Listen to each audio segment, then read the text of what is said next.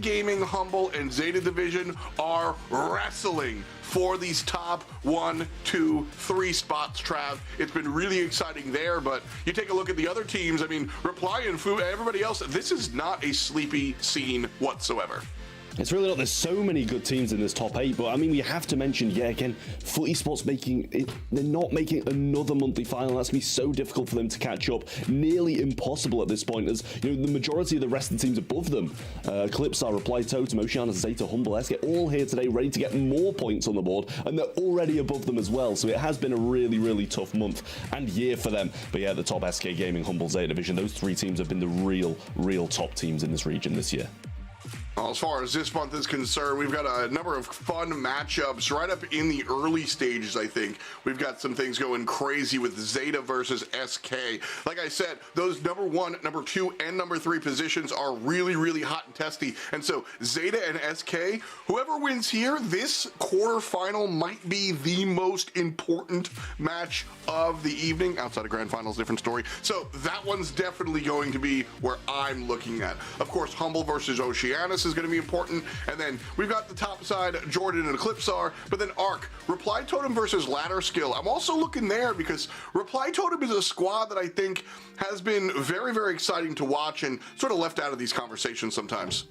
Certainly so, always exiting so far in the quarterfinal stages, but this could be the month which they make the semis. And I mean, they're up against Ladder Skill, who are, you know, appearing in their first ever monthly final in the BSC. So I think that the odds are stacked heavily for Reply Totem in that sense. I mean, just further what Trav was saying earlier with the leaderboards, BC Gaming not making an appearance this month either. That's going to ricochet throughout the leaderboard also. But Zeta division, SK Gaming, I cannot wait for this. Was a banger to start the day. SK, of course, winning the monthly finals of March, and then Zeta coming back full force last month to get that grand finals win under their belt. It's going to be an absolutely match for the ages. Yeah, this is fun. It's not a grand finals rematch, but we're getting one victor, another victor, and they're smashing together in the quarterfinals. This is a little nuts, if you ask me, in all honesty. So it's going to be a lot of fun. Make sure that you guys let us know who you think is going to win via predictions at event.brawlstars.com. There's a lot of fun stuff as far as your predictions are concerned. Free stuff to grab, and of course, access to our sister stream, the B-side, as well. Want to hit all the Brawl action. Because again, a reminder, we're going to be showing you 2 of our quarterfinals. The other 2 can be found on the B stream with our other commentators. So definitely want to catch all the action before we dive into our semifinals. So I ask you guys for predictions. It's only right, and we're going to play show and tell for you to show us ours as well. And well, for once we almost agree on things. Trav, you're going Zeta in quarterfinals, in this quarterfinal 2 here. I think actually me and Ark are flipped. I'm just going to ask you to confirm that, because I think I said SK and you said Zeta. So I think we're a little bit flipped there. But I did go for SK, and to be honest, I think I was being a bit rogue about that one. I was speaking to F just before, and I was like, oh, you're going SK as well? I thought I was going a bit rogue, to be honest, because I do feel like Zeta should win after last month's performance. Why is that?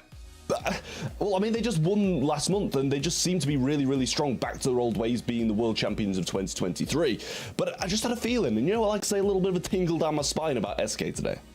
You know, I'm gonna let you talk real quick, but I want to jump in here about SK and like show you the method to my madness. I don't think it's a secret that I'm a big Joker fan, but it's not because I like the hair color. So I think this guy's a fantastic leader, and I think when SK Gaming, when you got a strong leader, it's about the bounce back. I think the SK looked at their performance last month, which wasn't terrible either, and they go back to the drawing board. This is a squad that I've got a lot of faith in. So Ark, I want to hear your thoughts on this matchup. Well, for me, Zeta did so well last month, and I think SK have been faltering just a little bit. It was a much smoother qualifier for Zeta division, who we're going to start with first. Gero, Meow, and Naui. I mean, going from strength to strength, you can't deny that. And of course, the world champions, the reigning champions of the world currently. I mean, the first monthly final was abysmal for them. They went out in that quarterfinal stage, but last month, they came back and proved everyone wrong, and they are back in town, in my opinion. A clean qualifier as well, beating Eclipsar Esports in the quarterfinal, in the upper bracket stages of round 9, 2-0. A clean win for them. And it was smooth sailings. It seems to have been smooth sailings ever since that little hiccup in March. Well, sailing is certainly where we're hoping Zeta to go, but like I said, I mean, it's not going to be smooth. Rough seas ahead, as Joker, Lana, and Yoshi stand in the way for sure. These guys are veterans of the scene. You know, Lane, Yoshi, Joker, Trav, these guys have been around forever. They've been playing forever. They've won some, sure, but I want to highlight the fact that they have lost some and they have still found success. That's the bigger deal for me when we talk about this specific matchup. Talking about how Zeta took it last month, that means something. But I think SK bounced back. That's my headline for the weekend. Yeah, that's the thing. Like, I do genuinely feel like Zeta are the favorites coming into this one, but I've just got a feeling about SK Gaming. And you see, that's the thing. When you've got a feeling, SK Gaming do genuinely provide some really big games against the big teams. I feel like maybe SK have a tougher time against the teams who they should be beating in reality and kind of show up on those games that they should be losing. So I don't know. I feel like SK just... There was just a feeling that I had today, and I just had to say SK. Well, Zeta does have the analyst light talks behind the scenes for sure, but if you're talking about SK, you really have to tag in Pedro as well. He's been the coach on this organization. Important point there. He has had many different teams under this SK Gaming banner, and Pedro has been the one guy that stays the same. And so definitely something we're going to take a look at there for sure. But for now, we're going to take 3 casters, turn them into 2 as we jump into a best of 5 here, starting at Brawl Ball on center stage. Trav said that Zeta Division is the favorite here, and it looks like 2/3 of the fans agree with that. And, you know, I put my prediction forward for SK Gaming for sure, Arc, but at the end of the day, I can't deny Zeta won last month. That's the top card for sure. They're the team to beat. It's EMEA. Anything can happen. I think, you know, both sides, whoever you vote for, could have got a thorough chance of getting a win here. I can't deny it. I mean, just looking at SK's qualifying stages performances, that's what kind of gave me that little bit of doubt. Losing to FA Jordan in round 8, 0-2, that was the convincing scoreline that for me raised a lot of question marks. You know, SK didn't even reach round 9 to qualify that way. Had to go through the lower bracket, beating Eclipsar Esports. Sandy first pick for Zeta is a dangerous one at that. I mean, the bans being Gale, Charlie, and Amber for Zeta. On the side of SK, the Shelly, the Surge, and the Nita bans, and M's coming in. Clearly, tank counters is on their minds, and of course, being able to super in and get a lot of visibility in this grass is going to be quite key here. But I mean, for me as well, you know, Melody's not being banned here. That's quite surprising. I mean, that's going to be on the minds. Obviously, tanks are a concern. Melody's not going to play very well into them at all. So now, if Zeta were thinking it, they might be reconsidering it. That was the first thing I was looking at. Melody has been one of the, just looking at the last broadcast we saw in APAC, Melody was one of the most banned out characters for sure. And then we take a look here. This was exactly, you pretty much said exactly where my mind was at. Melody's number 1, but then you lock in the Rosa. This is obviously a very strong map for Rosa. The El Primo, I like to see some of these old school tanks come out. Definitely a map you can get away with tanks with all of the grass coverage for sure.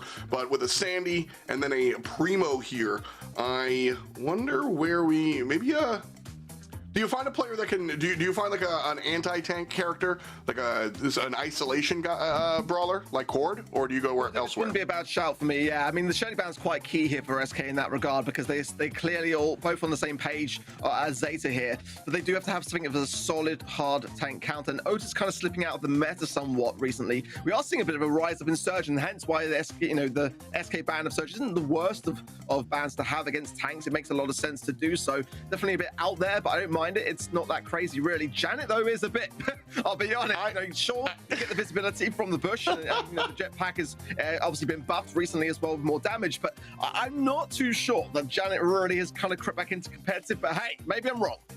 You ever smell like old cheese? You know that face you make when you like lift your nose a little? That's exactly what I did when I saw the Janet pick. I'm willing to let him cook, but this is not something that has really showed up on my notes or anything, and for good reason. First, Janet, this would be the first win for Janet if it finds the W here. Lana picking the Poco here. I think this is a little bit more traditional. You got the big thick tank and the zoner out of M's. Poco is going to double as a zoner and the healer as well. So I look at the SK Gaming draft and I find this is a little more traditional, but it's one thing to follow the meta, but winners lead. And so we'll see if this works out for Zeta Division as we jump on in. M's going to be on this right-hand side.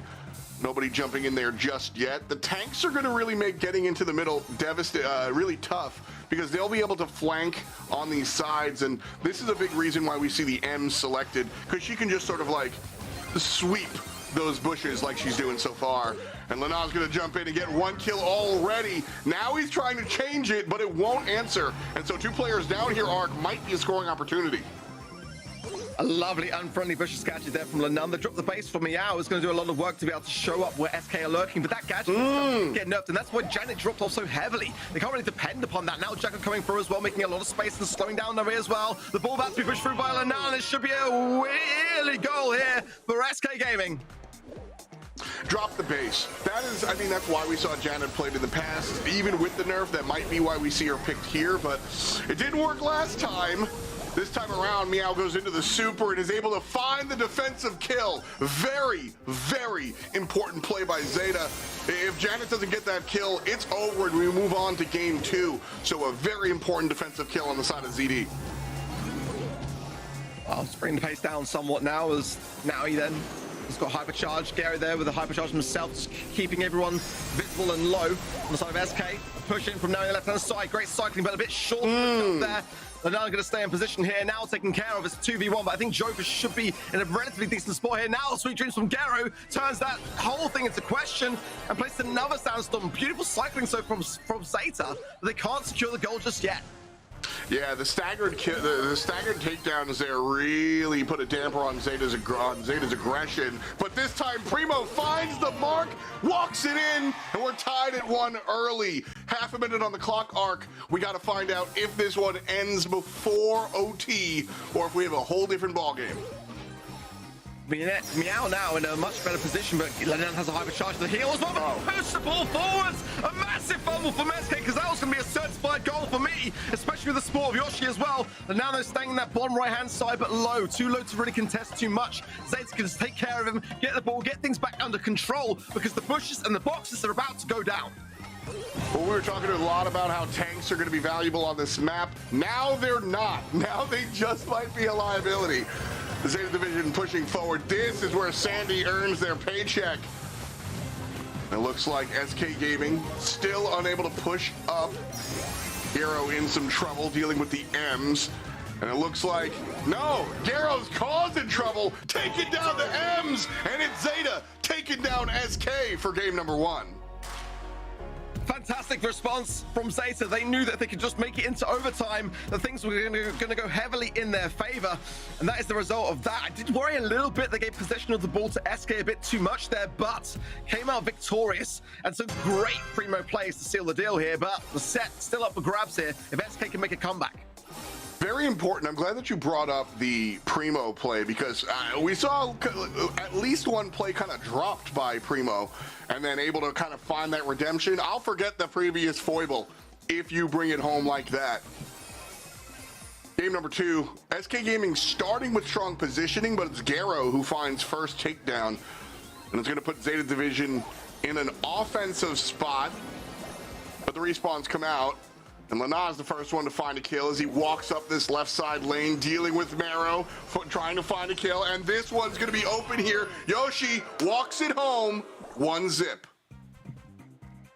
Well, Zeta went so aggressive, kind of left the ball in the middle. I would like to have seen them push it forwards. It may have given them a bit more time there, but nonetheless, defensively, Meow not going to be able to do too much on that Janet pick, and that is the downside of it. Try to go to the air and get some damage, try to whittle things down, so the defense was there, but it wasn't going to happen. And now Zeta behind, but they were there in this very position last game, were able to turn things around. Big aggression going in. Yoshi gets the heel off now, the ball pushed to the right-hand side, and SK now should be able to defend this and try and push the ball forwards. Right side is going to be the angle. Rosa isolated and taken down relatively easy. Respawns will come through. I think they'll be not in time. And Garo's able to tie this one up again. Last time around, we were tied at 30 seconds. This time, double that. So we might not wind up in OT again, Arc. And SK, that's what they want. They do not want to see overtime.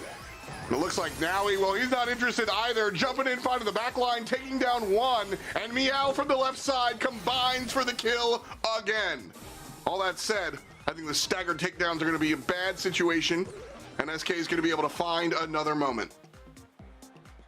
this Janet pick is not being that bad into a lot of the players. Anything other than Lanana, and Meow's doing work. Sandstorm goes down now as well. The ball's to the top right-hand side, and Zeta can't quite get hold of it just yet. But SK on these back lines going into a potential overtime position is dangerous news for them. The saving grace being Joker having super here, but it's going to be a very tough thing to defend. Lanana's going to be very exposed here. If now we can get super as well. Now SK is trying to push things forward and trying to get back controls. They do need to achieve this, but Lanana's surely going to fall on the left-hand side. 3 versus 2 now. Now he's jumping in, gets the game surely here. Quick passing, quick footwork, and that is going to be the set going the way of Zeta. A nice turnaround from Zeta. And I say turnaround because both of those games we saw SK score first. And so Brawl Ball can be about pace, but I mean, once the ball gets reset at the mid, it's a reset. And so just because the enemy team gets that first goal doesn't mean you're out of it. And Zeta shows that perfectly, both game 1 and game 2. So strong stuff. I was afraid of OT with the tanks out here, Arc, but they made it work. I was worried about Janet pick. I think everyone wants to be completely honest, but you know, Zeta, they often cook when it comes to their drafting, and I was a bit worried it was going to be a case of becoming cooked as a comp, but it wasn't the case at all. It certainly didn't have the best of times into Lanam, but you could see how well Meow was working into the Poco and working into the M's, and the drop the base not really providing the most amount of value. The decay is quite short these days, but now you're on this primo pick, so aggressive, and SK didn't really have an answer for that. Like you rightly say, SK starting the game off, getting that early goal on the board, putting a lot of pressure onto Zeta, but Zeta still respond to that pressure in kind, and I think that's what I remember from this set. I think going ahead now, SK have got to be a lot more cautious around that, but wow. Meow's DPS, by the way, over 500 for a brawler that's not got a win yet. I would say that's relatively convincing. I mean, extremely. A lot of times I sit here with a straight face and tell you that the numbers are a little deceiving, that they don't really tell the full story. I think this is the opposite as we jump into Heist on Hot Potato. The last notes on that last one, Janet got walked at by those tanks. I think Primo did the majority of the work, and then we could go see the numbers, and Janet's with 502 DPS. I mean, the damage was coming from somewhere. A little bit sneaky there, but congratulations to Zeta for finding the first Janet win. I don't know if you should take that to your games at home, but in an organized competitive setting, certainly works out for the Zeta boys this time around. They sit up 1-0 in the big picture, and we'll jump in here, taking a look at the bans. Edgar, Cordelius, that's going to be important, and then we do have the Melody ban and another Nita as well. Chuck being first selection over here. Definitely a character that Heist specialist, shall we say. I mean, Zeta have got just what they want. Look at their bans here. Surge, Cordelius, and Edgar. I mean, like, that's the perfect strat to really counteract Chuck. And, I mean, Shelly might even be an option here for SK, to be honest. They've got to be having something of either a base race or a hard defense for this Chuck. And normally the base race is where I would tend to go. So going in with the Buzz is a great idea. Colette, though, I much prefer. I think Colette is one of the best brawlers in Heist in pretty much every single map. So SK can be glad they got their hands on that, and that hypercharge, as we know, so devastating on that safe, can just absolutely tear it down. Charlie coming in for Zeta. Ooh. Colt's not out of the question here, by the way, either. It's definitely a riskier pick, but again, in these base race scenarios when Chuck is on the table, it's got to be a consideration on both sides. The other bands on the side of SK were Cordelius, Nita, and Melody for good reason as well. I think Charlie's one of those brawlers that I often say is, I'm wondering why people aren't banning her as much. I know there's bigger fish to fry on some respects, but I think Charlie's one of those brawlers that just always escapes the banning process, and it's just so good in the current meta. I think she sits right underneath that threshold. You kind of have to ban the Cordelius. The Melody's also very devastating with the amount of damage that she can do on the save. The Edgar and the Nita selections, yeah, maybe you trade that out for a Charlie ban here, but I think these teams have sort of like done their homework, and she winds up being one of those, like, if we had a fourth ban, we'd ban her out. I think that's where a lot of these thoughts are. And so our last selection here, Mike, an interesting pick here. We see him banned a heck of a lot in this game mode, and having him as the last selection here, I think confirms that they're looking to go for max damage on that safe. My question is, Joker on the Buzz, is he going to be chasing the Chuck down, or is he also going to be looking to play offensive? I would say it's probably Lenan going to be on the bus, but we'll see. He tends to be the kind of player that plays a lot of Sam and those tankier in-your-face. Yeah, that's fair. I mean, but at the same time, I just kind of do worry. I worry massively. I think the Dynamite pick, despite it being a very good map and very good win rates as well at 56%, it's going to be a tough thing to make work. It's not the most dangerous of brawlers to leave on the safe, causing that damage. And I hope that SK have got that under wraps and under control, because it can just go from a good day to a bad day very, very quickly here. And against the Primo, I mean, it's going to be feeding in super to that as well. Look at both sides here. They're thinking the base race. SK is scooping through as well, but as have Zeta. Gera on the safe, and Zeta have got to come back to defend this, and rightly so. Looks like trouble for, well, everybody. Zeta's already down to about 52%. They fail to grab the lead. There's Chuck going all the way up north, and SK Gaming bringing it down within 6% here. And so large amounts of aggression as Colette uses the super, but gets taken down before she's able to find the other kill. And there's the Charlie. You were bringing up how it should be banned. Charlie gets a double kill, opens the floodgates, and SK Gaming barely hanging on.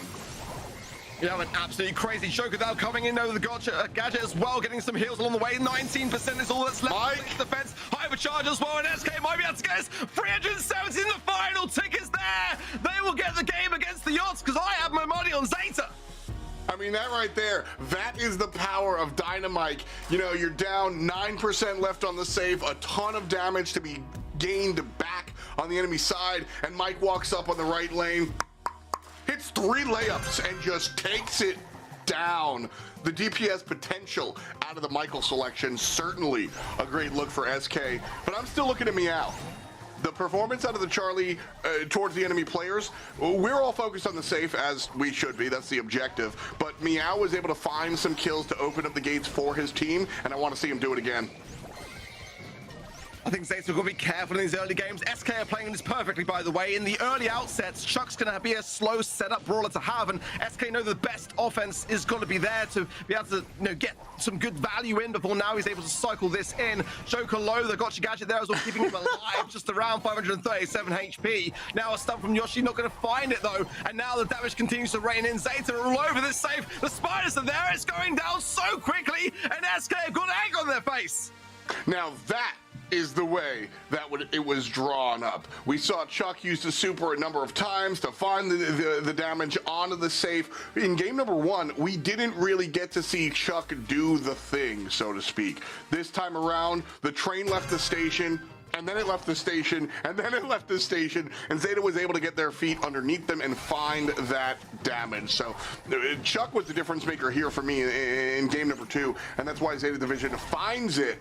We'll see if now we can repeat performance.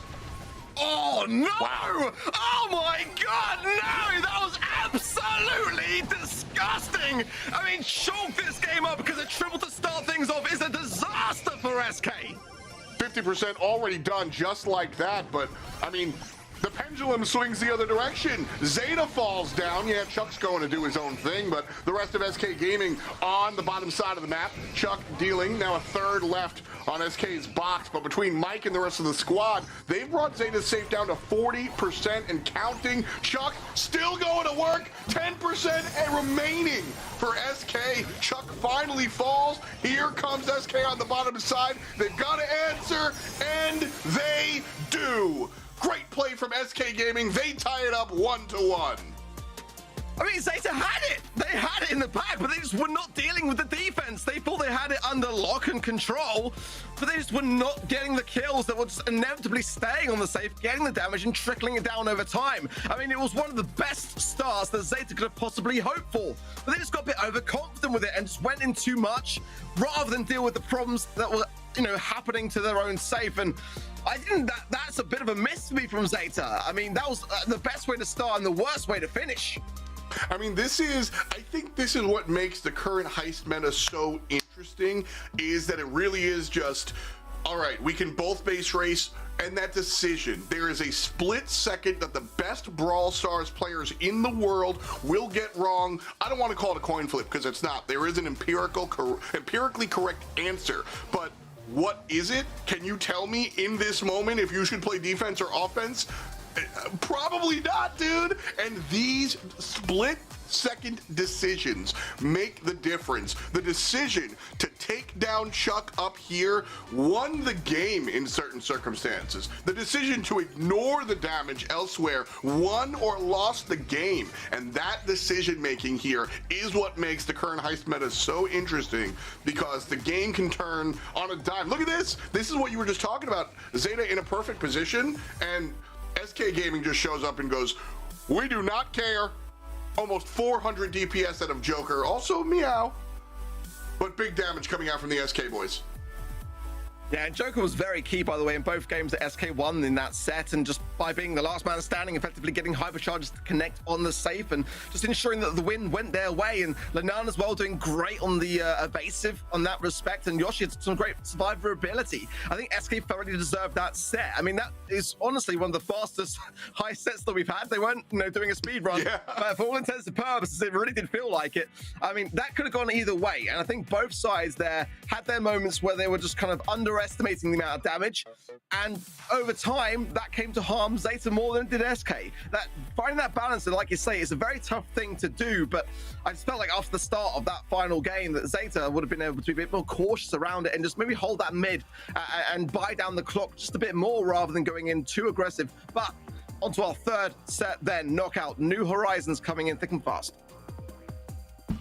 We'll jump into this one, the non-respawn mode. Always, it's very funny considering how fast the last one went. We just light speed heist. Knockout is where we slow it down a little bit. And so some of the more traditional knockout brawlers going to be taken out. Melody, first selection, kind of anticipated. You look to the bans and you see no Angelo, no RT, no Buster, no this is sort of what we come to expect, New Horizons. But with Melody not on that ban list arc, I think it's very clear that we're going to see her, and we're going to see LNL. Yeah, I like the RT ban from SK because, definitely an underrated brawler that has definitely come back into the meta now with the rework gadget as well. They're valuing it highly. Maybe a bit too highly, though, because I would personally prefer to get that Melody banned out. Pearl coming in as well now for Zeta to combine with the Larry and Laurie. I mean, Pearl's great over time, especially in a mode like, knockout. Having that additional damage, being able to really just eradicate the majority of brawlers in, pretty much one shot when you've got to cook to full capacity. But that Melody is so dangerous still. The ability to evade and dance around the shots and having those shields in those final moments as well from the gadget, it's definitely a very dangerous starting hand here for SK. So Zeta's just going to come in with some tankiness, but then SK respond with a tank counter like Cordelius. I mean, I'm liking this SK draft and the way it's forming. Honestly, they feel like they've got more control over the outcome so far, but we're far from over. There's still two brawlers left to come on the field. Let's see what SK... For sure. I'd like to see some wall break. I think Larry and Laurie would struggle a little bit if SK brought a little wall break to the table. We get the Byron to round things out. Byron certainly, Byron surprised me over the past couple of months. Not exactly numero uno on my radar, and then slowly but surely we started seeing some teams largely pick him up, and now I'm not surprised to see him selected here, and I'm actually excited at this point after a couple of monthly finals. I think he's really solidified himself as not a top pick, but I think a solid selection. And Charlie will round out the draft from Zeta Division here. So, all right, Ark, zoom out, 2 compositions. If the game ended here and you got graded on your draft, who wins? Me, it's SK. I mean, I really love the Byron pick. I mean, it's one of those brawlers that's really creeped into the meta that many kind of maybe still wonder why, but it's just very, very good. And I think with the Melody as well, her biggest weakness is really getting whistled down and not being able to get the most value from her notes. So the Byron able to kind of keep her in the mix and in the question, and with that gadget, of the shielding combined with that Byron pick as well, I think it's going to allow the Melody to be doing a lot more. The Cordelius is going to work out really well into the Pearl pick and just keep her suppressed.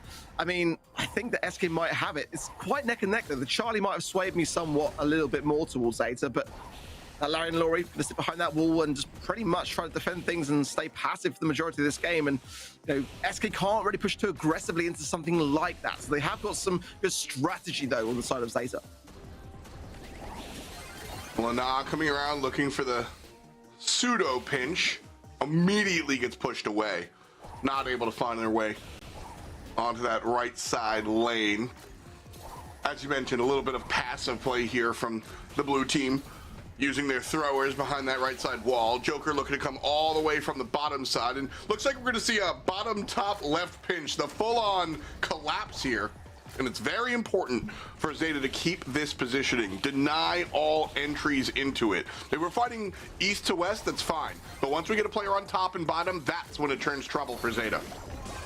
Big aggression here coming from SK, and oh my word, Anon going in, goes down the end, 2 versus 1 now. Meow's the last man standing for Zeta. Can SK secure this? The egg is there, the cocoon, it rules out the question. Hypercharge down to Yoshi, and Yoshi gets it just in the nick of time.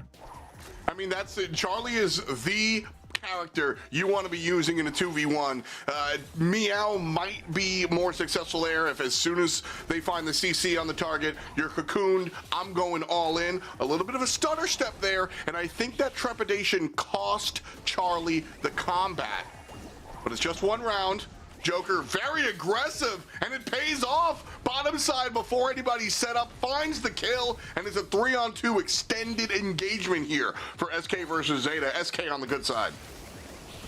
You can tell I've been playing with the pros. They all call the cocoon the egg, so that's why I say the egg when it comes out that way. But this is quite a dangerous position. Yeah, SK going to seal it quite convincingly so there, and that first game will go their way. Staying in the zone, and not an easy thing when you consider that they took that first loss, bringing things back in a nice way so far. This set is still up for grabs. This comp, though, from Zeta, not really working as well as they were hoping, just by being passive with it. So I wonder whether they might make some adaptations here, because this strat can work really well, but not against such aggression. And SK are just going in on that and taking advantage of the situation. Yeah, round number 1, we saw sort of like metered aggression. SK tried to set up all the pieces to knock the dominoes down and then just dove in during the gas.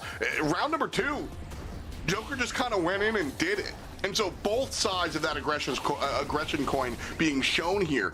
If I'm Zeta, if I'm Zeta, I put a question mark in the chat and ask my coach what's going on, because here comes Joker being aggressive one more time, trying to chase down Garo. Yoshi's not targeting Garo, though, keeping the other 2 locked in. Target prioritization keeps everybody alive, 3v3. Be a very tough thing. Zeta obviously want that late game approach, and the gas can't be far away now, but they need to be at full health when that gas starts to come in to be in a better shot at surviving on. And now's now got a 3-note package then above his head. Joker now is keeping everyone suppressed. Lenar's going in and getting a lot of damage for it, but it's a bit of a mess, I can't lie about it. Everyone going down or going in. It's just Yoshi now in a 2 versus 1, and he will fall. Zeta will pick up a round. This one might have just got a little bit closer together. A little cumbersome there. Obviously, the Melody dashing into the gas, not ideal, what you want to see here. It looked similar to round number 1, but everything didn't go their way. A little over-aggression. The key to this SK composition is aggression, but it's metered and careful aggression. They have to find their moment to go all in. I think that second round that earned them the first game was sort of, not a fluke, but this is more the style that they're going to have to be forced to play, the round 1 and this last one. And so with that in mind, they need to pick and choose their timings absolutely correctly in Arc. I don't think that happened last one. No, I agree. And this hypercharge there for Joker is dangerous. It really is in this Cordelia pick. If he can just connect it and then get the pick up and then get out of things and be defensive around it. Now he will fall. And that's exactly what SK had on the menu. Now it's a 3 versus 2, and that's going to greatly increase their chances of gaining this round and staying alive here. Oh no, they're just gonna toss it. Garo and Meow walking in, denying supercharge. And wow, they did not feel like they could fight into that. Again, Charlie is the brawler that can make these mismatches work, but did not have the confidence there. I don't knock it. 3v2. I mean, that's you know, it's an uphill battle to say at the least. I don't know if Sisyphus is playing for Zeta Division, but now round 3. SK win this. They get their second big number of the contest. The egg is dropped. But it's okay for Melody. She makes it on out. Joker, on the other hand, makes it on out. Just barely finds safety as the puppet goes down. Pretty much even now, 3-on-3. I was wondering if he was going to come out of the realm and then get taken out by that last remaining shot. That would have been disastrous, but I love this combination with the Byron and the Cordelis, allowing Joker to get that utility by just being in the proximity of his opposition there, and that's working out really nicely for him. But now, no super to hand, and the gas is not far away at all. Gadget from Yosh not going to find a connection, but Meow will. And there, the top Cocoon is placing a 3 versus 1 against Joker, and the return out Lanun swiftly taken care of, and Zay to bring it back in spectacular fashion. We got a competition here, folks. Welcome to the BSC in EMEA. This is how it goes. Just a reminder, we are looking at 2 monthly finals victors facing off in the quarters, and this is what you should expect. So 1-to-1 big picture, 1-to-1 in this set as well, and a fresh slate as far as the rounds are concerned. Different setup from SK this time around. Well, not starting on the left side here. We've seen a lot of this grouping up in the mid and dealing with this wall on the left side. Lenane being a little bit more aggressive here, at least with his positioning. Not jumping in just yet, but certainly posing a threat.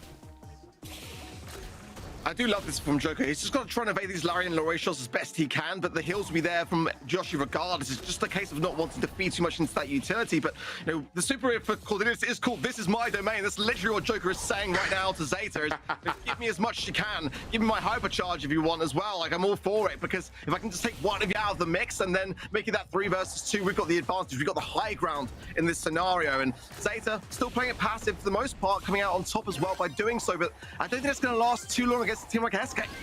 Easy. Spider's taken care of, no problem. Here comes the puppet, and Lana going all the way in, finding some damage, but not enough. Now he's able to turn and burn he does! 3 players go down to the Pearl. That was hot. I mean, that's the perfect answer for whoever's in the chat saying that Pearl's a bit of a weird pick here. If it makes it an overtime scenario and closes that proximity, then my goodness me, devastating stuff. And now he played it perfectly, but now Joker has that hypercharge as well. Not going to be too far away from Super. That additional slow that he's going to be able to attain off the back of that as well will be devastating. But I think they should probably hold on to it, in my opinion. It's the 3 versus 2. So maybe save it for the final round. Get this one in the pocket, make it clean, and then reserve that.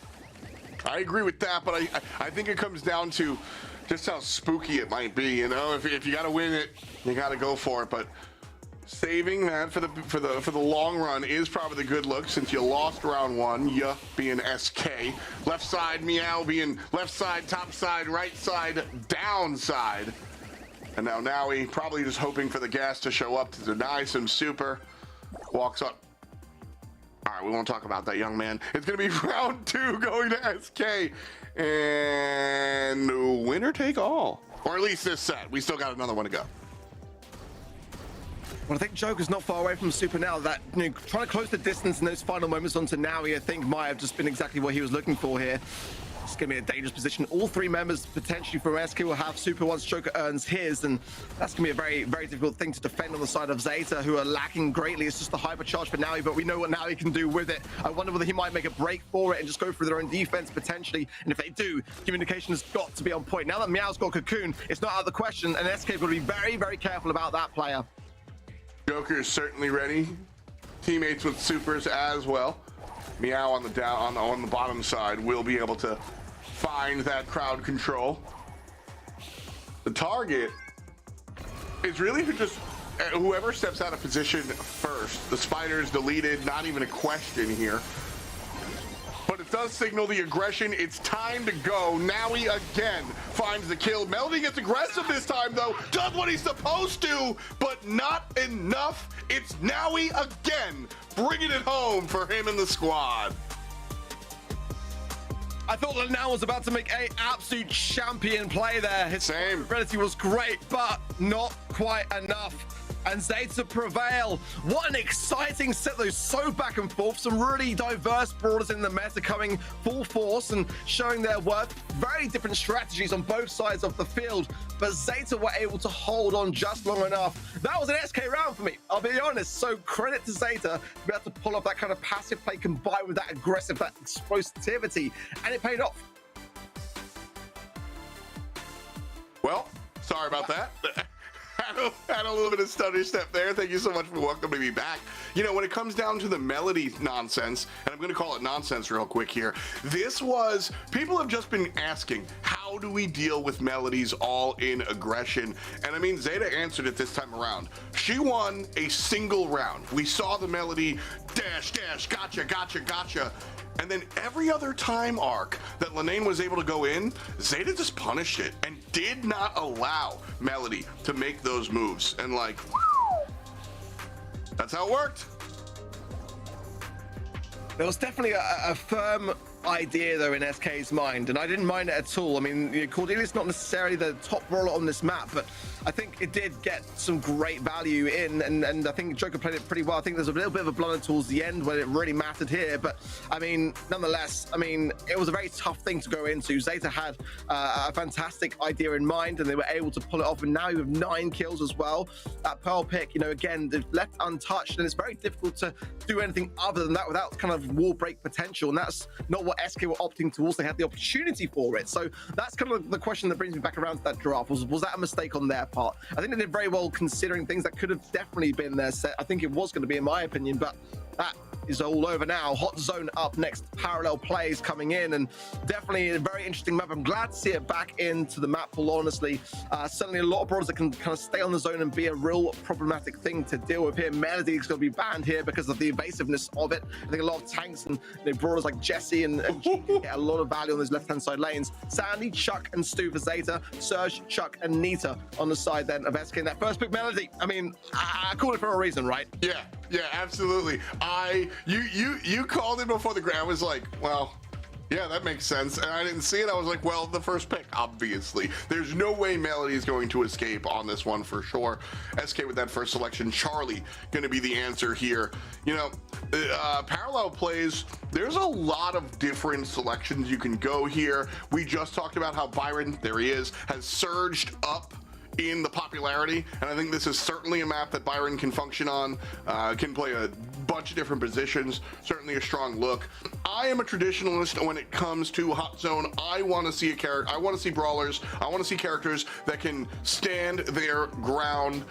Things like Pam Turret and stuff definitely speak to me. With the Byron, I'm not asking for it on Zeta's side, but I like to see characters that can stick their heels in the mud and really sit on that position, which is not Melody's job. So Amber is going to be the opposite, the area denial, and between her and Melody, nobody's going to be able to stand still.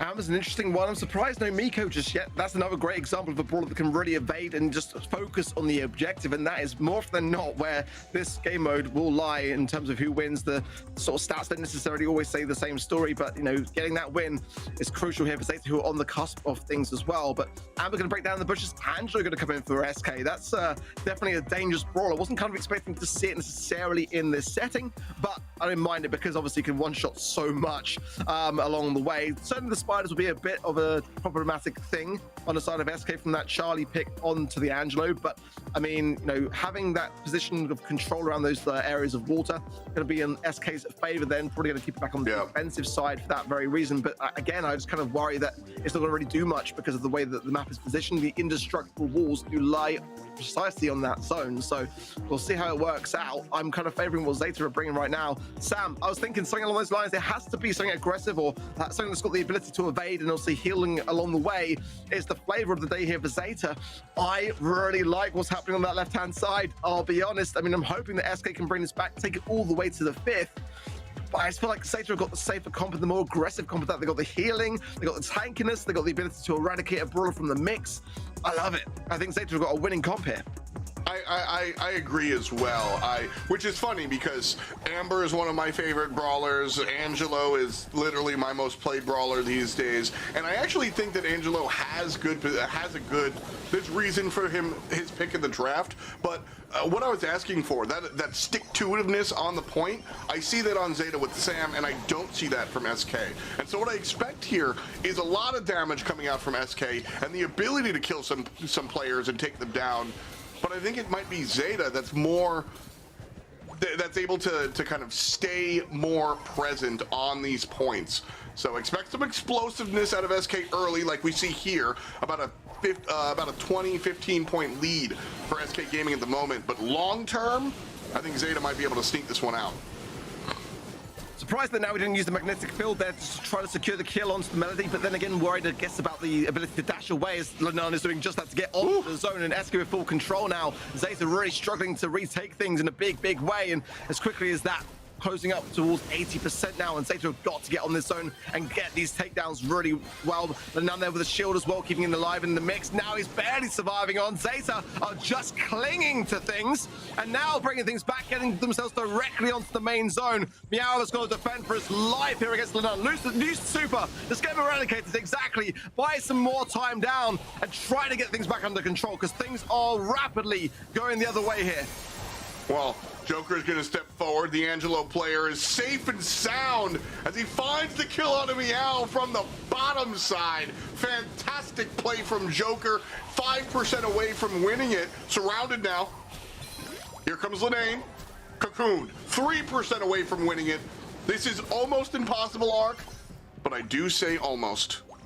Hey, after last month, I'm holding my tongue big time on the upside. I can see that for free. 97% for SK, but SK are going to have Lenan dashing onto the zone.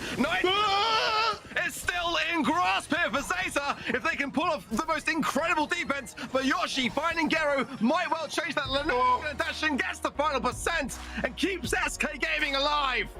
And that right there, that's not the only reason we see Melody selected, but Melody doing her best Chuck impression and just dashing down half of the map, yeah, that's valuable.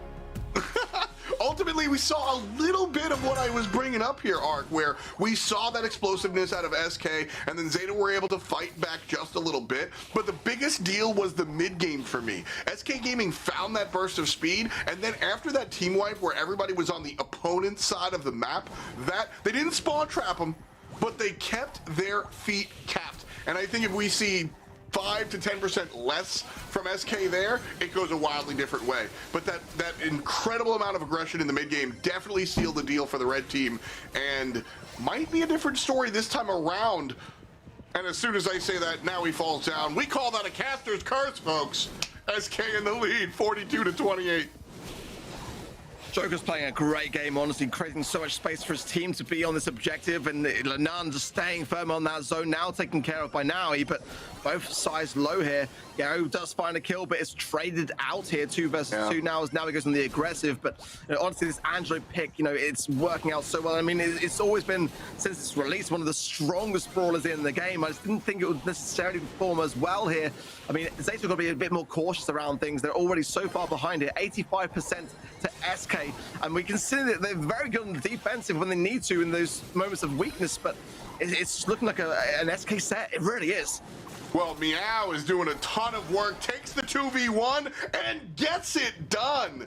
Meow, what a fantastic play. Is it enough though? 15% separates SK from bringing us to a set number 5. Huge miss in the hypercharge. You can't really do that. There's 3 bodies to hit. I mean, you'd think that it would land on someone, and that's going to be so disastrous as now SK just flood the zone. Lenan is there. Joker there for support. This one's choked. It's going all the way to the 5th and final set, in my opinion. There's only 1 player, and the rest of Zeta are standing still. And what better way to decide this one? 2 monthly final champions here. SK in March, Zeta Division in April. Both now fighting for their lives to even remain in the question in May. I mean, this is what we sign up for. This is what the Snapdragon Pro Series is all about. The BSC absolutely just delivering it. I mean, if I'm watching SK versus Zeta, I don't care if it's semis, I don't care if it's quarters, I don't care if it's finals, I don't care if it's an exhibition. This is what I want to see. I want to see back and forth, but Arc, we're seeing some depth here. We're seeing some traditional comps, we're seeing some oddball picks. We're seeing the good stuff work out, the bad stuff also work out. We're getting surprised. This is what I sign up for. And so when we jump into this hot zone specifically, when we take a look at parallel plays and what went on here, I look at this traditional composition from Zeta Division, and SK bring out the sharpshooter on a map with a lot of indestructible walls, and Angelo makes it happen. I'm also looking squarely at Lenane on this Melody for sure, but SK bringing us to a set 5. let me just say thank you. I mean, you've got to remember as well that these two teams are separated only by 13 points on the leaderboard. SK in number 1 and Zeta Division in number 3. I mean, for whoever loses this match, it's going to be have a pretty disastrous knock-on effect in terms of that leaderboard. So much now on the line for this 5th and final set here. I mean, pretty decent stats across the board, but Joker there on 347. I mean, all of SK's really are floating around that 350 mark, and that's great to see. I wanted to see a bit more from the Sam pick on the side of Zeta. Sam can be such a dangerous brawler to leave on the zone, but the Melody just is stronger now, in my opinion, and faster to be able to get to the other side of the field and keep that pressure on during those respawns and times of weakness. That's where Melody can really thrive more. It lacks a lot in terms of the sort of ability to stay and survive on, but the dashes help in that regard to counteract the low HP and the damage output. But now Bounty, Hideout. This is where it's all going to come down to. A lot of sharpshooters certainly going to be on the cards. I want to see that RT banned again by SK. I think that was a smart choice in that knockout set that I think that might come back around. And if it's not banned, I definitely expect it to get picked up here. But certainly, you know, Gene as well, Max, some of the aggressive brawlers that come in now with hypercharges, definitely a real threat here. Meg as well, I think, has got a great place. Byron certainly has got to be regarded highly here as well. As the bands come in, Nanny, Buster, and Melody as well. Great bands there from Zeta. Love that from them. Angelo, Gene, and Melody. Love the bands all around, actually. I think it's a great start. Max first pick from Zeta. That's an aggressive one. Definitely an aggressive one. Max is a character, I think she works out really well as far as the ambiguity is concerned. I bring this up with Colonel Ruffs a lot. If you checked out some of my commentary, I bring up the ambiguity being very important. It doesn't really show us who they want to pick as opposed to some other brawlers. That said, these days with the hypercharge, Max makes me think of impactful supers a lot more because of the way that hypercharge charges up her teammates' supers. So my mind going a little bit there. Piper and Pearl, I think very, very classic. It's Bounty, it's Piper. You've got the Angelo band out. Yeah, I think Piper is kind of the next one on that list. Across the way, we probably want to see some sharpshooters here. Maybe the Bell, the Byron might also come up, obviously less damage, but I'm curious as to which long-range brawler ZD goes, because I think they do need a long-range brawler. Larry and Laurie being locked in here right now. Piper, I mean, it's my favorite brawler in the entire game, only just before Rico, really. But I mean, it's going to be having a tough time into that Max pick. The Larry and Laurie able to hide behind the walls. I mean, that's going to push SK back potentially here. But the power there for wall break potential, I think, is quite smart for that same idea. But they're going to need to keep some of that for themselves.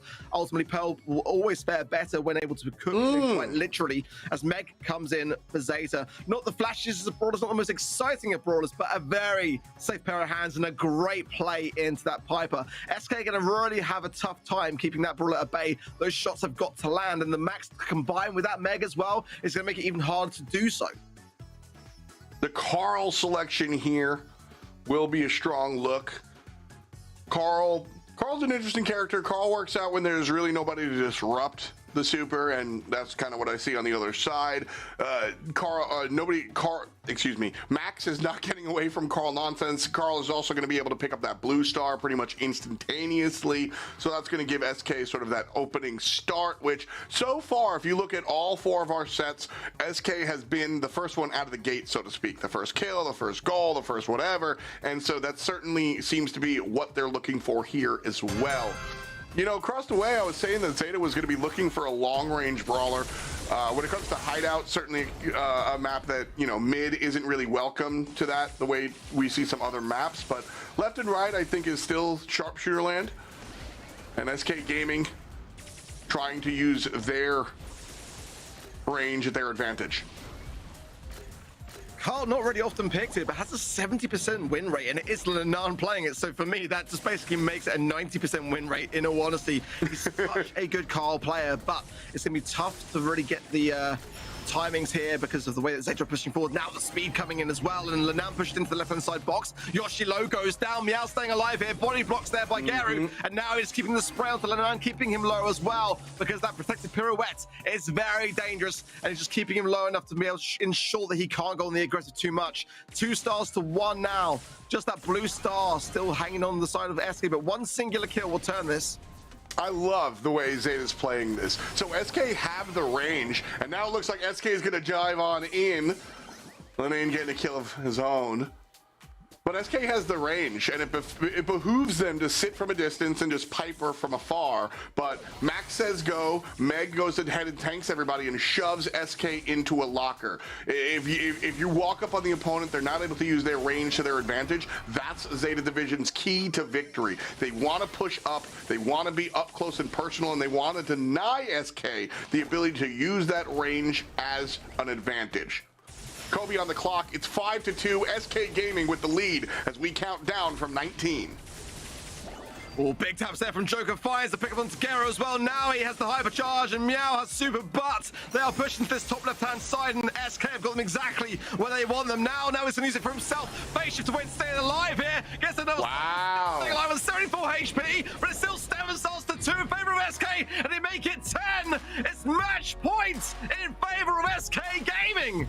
Huge plays there. You highlighted Naui kind of avoiding certain death, which was impressive. But the problem is there's a big difference between playing not to lose and playing to win. And that's exactly what happened to Naui there. Naui could not provide any damage in those last moments because he was simply playing not to die. And as a result, he's not able to exert offensive pressure, not able to find any of his footing. And as a result, we see 10 stars in the pocket for SK Gaming, bringing it to us.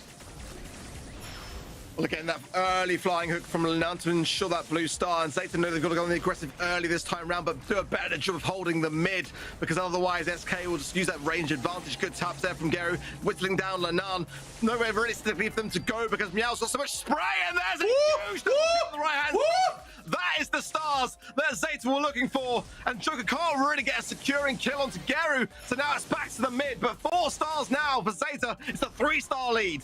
Again, Zeta, that's the gameplay they need to do. They need to shove SK against the wall. If they play the long game, it's not going to work out. I don't mean length, I mean distance. And Zeta Division, they are looking for speed right now. Now he brought down, and that is a good target for SK to be looking at. But there's the gas pedal. Waffling about, not able to do much with it here, despite the activation from Naui. Zeta gets stuck in the mud. Yeah, a bit of a disappointing bit of speed there from Zeta. Just shows better of it. Wanted to make everyone a bit lower in that regard, but now the hypercharge is there for Naui, but SK are in a dangerous spot here, pushing themselves forward again. If Joker can break even more, Lenan can get a triple here if he can just find the right timings of it. I don't like this for Zeta, not one bit. They've got to get it out of this pocket and quick. That said, SK do have to be aware of the counter punch. Zeta could just bide their time, hit the gas, and then surge forward. And look at this, SK play it safe. They're stepping forward, but as soon as Max activates, they backed off just a little bit, knowing SK can punch back. SK are down. They need to find a kill, but it's Zeta that finds the first one, 7-4, and Zeta take this. We will go to a game 3. All the way, and again, we wouldn't want it any other way, honestly, but that was not the cleanest of ends for me. I mean, Zeta held firm. For all intents and purposes, did everything right, but my heart was in my mouth, honestly, when I saw Lenan going in. I thought it could well be a disaster for Zeta. I mean, but they're clinging on for dear life, and now it comes down to just one last game and to survive on today, because the loser of this will go home in the quarterfinals. A disaster considering that both sides of this match are monthly finals champions of this year. That last one, the last moment was really tough because yes, Zeta had their back against the wall, but it's less about the positioning against the wall and more about the distance between these two teams. ZD has the upper hand. The smaller amount of space separate the squads. SK have to jump back safely, but check this out. Broken up in this spot. Now, we see a world where Piper can breathe, baby. Well, now it's not really got anything to hand over yet in terms of speed. That blue star, of course, they know that the early game is where they need to go on the aggressive and just get that lead. And SK trying to do a better job this time around to secure it and just try and make Zeta make the play, which is their falter. Now's the speed coming in. Joker's got to be very cautious here. He applies one tap, but he might not find a second here. Yoshi just creeping forwards, but not going to be enough. Joker low, Yoshi relatively low as well. It's got to be Joker that they're thinking about. And now you look at Yoshi pushing back down the map, and that's great for SK. Yoshi's positioning there was so important. Zeta Division surge forward and get at least 2 kills if Yoshi isn't threatening on the bottom side near the mid. Fantastic positioning, and right now it's helping his team have a very slight lead. Counting down from half a minute, 3-0. Winner takes the set, moves on to the semifinals. Loser looks as they fall down the regional leaderboard. The matter of moments here are all you. 3 stars still in favor of SK, nothing yet on the side of Zeta. Now the hypercharge from Naui going in the super pass over to Meow, but can they find the kill? That's the thing. A fly hook from Lenardi might fall down here. Bang! 5 stars to 3, 7 to 3. SK Gaming knocked down Zeta Division in the quarterfinals to proceed to the semis. And last month's monthly final champions go down at the first hurdle. Oh man. Seeing Lenardi the backflip over the couch, that was the feeling here. That's the feeling in that room right there. You know, SK playing, pretty sure they're playing out of Cologne, the SK Gaming Studios. And so because of that, huge performance out of all 3 of these players. You know, this SK Gaming squad, and you know, again, I brought it up when we were covering the teams earlier. Pedro, big part of these wins. The drafts looked good this time around, man. Obviously, Joker is a big part of those conversations, but I think that having that outside communication from the coach, just unreplaceable. And so fantastic performance. Honestly, like, look, fantastic performance out of both. It went all the way, set 5, game 3, and SK Gaming wind up earning it in the long run. Chef's kiss, delicious.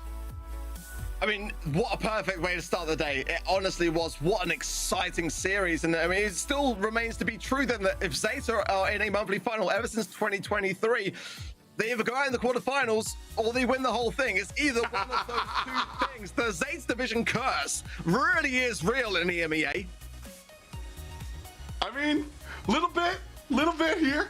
At the end of the day, you know, this was a world where, man, I love how we had a lot of nonsense going on throughout these sets, but a lot of times, you know, I look very rarely, what I'm trying to get at is very rarely are things as cut and dry as this last matchup.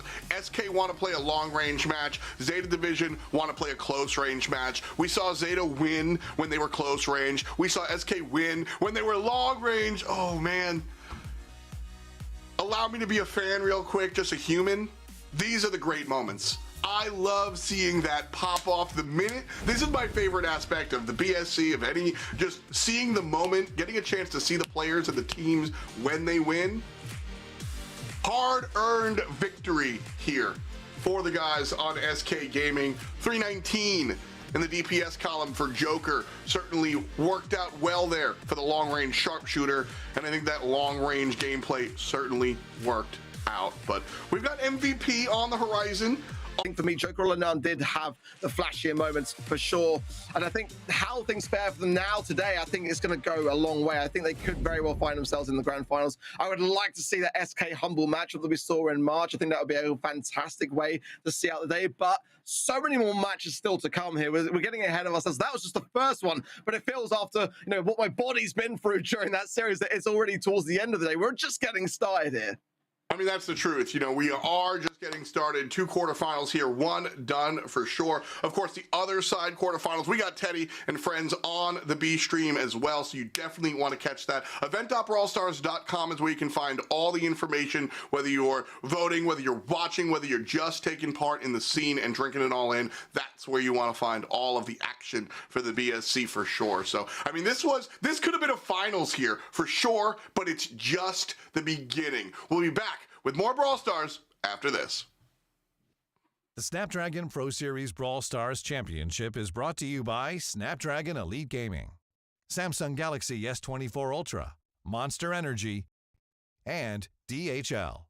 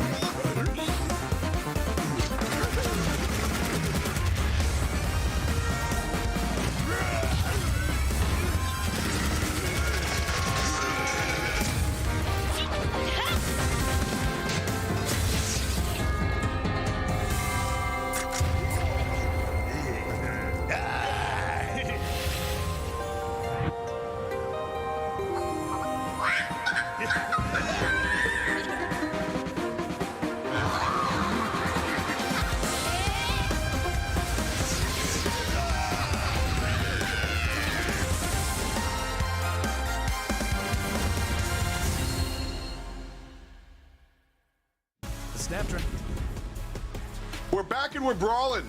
Welcome, friends. Welcome back, Trav, as well. How you doing, bud? That was certainly a barn burner. Oh, I mean, that was genuinely incredible. Actually, that was a grand finals caliber game. Genuinely so close, back and forth between those two teams. And, we expected no less.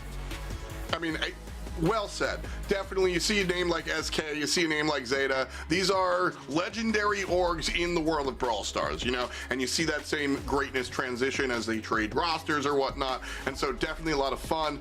As far as our predictions are concerned, not even playing the haha, we're wrong, because I think anybody could have this is, coin flip is disrespectful, but 66% of fans thought Zeta were going to take it, and to see SK wind up on top, and as a result, they'll be facing off against Eclipsar.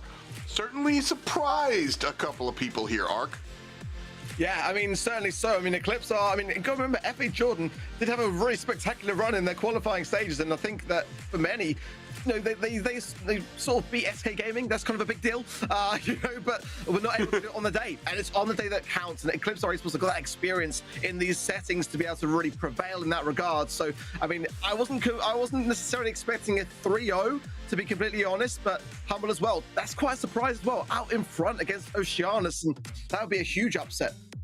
Yeah, Jordan 4 is certainly providing a little bit of a different look, and as a result, a different result, getting the old 3-0'd, unfortunately for them and their fans. And so we'll jump into the other side. You saw that we've got Reply Totem in front of us. Reply Totem, certainly a strong matchup. We've got the Eminem boys teaming up with Chaos. This was one of my, this was like a documentary worth trade in and of itself. Mauer and Mori for a long time played alongside Joker, and they just swapped out Joker for Chaos, and Maui, the Eminem boys are still bringing it home for sure. I've always really liked the way that these two players play together here, Trav. How do you think Chaos has, now that we've got half the year plus underneath our belts, how do you think this roster has worked out?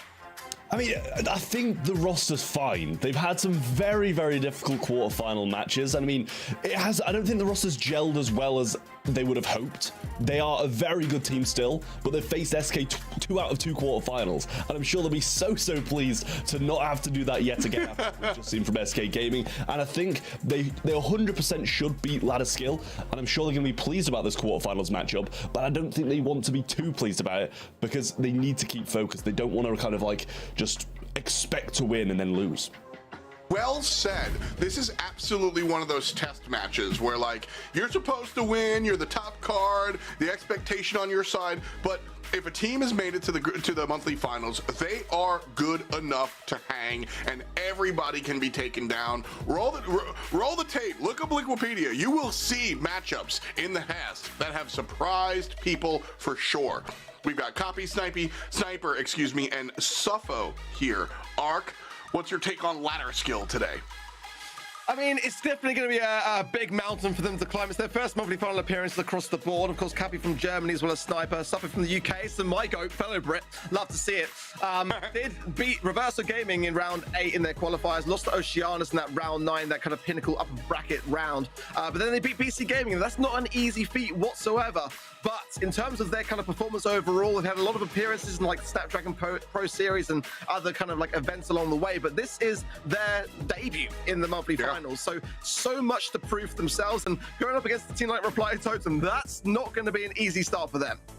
It's not going to be an easy start, but I also think that it's going to be a nice test, a nice look. This is a bubble team trying to become a little bit more legitimate, and this is how you do it. Ark, I bid you farewell. Me and Trav will hang on to this one real quick. Don't worry, we'll ask you about your predictions after this one. We'll see how it all works out. And yeah, Trav, I heard that. 94% going the way of Reply Totem. But this is the fan vote. This isn't some scientific advantage meter. I think it makes sense that the fans overwhelmingly expect the tried and true team to take the victory. Again, this is really about ladder skill, showing up and trying to make their impact. Is the first pick tick the way to do so? I don't know if first pick, I mean, Tick's a very good brawler, and you see a lot of the sharpshooters kind of banned out. Bell, Byron, Piper, Angelo, pretty much all banned. So you kind of have to pivot away from that. Maybe pick up one of those kind of last remaining sharpshooters towards the end. But a bit of aggression coming out of Reply Totem. It did just work for the side of SK Gaming on that Carl pick. So you can't really blame him for that. Nanny's going to slot in as well. And I much prefer the angle that Reply Totem are taking here. Tick, great brawler. And it has a place on this map 100%. But you see Nanny on those ban rates, never mind on the pick rates. Yeah, overwhelmingly, you wind up seeing this Tick being selected a little bit later on during the draft. And so RT selected here. Honestly, so RT is usually selected, not a... With the Tick first selection, what I think, and I want to see what this last bit is. Okay, 8-bit, strong look. Taking that away from the Nani, I think, is the bigger headline here about how it's going to be added on. Like less about ladder skill having the 8-bit on their side, and more about the fact that Reply won't have the 8-bit on their side. Yeah, but do you want to run the slowest brawler in the game into a Nanny who's going to hit you for like 4,500 damage every time he gets a good connection? I don't really know, and I think the same with Mandy as well. I just have a feeling that 8-bit's going to be a little bit of a hindrance here for ladder skill unless they can really get control, establish that turret, and have the Tick kind of rain down. But then even again, Maru's going to be able to have that aggression with the flying hook. RT and Nani battling it out here on the left side. Draw the short straw and have to deal in the long range map versus Chaos. Certainly not where Copy wants to be at the moment. Here comes the nonsense out of Nani. Goes right instead of left in the surprise damage on a sniper, but nobody there to finish and finalize that kill. And so Reply Totem did pick up that blue star in the beginning, and so if it all ended right now, they would win. But we're a minute away from that, so we'll see how it works out. And through comes that Tick head. Gonna have to deal with it quite quickly, but a missed shot there from Maui kind of put them a bit of risk. Mauri's gonna be able to sweep in, get his super along the way as well. Should be able to hit on Sniper. Just gets it. There's the slow from the shot of Mori and the follow-up super as well. Beautiful from Reply Totem. Great response to the aggression that ladder skill were bringing in. Peep available, ready to go once more from Chaos. Just gonna back off and possibly use that. Slides it straight up that lane, but going for Suffo in the end, who does have those last hurrahs still in hand. So burning through those is gonna be a big thing for Reply Totem. I really like how Reply Totem have been playing this one. They're not afraid to have different priorities, play lane to lane to lane rather than look at the team stuff. You know, right lane was doing a lot of work, but we still saw Mari find a different target and get a secondary kill. Final seconds here of the round, and it's 2 looking up at 8. Ladder skill should surge forward here, but they don't exactly have the composition that bodes well to do that. Tickhead does earn, but it's 8-5 as the timer ticks down. No pun intended. And it's Reply Totem with number 1. Yeah, I mean, that looked comfortable for Reply Totem. They had a few moments where, yeah, some of them went down, but overall, you know, I think the deaths that they had were strategic deaths. They kind of got a pretty valuable trade in the end there with the Nanny against the 8-bit, who you kind of expected 8-bit to be able to just straight up get the kill, but swift couple of shots from Chaos got that trade, and it was a valuable one in terms of stars as well. Blue star gonna go the way of Reply Totem every single time, thanks to that flying hook off the start. Ladder skill here, if they want to change things around, I think they have to be a little bit more aggressive is the wrong word. I don't want to overuse that word. They have to be more, I guess, oppressive. They have to just find themselves a little closer to the opposition. They have to not allow Reply Totem to really have these angles, and well, that's not what's happening here in game number 2 either. Couple of kills, I think that's 2, or well, that's going to be 3 on the side of Reply Totem, and still a big goose egg for ladder skill. Like you said, the flying hook's going to confirm the blue star every single time, and now they've got ladder skill up against the wall. This is not coming up Millhouse for the red team.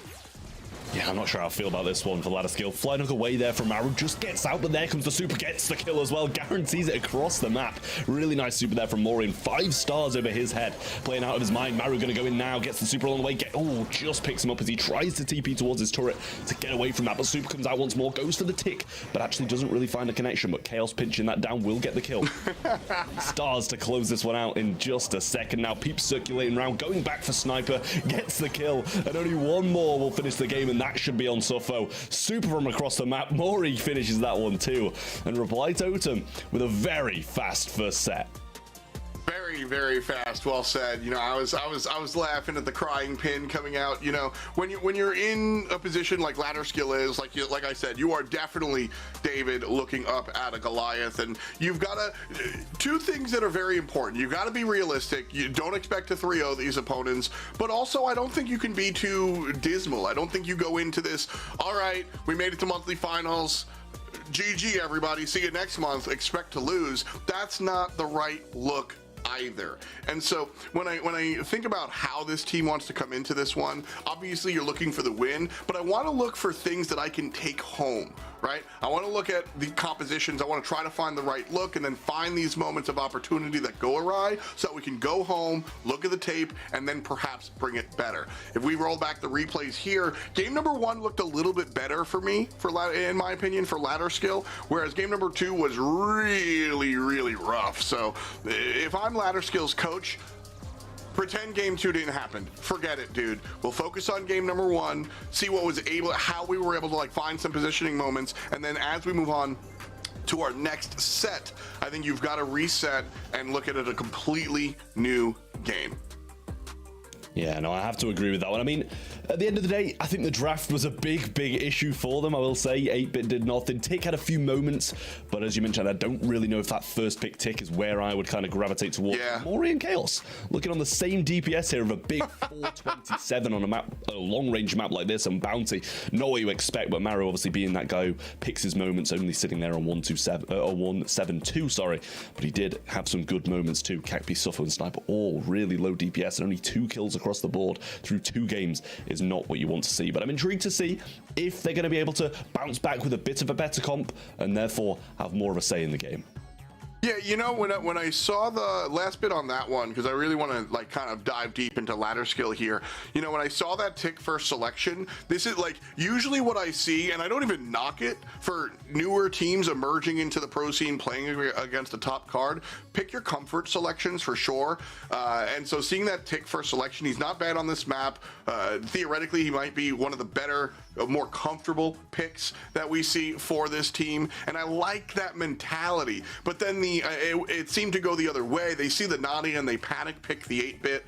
Of course, I'm not in the comms. I just assume it was, you can't let the Nani 8-Bit combo kind of happen. And so maybe that was the mentality. And do you play your game or do you try to play against the other team?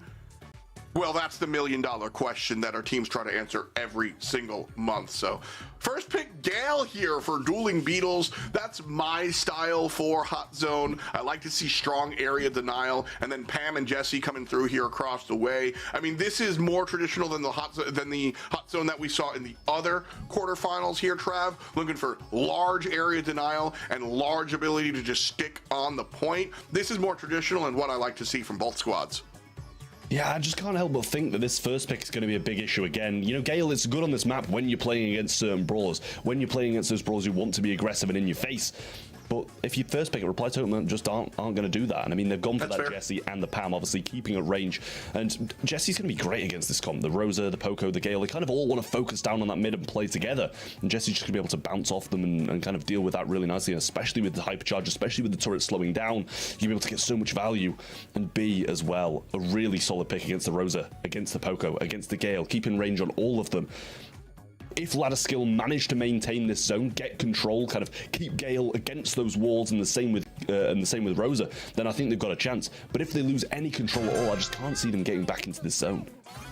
Also, just zooming out real quick, again, much love to our stats man in the back, Nighttime Clasher. 40% win rate for Rosa, a low win rate for Gale as well. Just not, the numbers are not on the side of ladder skill this time around, but we do start off with a Rosa kill. And it's going to be LS on the point. They might have a good composition to kind of stick to it. Rosa playing in that front line and Gale providing some backline nonsense. But it's, look at Mari finding the back pinch and able to come around onto Sniper, find the kill. That's a B, by the way, getting up close and personal. And although ladder skill able to find 37% real quick, it's now the punch back from the Ply Totem, making it happen. And that is a meaty hypercharge turret placed in a meaty place as well, but aggressiveness coming out of Cappy here just gets that hypercharge off and finds that range. onto the B and gets within his distance. Slow coming through from the turret again, though, and Chaos is cycling these so well, and you expect him to against a composition like this. Ladderskill, they're getting the percentage on the zone. They get these aggressive pushes, but another turret from Chaos behind the wall again, and Cappy's just jumping in on this left-hand side, taking so much damage when he lands, and the two of them on the right-hand side just aren't going to have the best of times against this turret. Another slow coming from Mori there, and Cappy just pushing forwards, gets another super, gets some percentage, but eventually I just can't help but feel like Totem are going to get this percentage down. I like the strategy from Ladderskill though. Look, every time that super turret comes down, Cappy is the one to walk in, pops the shield, eats a lot of the damage from the turret while the teammates take it down. This is intelligent usage of their comp and how to fight up against this turret. 84%, still not sealed and dealed though, as Mari and Chaos combined for the double un. And it's 86% in total for ladder. But Reply Totem, well, they're climbing that ladder. They've got two players on the point. Cappy on the left side on this Rosa. That's got to be the way that they jump on in. And, well, jump being the operative word, here comes the leap. Mari takes down the healer, though. Ladderskill find themselves on the point, 95 to 91. The 91 is climbing, and Reply Totem in the last moments wind up taking it. Ladderskill 5% away from winning this one, Trav. I mean, much better from Ladderskill, but look how calm and composed Reply Totem look. Even when it's down to 5%, really showing no signs of wavering whatsoever there. And I mean, that was, as I say, much better from Ladderskill. They had great moments. They started strong. They even kind of ended strong as well. They almost got it down with the jump pad in the last few seconds. But Totem just have every answer to this Rosa coming aggressive. Yes, he had the moments when the hypercharge comes through, but look at that in the early game. Mori should be able to pick that up early. And an even better start should be there for Reply Totem. I do gotta say though, again, with the way that they were walking into that turret, with the engagements that they chose, Ladderskill are playing intelligently this time around, and they earned their loss. They were not the best team on the map this time, the last time around, but I'm seeing intelligent play. I'm seeing a reason why they're here. I'm liking it, to be honest with you. I think this team might have some future for them. They gotta keep playing in this direction though, because 5%. That's a game that can go the other direction off of one play, even half of a play. So Gale gonna pop the super from the left side, not really have a large impact. And this a much different story from game number one. Poco pops over, and immediately Mari prevents the right lane from pushing forward. 60% and climbing for RT, the team, not the brawler. RT wasn't picked. But it's 70% now for Reply Totem, and Ladderskill having trouble finding themselves on the scoreboard, but this is their moment. I mean, a double jump in from Ladderskill really gets them nowhere there, but Suffo just being pushed back again and again by Marrow, throws an aggressive healing station. Obviously, if he does walk into that range, he's going to be getting damaged as well. Cappy's just going to jump straight in and try to take that out, though, but takes so much damage along the way. Going to see a little decapo there from Sniper, just taken down so fast, though, in another hypercharged turret. More aggression from Reply Totem, and nothing to be seen from Ladderskill here. Much better from Reply Totem, and not the same gameplay we're seeing out of Ladderskill there. Two sets go the way of Reply Totem now, as that one was a lot more dominant. Yeah, listen, if I'm gonna give you the good stuff, I gotta give you the bad stuff as well. For all of the great things that I said about Ladderskill's performance in game number one, it was the opposite in game number two. I didn't see any cohesion. I didn't see any togetherness is the same thing as cohesion, but I just didn't see any of that. And that's going to be the difference maker here. Reply Totem made some changes with Mari really just sticking on that right-hand side for sure, but ultimately this was Ladderskill. They came through playing really intelligently, really strongly, just flat out in game number one. And then something happened in game two where I just didn't see any of that, unfortunately. So we'll hope that they can kind of like shake things up here as we jump into Gem Grab. And this one might be a little bit different, but roll the tape back here. Because like I said, this game number one, this was hot. This was fun to watch. Ladderskill had their moments for sure. I mean, I think it's fair to say that Ladderskill genuinely had a much better draft this time. It was a good draft, but just not into the draft that Reply Totem had, They're picking Gale first, and then they just kind of continue with what they wanted to go for, not really thinking about what Reply Totem had or what could come. Playing Poco, Rosa, you're going to expect a tank counter to come in like B. That's kind of what I was talking about. That is the one of the more difficult questions in a game in a 3 brawler draft like this is, do we stick to our guns as far as playing our composition, or do we have to like look for the counters and answer their composition? And I think Ladder Skill came through both game number 1 with that Tick first pick, or set number 1 with Tick first pick, and set number 2 with the Gale first pick. I think they've got a notebook full of stuff that they play well, and they just lock it in. And unfortunately, when you get here, that you need a second level. You need more, you need a bigger notebook, essentially. And so Ladder Skill, I'm seeing flashes of brilliance. I'm seeing why they've earned their way to get here. Shout out Cappy with 5 kills here. But I definitely, you know, they're going to learn from this matchup. Reply Totem certainly giving them a lot of stuff to go home and work with. And I think that's going to be the difference maker for Ladder Skill moving forward, is their ability to identify not just their gameplay and what they want to do, but if they want to bring this to a 4th set or even a 5th set, I think that they're going to have to find ways to work with their comp, but also take a look across the pond and see who their opposition are selecting there as well, and respond in kind. Also be careful about that first pick. That's been a little nuts, both set 1 and set 2. So we'll see if things change up as we jump on into Gem Grab this time around, or if we'll get another oddball first pick. Yeah, I mean, that's the thing, you know, as you mentioned, Ladder Skill take a lot more away than just cash and points towards the LCQ or World Finals. They take the experience of playing against good teams on the big stages, which they really haven't had before, and I think that's fair to, I do think that shows. And I'm not saying that in a bad way for Ladder Skill, I'm just saying it doesn't seem like they're as calm and composed or as good at drafting as a team like Reply Totem, who are veterans of the scene, will be. And I think that's something that they will take away from this game, you know, that kind of experience. And I think going forward, it could help them out massively, especially looking on to the next couple of months. You know, even if they do drop out in the quarterfinals of the first monthly finals that they've got to ever, there's still 2 more months after this, and they might show their faces again and play better. And that's the beauty, you know, the BSC, we've been doing this for a number of years, and ain't no signs of stopping. You can make plans for next season. You know, that is one of my favorite things when you know, I watch a lot of football, and like, it's cool to watch these football clubs kind of make plans for next year or whatnot. And if I'm a team like Ladder Skill, yes, I'm trying to win right now and make worlds, but I think realistically it's about earning these experience points, so to speak, and leveling yourself up. And right now, we are seeing if that will happen. First selection overall here going to be the Poco as we jump on to Gem 4. Some standard bans coming out here, absolutely no surprises, all the usual suspects. Well, yeah, I mean, Gale again now coming through. All right. As the first pick, clearly wanting to stick with that. I mean, they're against a Poco. They see a Poco coming as Reply Totem's first pick, so you expect, you know, maybe they'll throw a tank in. And Rosa was one of the top banned brawls who isn't banned. So it just seems like Ladder Skill are accounting for that very, very heavily over their first 2 picks, with the Shelly coming in along with the Gale.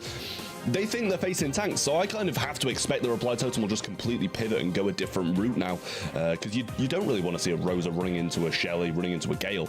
And a Poco can stand alone, you know, even if you're not playing the tanks along with it, it can still work. Do you think that this is a lesson in draft where you see the Poco, you expect the tanks, so you go tank counters, and now Reply Totem get to pivot? Is there a smarter way for Ladder Skill to kind of prepare but also not overtip their hand? Yeah, I'm not really sure, because Shelly can stand alone, as I've said with Poco as well. You don't need to be playing against a tank for it to work on Gem 4. There is a lot of grass, let's put that out there as well. But Griff going to be picked there from Reply Totem, and yeah, seems like they're pivoting. Going to be playing the Tara to have the vision over this Shelly, which you kind of expect. Whether you're playing vision, whether you're playing those support from beyond, the spawnables that come in, you can scout out nicely because they have to shoot those to take them down. I like what Reply Totem are bringing in here. I'm never going to say no to a Tara, my favorite brawler in the entire game. So we'll see what Ladder Skill do bring down as their last pick. They're going to go for the Angelo. Okay. I don't hate it. There is a lot of grass. There isn't a lot of scouting ability with an Angelo, so they're going to have to be very, very careful of these Tara pulls, but obviously does have the jump if one comes out of the way. Also just a ton of damage. Like, that's, you know, first and foremost. Shelly has an 81% win rate here. I'm not always a worshiper of the numbers, but when I see 81%, that said, Gem Fort I feel like is one of the more open maps in all of Brawl Stars competition. I feel like there's a lot of different ways you can approach this. I feel like there's a lot of different ways that you can kind of counter a lot of the approaches. You can look at wall breaks. You can look at tanks because of the grass. You can look at so many different strategies. And so jumping in here, almost nothing surprises me when it comes down to Gem for it, but right away, it's Suffo that's starting things off. Sniper is very low on the backside, and so it'll be an even trade, but it's ladder skill with 3 gems so far, and the super avoided that 4th gem also on ladder skill's side, but a little scary to go ahead and step up, and it's going to be Mori able to find that gem. So 3-2 at the moment, ladder skill up top, but we'll see how long that lasts as Reply Totem in very aggressive positions, particularly on the left and the mid. Yeah, Mori's very low, gets pinched down there by Cappy, who comes around the back with the super, slows them down, and gets the clay pigeon through, but up the top side, Maru gets the super obviously off as well, but jumping in, no support from John left, within like 30 seconds of the game even starting, and 9 gems on the side of ladder skill. Need a huge turnaround here. They're getting them off that spawner, and I believe the next one is over ladder skill's side, so they can't pick that up if Reply Totem want to be able to win here. But Tara, maybe slotting down this right-hand side, is now with super. Can be a big game changer if he gets that off. The Angelo player here, like I said, you know, the fun part of Brawl Stars competitive is how much brains the game takes, but sometimes you just need brawn.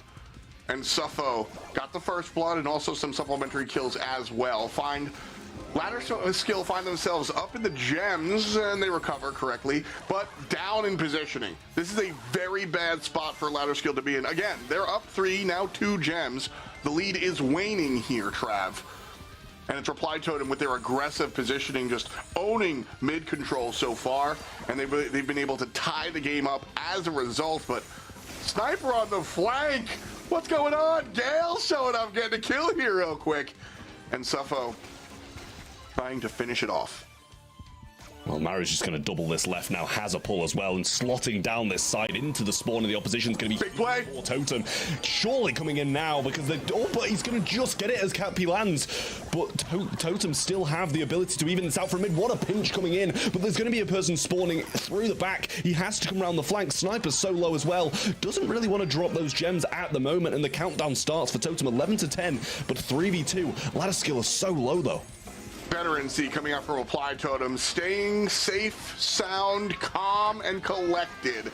They saw ladder skill hit countdown, and look at this. I think Reply Totem are going to be safe. Yeah, Chaos is down south, easy peasy, and that right there. When commentators tell you that there's value in being experienced, that there's value in the veterancy, that is what we are talking about. Ladder skill played a fantastic game. That might be the best game that they've had this afternoon, and they had some strong games earlier on.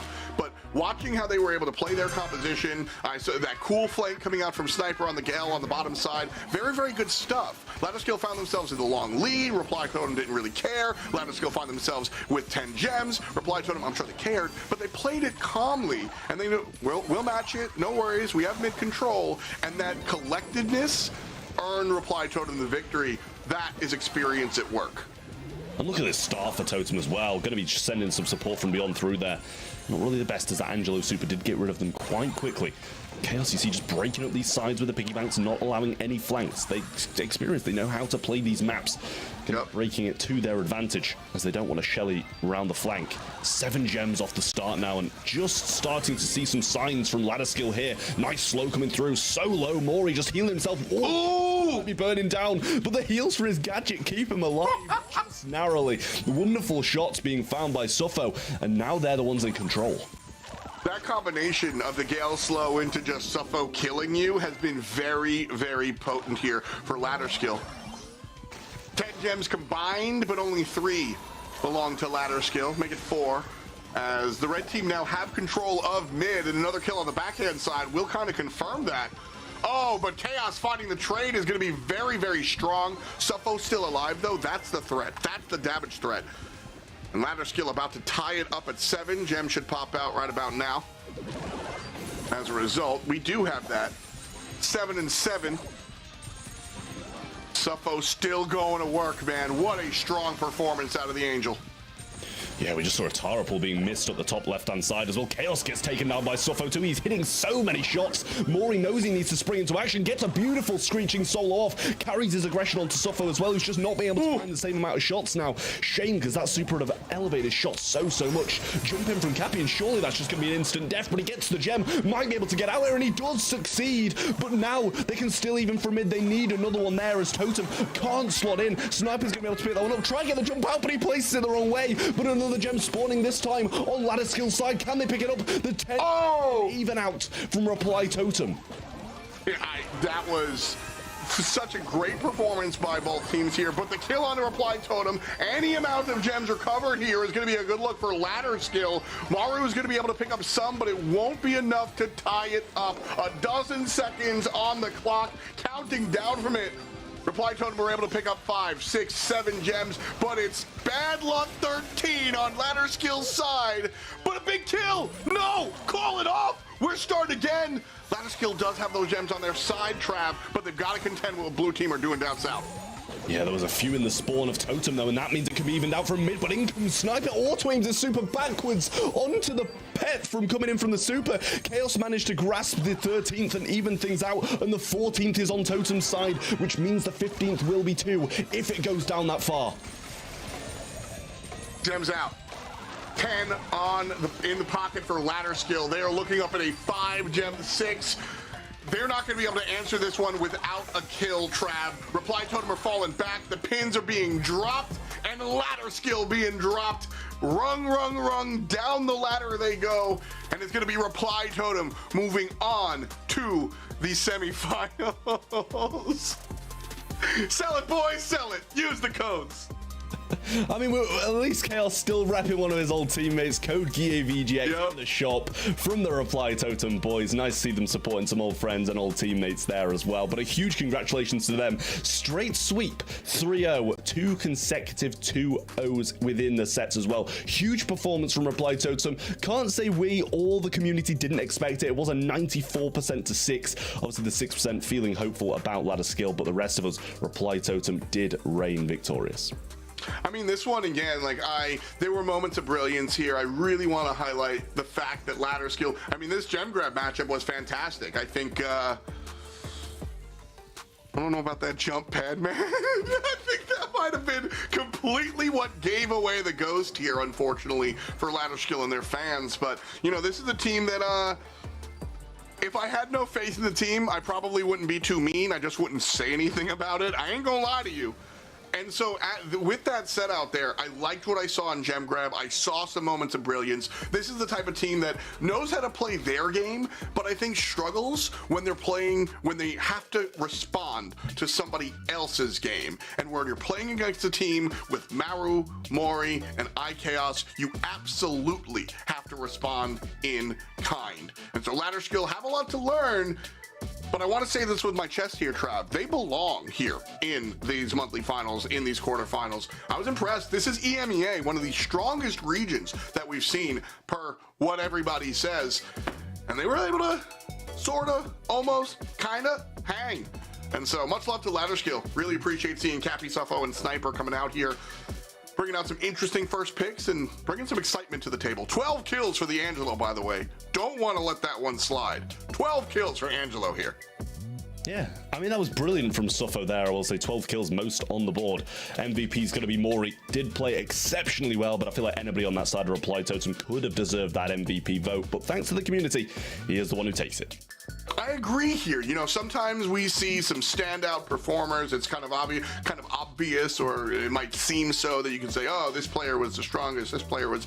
But Reply Totem in general, I find that they, even before Chaos and had Joker, this is a team that really plays as a unit. I've always really liked that about, it's kind of why I put Maru and Mori, I always kind of combine them, call them the Eminem boys. Like, I really feel like this squad focuses on being more of a unit than a collection of individuals, and I think that's why they find their victories the way that they do. Yeah, I mean, I think that's something that every team can learn from as well. Quite a lot of teams across all regions play individually. You know, they have these star players who make the plays, and that's fine. That's fine. if you want to take that route, go for it. But when you look at Reply Totem, I don't think there's ever a standout player, as you say. It's kind of all of them in that cohesive unit, all making big plays, or all just playing slow to wait for everybody to make big plays. Well, big plays abound. Our quarterfinals are behind us. The semifinals are in front. Get involved. Event.brawlstars.com. Don't go anywhere. We'll be right back with the BSC. The Snapdragon Pro Series Brawl Stars Championship is brought to you by Snapdragon Elite Gaming, Samsung Galaxy S24 Ultra, Monster Energy, and DHL.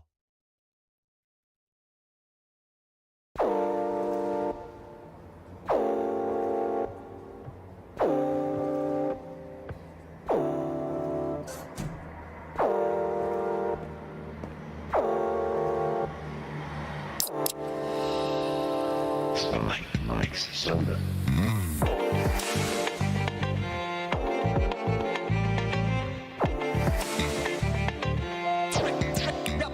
My headshot.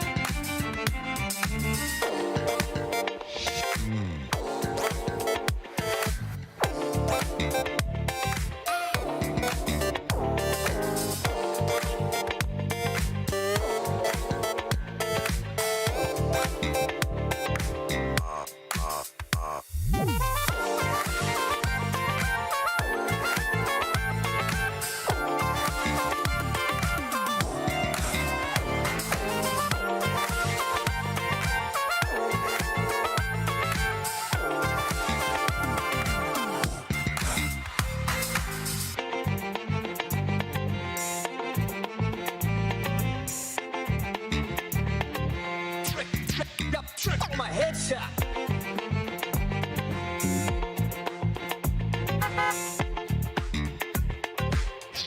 Mike's soda.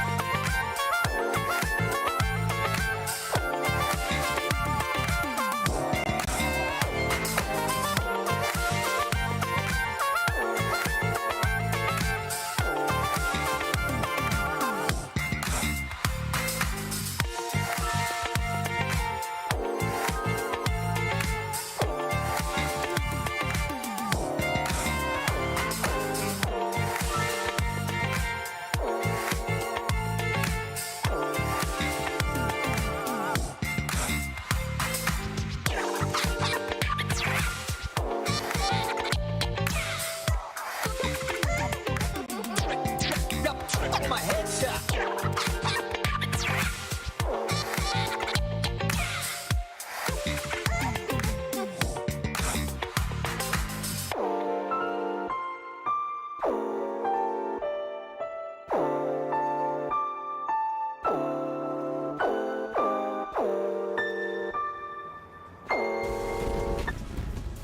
Welcome back, Brawl Nation. It's semifinals time. We're here in EMEA.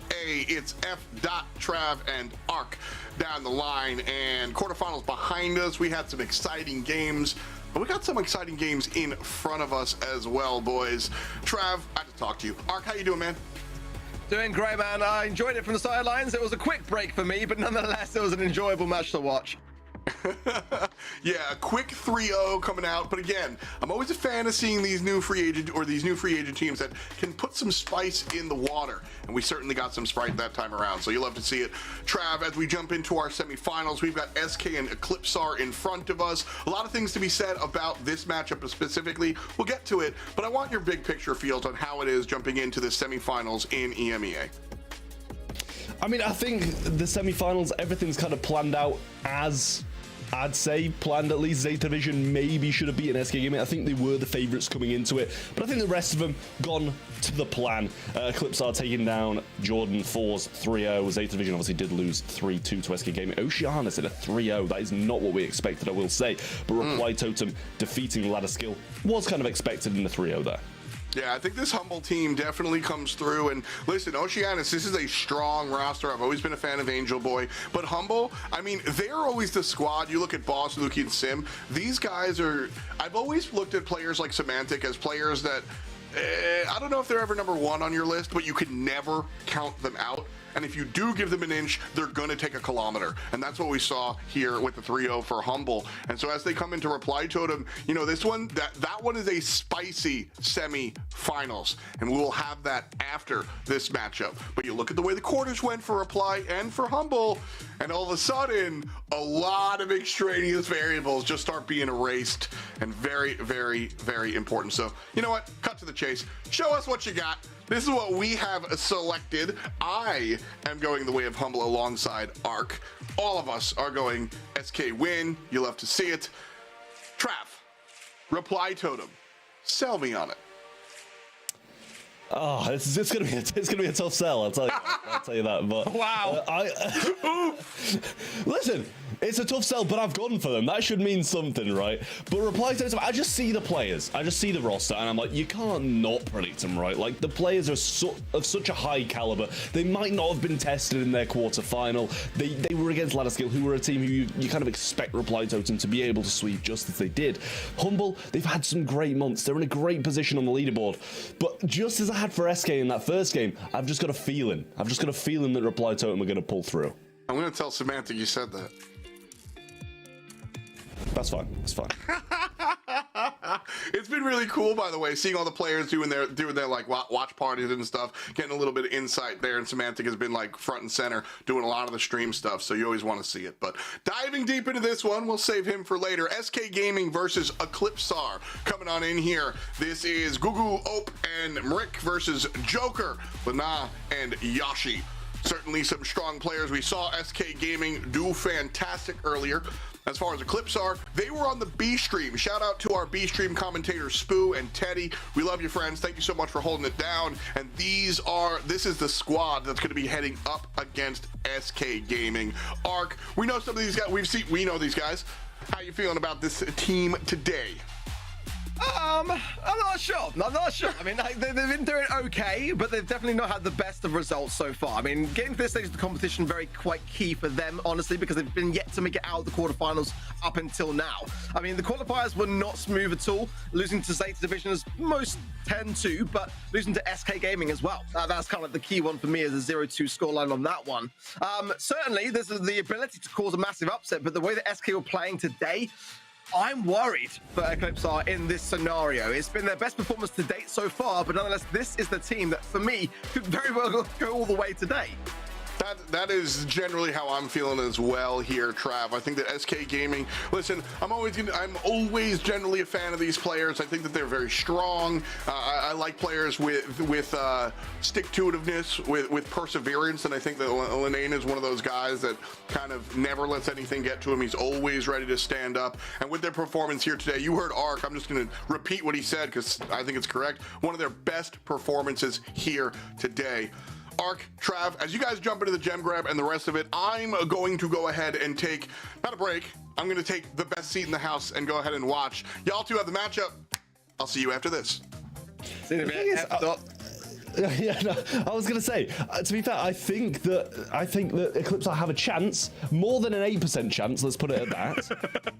But I'm not surprised it's 92 to SK. That's my point. I'm not surprised it's 92 because I do heavily think that they might even sweep. But Eclipsar, they have the players. They've got notable players. They've got hugely notable players. But I think at the end of the day, SK just are the better team.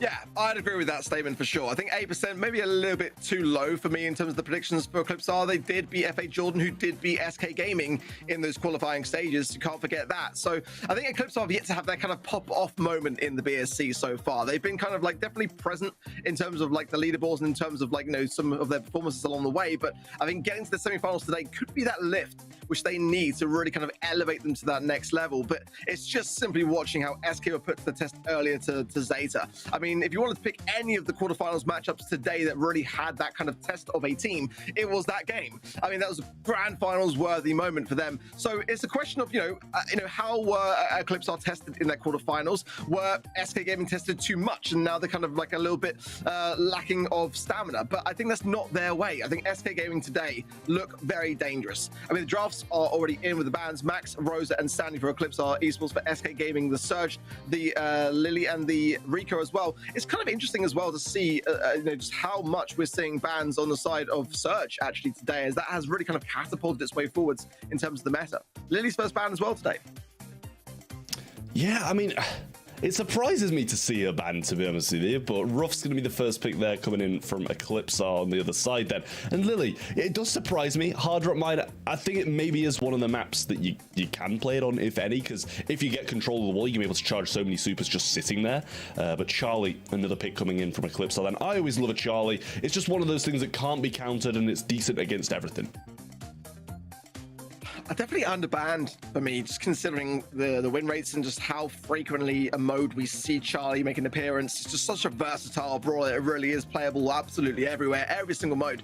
Carl coming in for SK again, and it's nice to see that they're kind of like taking that brawler a bit more into the forefront of things, as we haven't really seen many other teams do so, and it does still have those great abilities to go on the aggressive 8-bit as well.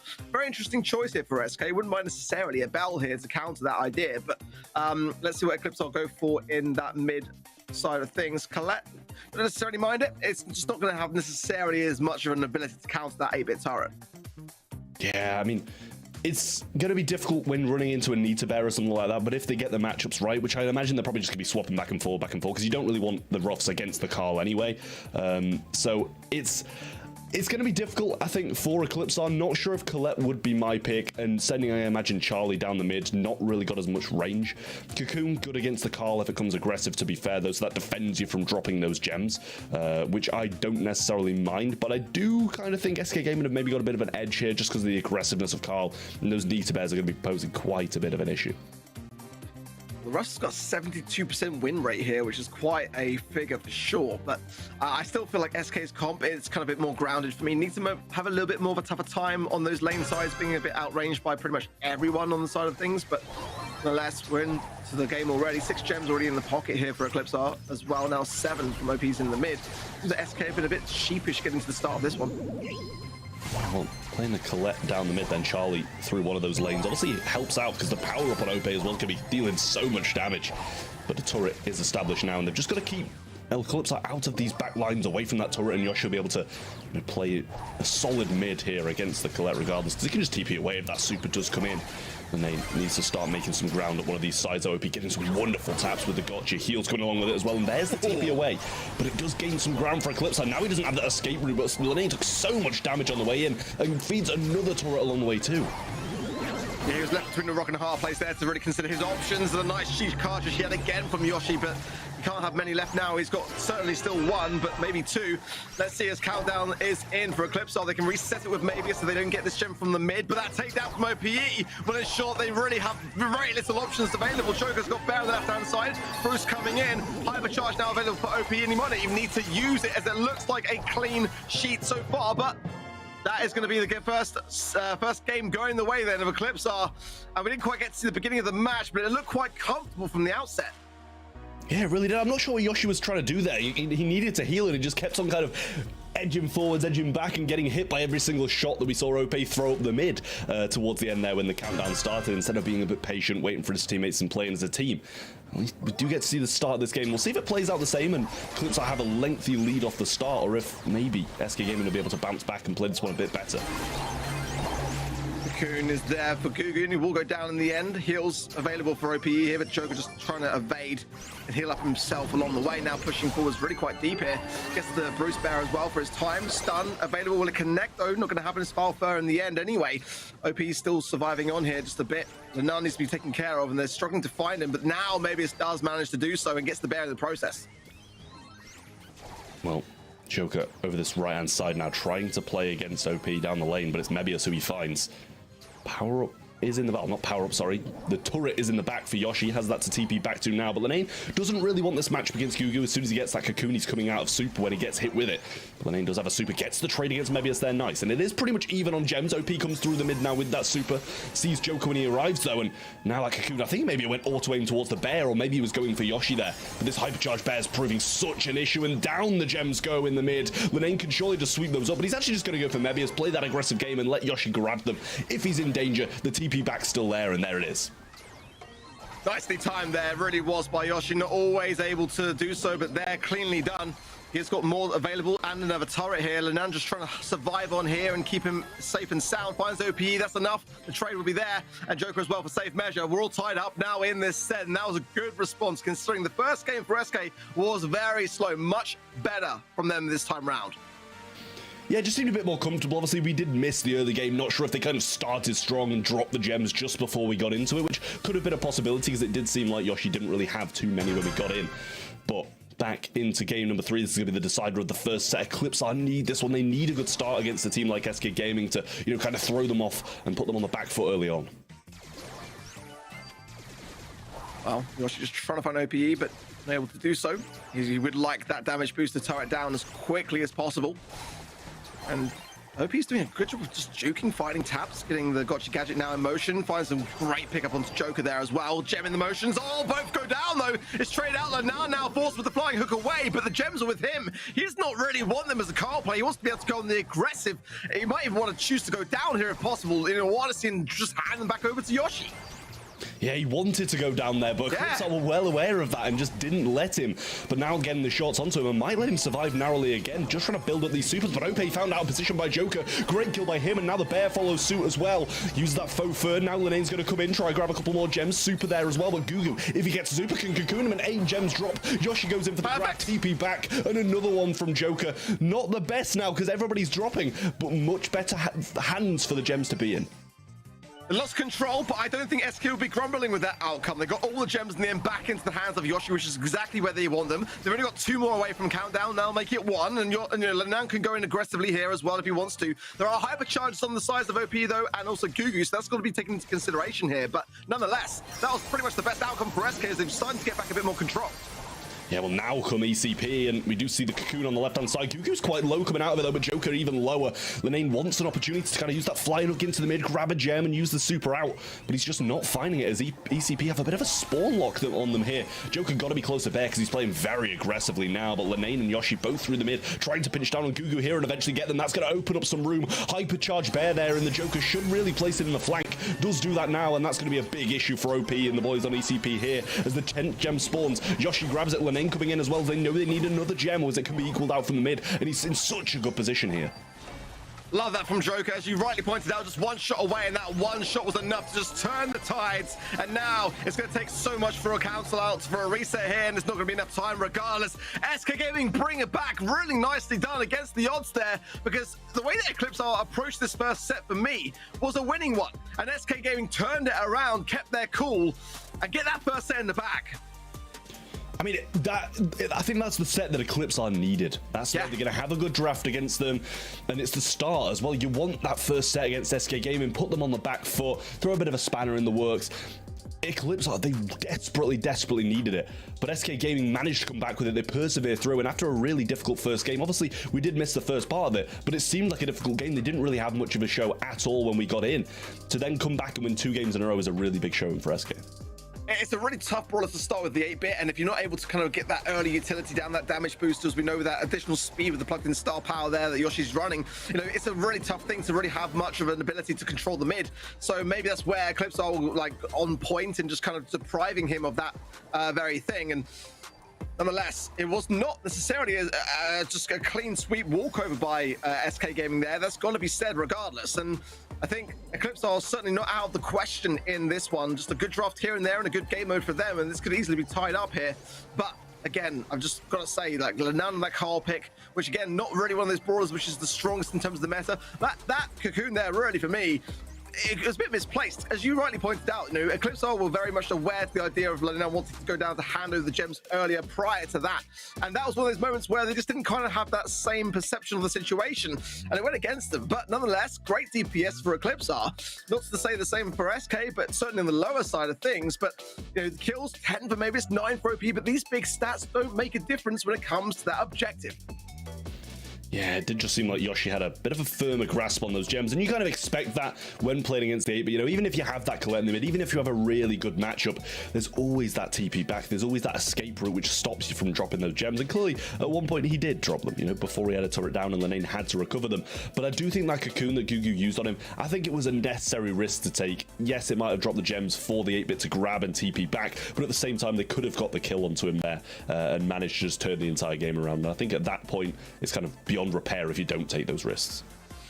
I can see that side for sure. I don't know. I think it was just kind of like the prime opportunity to kind of get an escape of some form. But, you know, either way, it's done and dusted now as we approach knockout for Gold Arm Gulch. And Eclipsar can be feeling okay with that previous step. So they'd much prefer it to have been a win in their favor. But I think they stood a good grounding against SK Gaming there. It wasn't the cleanest of wins, but it was a win nonetheless in favor of SK. And now the draft coming in. I'm looking for RT on the bans here, and it is banned by Eclipsar, nicely done. Buster as well, and Charlie.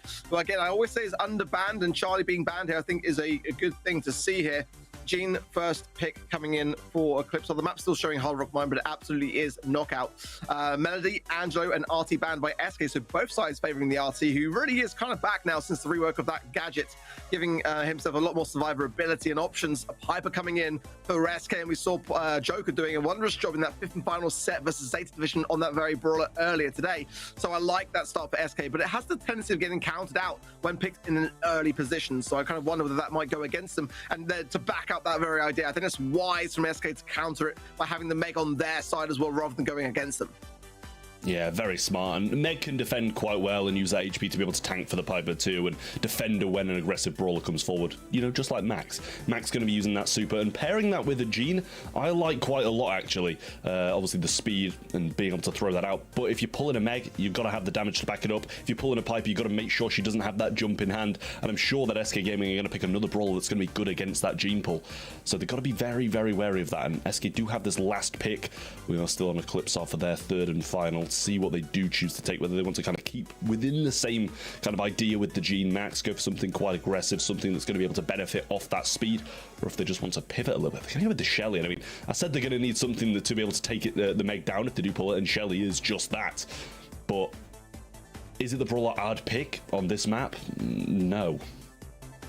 Yeah, I'm with you. You know, I'm with you. It's definitely going to require a great amount of synergy, the perfect setting as well, to make sure that Shelly's going to get much value. And I mean, certainly the gadget, Clay Pigeons can get some great value from Shelly, having that additional range and ideally some kills along the way from it as well. But it really is going to depend quite heavily on this kind of Max and Gene synergy. Obviously, the Max getting the Gene into those kind of closer quarters for the pull, and having the Shelly there for when that pull comes into play. But the pull's got to land, and against the roughs as well now coming in for SK, those sandbags are going to be a direct counter to the magic hand, and Meg as well being able to drop down the toolbox. There's a lot of things here that can really counteract what Gene's able to bring to the table here.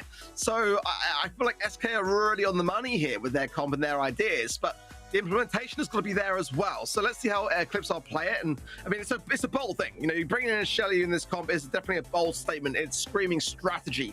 But that strategy has got to be implemented as well.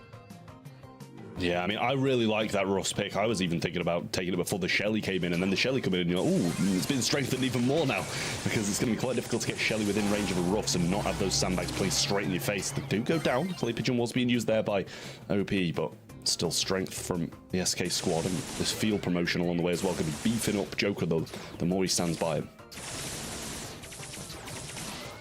Wow, this is a bit of a tight pinch going on here. SK already backed into a corner. Joker 780 HP above his head, in risk of going down here big time, and just trying to body block now 212. Now the speed comes in, the takedown is there finally. Eclipsar really are making this choke count. Lana now low himself, and they're just going to be pushed back into a corner here. Surely, I'd imagine, thinking about the gas, but that's not even coming in anytime soon. So Eclipsar can just kind of farm this situation. It's really the perfect position for Eclipsar to start this thing off. Oh? Oh, maybe. Oh. I'm not sure there's much chance. Tuneful there if things went a bit south for them as well. ECP do manage to take this first round down, but SK Gaming didn't really look the best in that one, I will say. But power will be provided now, and it's going to be the Piper who picks it up, and obviously going to have to play that one a bit more carefully because he got pinched down really, really easily off the start. 3 right versus 3 left, and ECP might just be playing with this late game, and you can't blame them for it. Well, SK surely now know what's up, and that Eclipsar is wants to rotate to the left-hand side. Yoshi's still not convinced, though, I think, but I don't know quite why they sort of are still just testing that bush, because I think it's kind of apparent that Eclipsar are focused elsewhere. But let's see what Joker can bring in terms of value from that rough supply drop now as well. Speed from Mavis, but I think Eclipsar will just sit back here and just kind of play it out because they prefer it to be in the gas. Mavis is getting impatient. They want to go in early. I don't blame them for it. Rough sandbags will go down and provide a nice cushioning, but in the meanwhile, at what cost? Oh, though! Gugu goes down, and that's not the plan. Everything just fell apart so quick. They all fall like that, and SK this time survive with 3. Bring the round back, and now this is the decider for the game. Yet again, a power-up being provided early on. Joker going to be taking that, and the field promotion along with it is going to be helping massively as well. Different approach, reverting back to what they did in the previous one for Eclipsar then, as that's what worked. There's the... Wow, I was going to say some value from Clay Pitches, but not really there for OPE. Oh, but the ball is, and Joker comes in. Beautiful takedown now. Speed as the Eclipsar are not done yet, but they've got to be cautious to not overly aggress here. They've got the advantage. The 3 versus 2 is there, and they can take their time if they wish. And they don't want to make that same mistake as in the last game by going in too prematurely here. So slowing down the pace, trying to get that Gene utility back out, get that magic hand in motion. And then this could very well be a game going their way. Super's there from OP as well as Hypercharge, and obviously not another round after it, so can use both of those without really thinking about it too much. Super goes down lane solo, there's the pull, and it's a 3v1. What can Yoshi do against this? Goes for the swing, not going to find anybody, accepting defeat in Eclipsar. Take game number 1 of knockout, sorry. Very clean though, very clean stuff for Eclipsar there. And okay, that second game, you know, it went very much against them quickly, but they learned from it, and that was the way to go about it. Now with a really great chance, an opportunity here to tie up these sets if they keep up this same level of game, this same awareness, and playing some mind games, no doubt, at the beginning to SK, who are being much more passive around things at the beginning, but OP's got to be cautious to not overly do so. But look at this, Mavis and Gugu straight away from this left-hand side now coming in. The Spirits as well coming in for Gugu to try and get some connections here. But now, choosing to retreat back and just play this one out slower. Yeah, well, field promotion at work again, just beefing them on. Not that it's helped so far. Haven't really noticed it in any of those matchups. As we do see SK either kind of absolutely sweep the floor with Eclipsar or get taken down 1 by 1 and lose it. But it's just so slow so far, and Lane just working for a super to try and power up Joker, who's going to be the hard hitter in this roster. Nevius has the speed early on, but with no pull of Gugu, it seems a bit pointless to use. Mavis, though, such a great max, honestly, and just providing so much aggression to his squad as everyone going in now onto Yoshi and Lanan. Joker, though, staying back and tries to get a tap, but the phase shift is there for Mavis to safety. Now, and the supply drop coming in. This is a great position for SK here, but Joker jumping away now, just evading the gas in the process. Space shifter in onto Lanan from Mavis, but Mavis goes down. Now it's a 3 versus 2. OP with a big smash there, forcing into the gas. Now it's a 2 versus 1. Gugu surely can't do much here against this, and will go down the round. Goes the way of SK Gaming. Yeah, nice from SK there. They played it calm, they played it controlled. No power up to provide early game this time though, but Joker did get a bit of a break, which is going to help them massively against this Shelly here. Using the Clay Pigeon, but gets hit hard on Pom walking up. Kind of has to just stop and heal, but 3 supers available from ECP now, and the speed being one of them is risky for SK. Really risky, really risky. Now Mavis coming in, and now this is where SK are going to be evading that magic hand at all costs, because OP will just instantly eradicate it. They're surviving on nicely, but they are pushed back now, and it's just going to help Gugu massively to try to find a connection. If SK want to rotate around to the left, the option is there, but chose to break and see what they can do on this right-hand side. It's going to be tough, no doubt about that, but they've managed to survive a really dangerous position. Gene Pool still alive, though, hasn't been used in that initial push from ECP. And sitting behind this wall is OP with a super, and that is risky work for SK to kind of walk up into.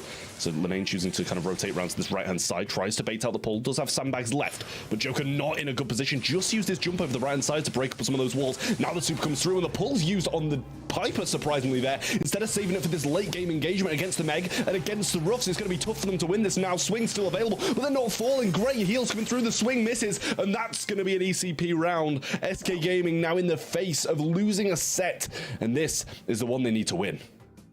The body blocking there was beautiful from Eclipsar Esports, keeping Mobius in the mix and being able to provide some speed then eventually as well to ensure the win. I mean, so much pressure now to SK, and they've really struggled in this set so far.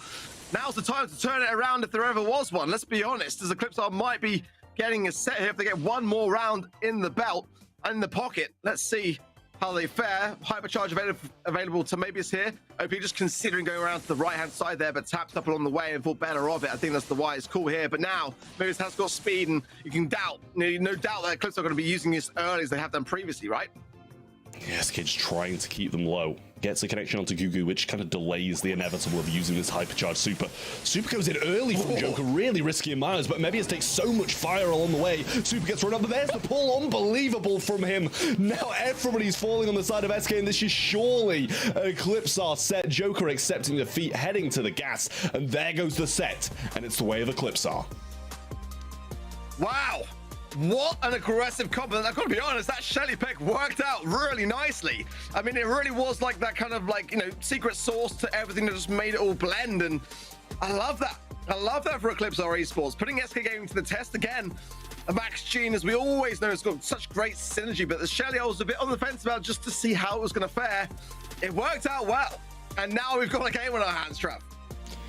I'm not sure if I've just misseen that, but I think Mebius is wearing an SK jacket.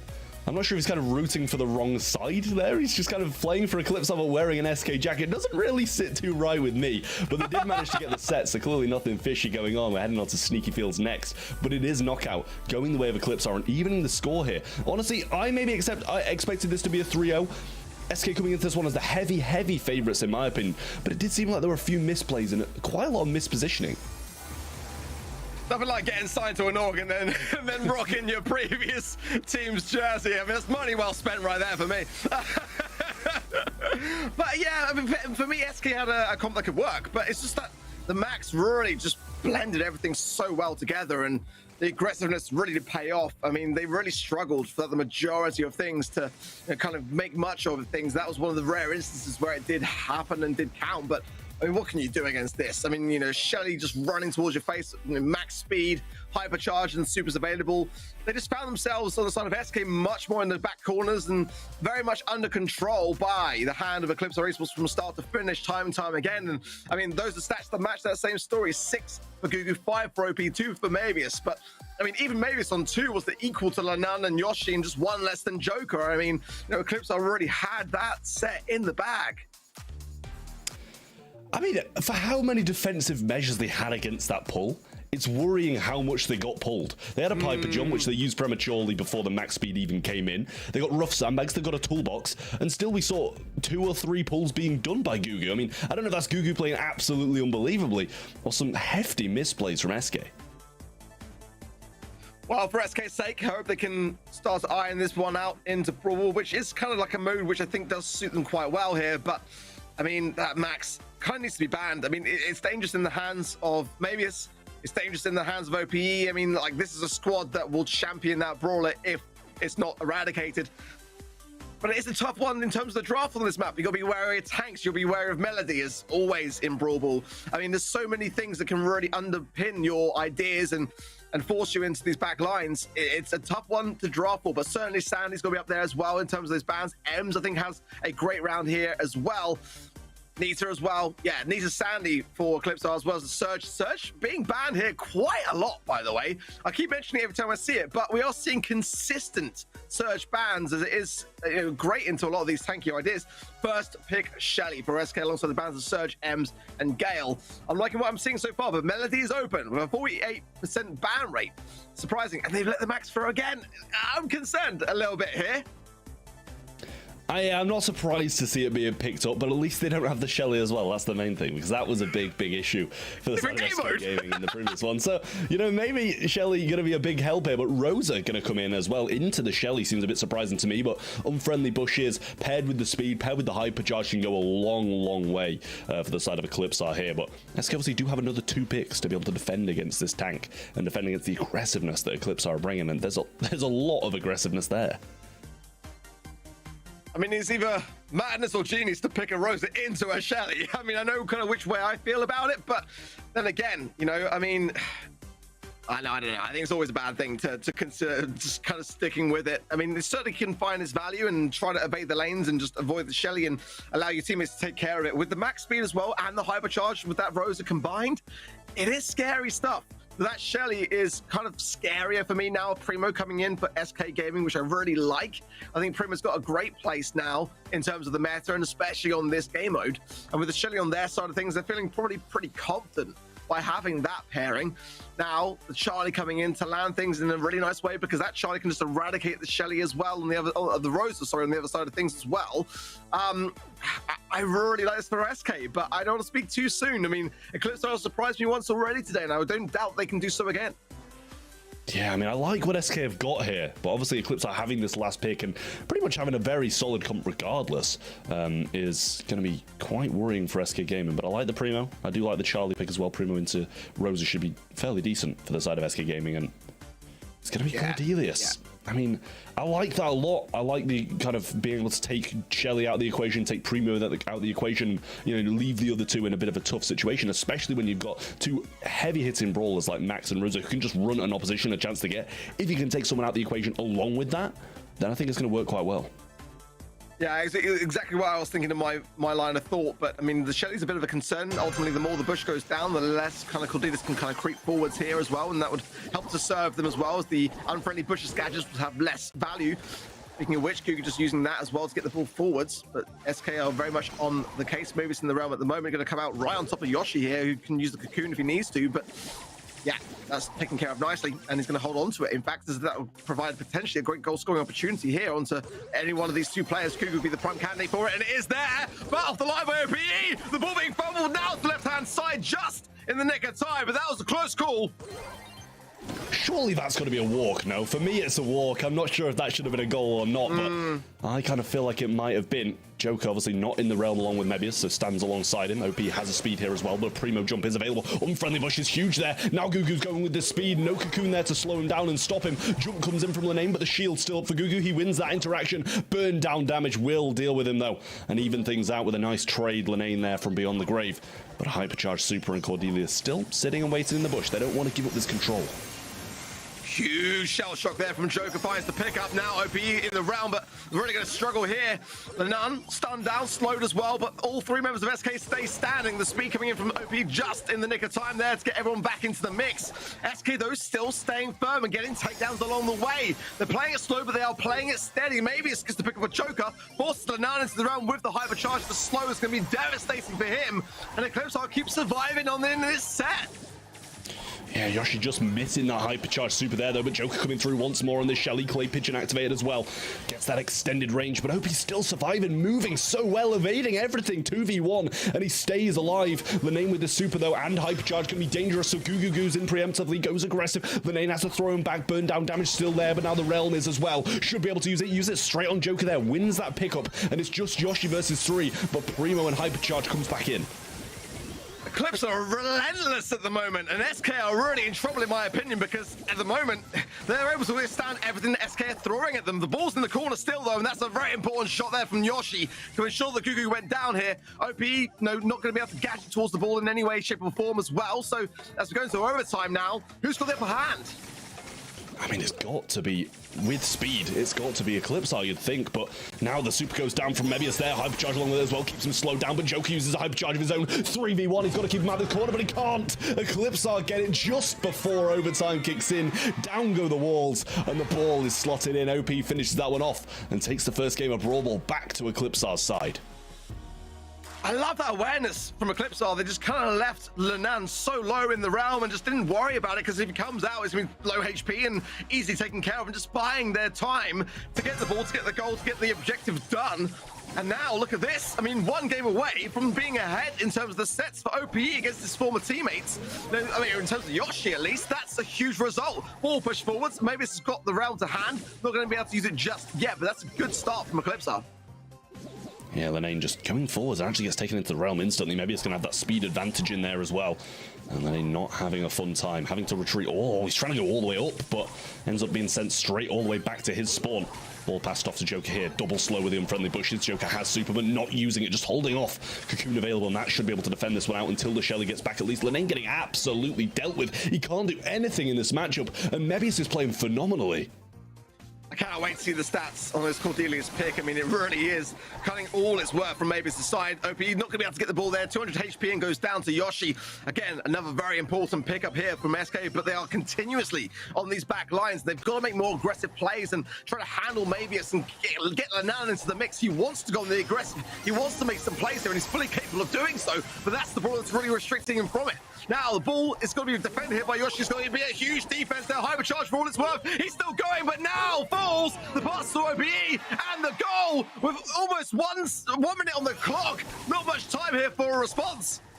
I mean, this is just brilliance from Eclipsar. Hypercharge there now as well, but OP is just going to defend in the plane so well as a team. Lenane taking it to the realm, but he finds the gap this time, closes it down, and gets the kill. Joker trying to go forwards, doesn't actually go for the wall break, goes for the super on Gugu. Maybe a walk in here for Lenane, but super not available for Mebius. Can't realm him in time, and SK even out. I was surprised about that wall break as well, but let's see now. Speed coming in, the hypercharge from OPE. Maybe it's making a run for it towards the goal. Push then, your Joker into the realm, gets the kill as well, comes out, finds Yoshi, but Yoshi says no, but it's not going to be enough. Surely here, but OPE is low. He's going to try and force it, pass the ball forwards, and that may have been a mistake. What a defense from Yoshi. That is absolutely incredible. Cocoon gets the kills and gets the kill after he comes out of it as well. Lenane moving forwards with hypercharge, finds Gugu now. Doesn't get his super just yet, but the hypercharge, I mean the super coming through from Mebius there as well. Goes into the back line, should be taken down, but actually gets the kill. Just Yoshi alive again, needs a hypercharge, gets it in time again, and the defense might be there, but not by super, and Mebius grabs it. Now SK on the attack, but a shutdown from Mebius so far. This is crazy! What a defense from SK Gaming! Yoshi is playing out of his mind, but it's not over yet. They're far from out of the woods. OP's got speed yet again. Gugu as well has got his super. It's not going to be an easy thing for SK, but they're going to try for it.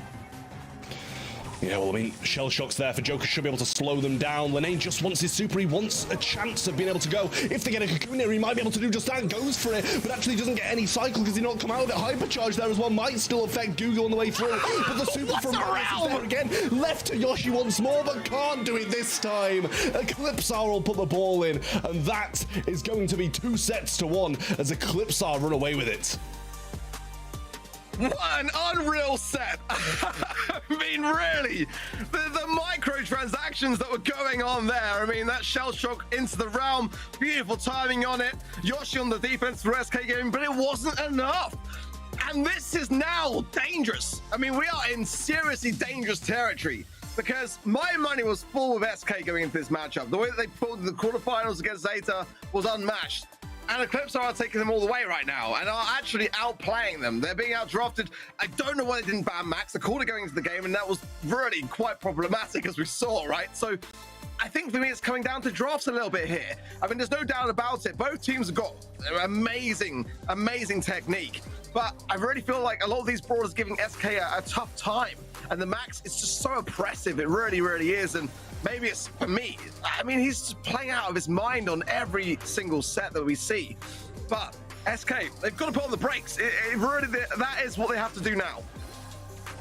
I mean, for me, that game was Yoshi versus Mebius all game long. Like, these defenses were phenomenal. I mean, he couldn't get a few done, but the ones he did were just absolutely incredible. It really was Cordelius versus Yoshi all the way through, and this was really incredible. I love this from him. But I mean, like, it's so close. So many attempts that ECP had that were shut down by SK, but they just had attempt after attempt after attempt, and eventually one's going to go in. Look at this as well. Maybe it's just forcing then Joker out. And he just got so much value from that one play there to ensure that the goal was going to be there, and the timing was impeccable. I mean, he just got super a fraction prior to it, and he knew that he was going to be close for it and had to obtain it. Just unreal stuff. I mean, look at Mebius. Oh my. 534 DPS and 21 kills.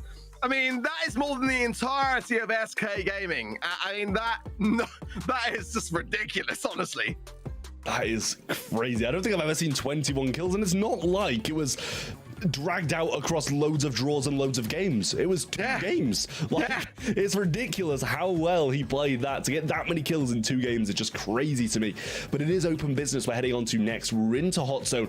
SK need a win to keep their finals dreams alive. But Eclipsar, they want this win. They want their first finals of the year. And if they keep on playing and drafting like this, I don't doubt that they'll earn it. Yeah, mine now is very much on the side of Eclipsar being in the grand finals. I mean, you know, I was not expecting to say that coming in as we talked about the teams. I was saying, how am I feeling about Eclipsar right now? I'm not too sure, but now I'm much more validated towards the idea that this can be done. And that is what I was saying about Eclipsar not really having their BSC pop-off moment yet in the BSC until today, never kind of escaping this quarterfinal stage as well. It is feeling very much like this is the time for them to be in the grand finals, in all honesty. Unless SK can start to iron out these mistakes in terms of the drafting and kind of eradicate that max, which I mean, maybe not necessarily the best map and mode for it in my opinion here, but I don't know whether they can risk it at this stage. It really has been that kind of win condition on the side of Eclipsar regardless.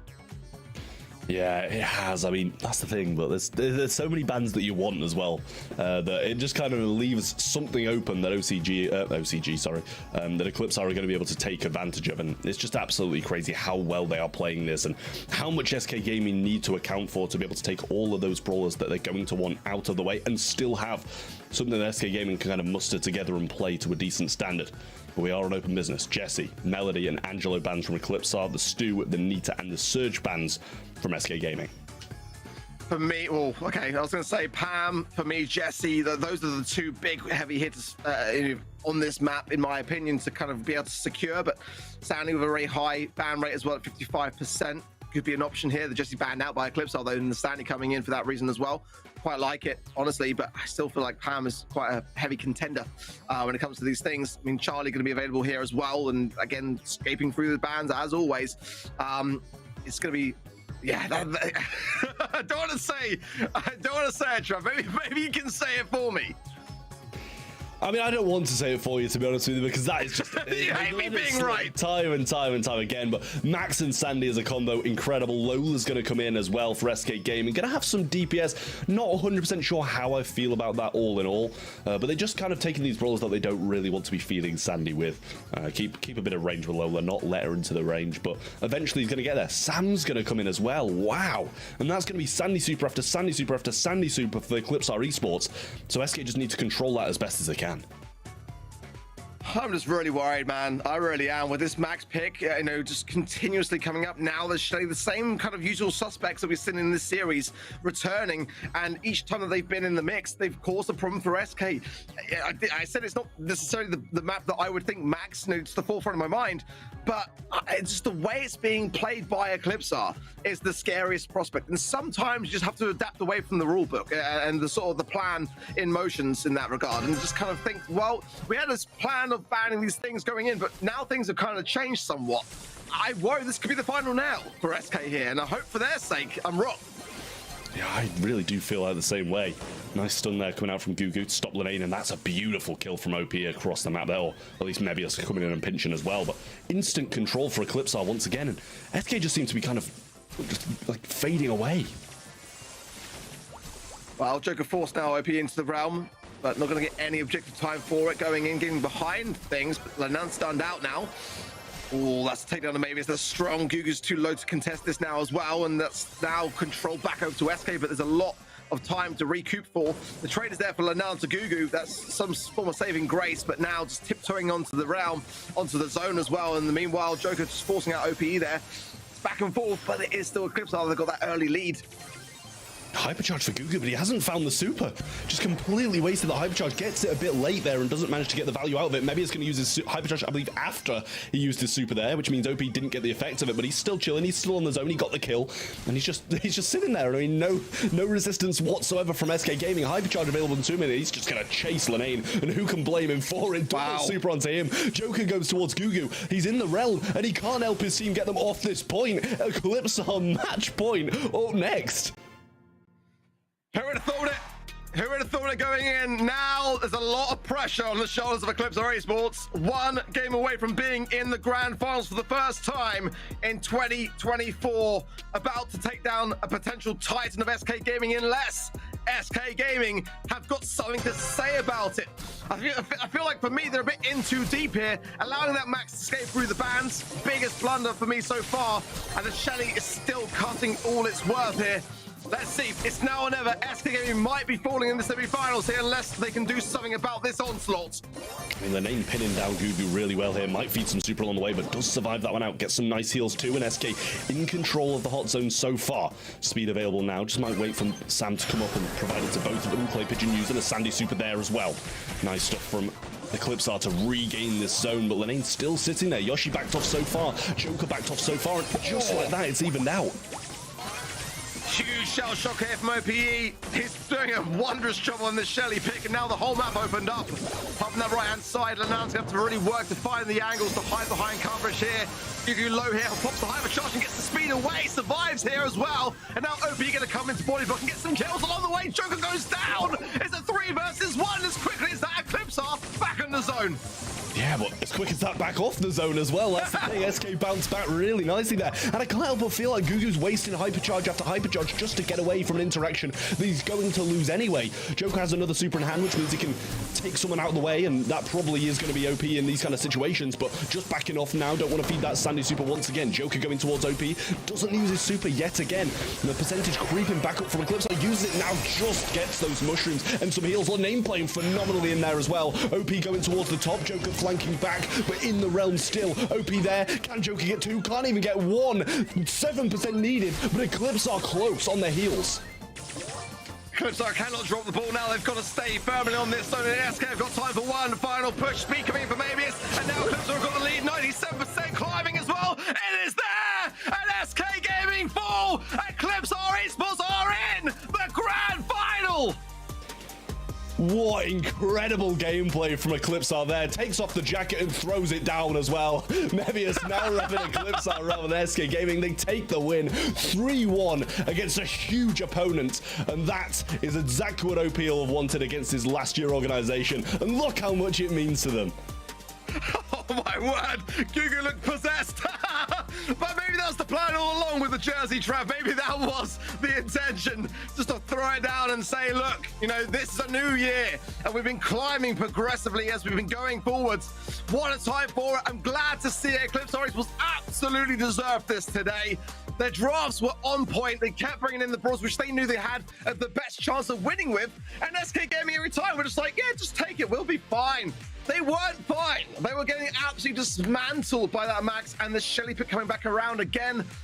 Some mistakes from the drafting sites for SK today. I'm just going to go out there and say it.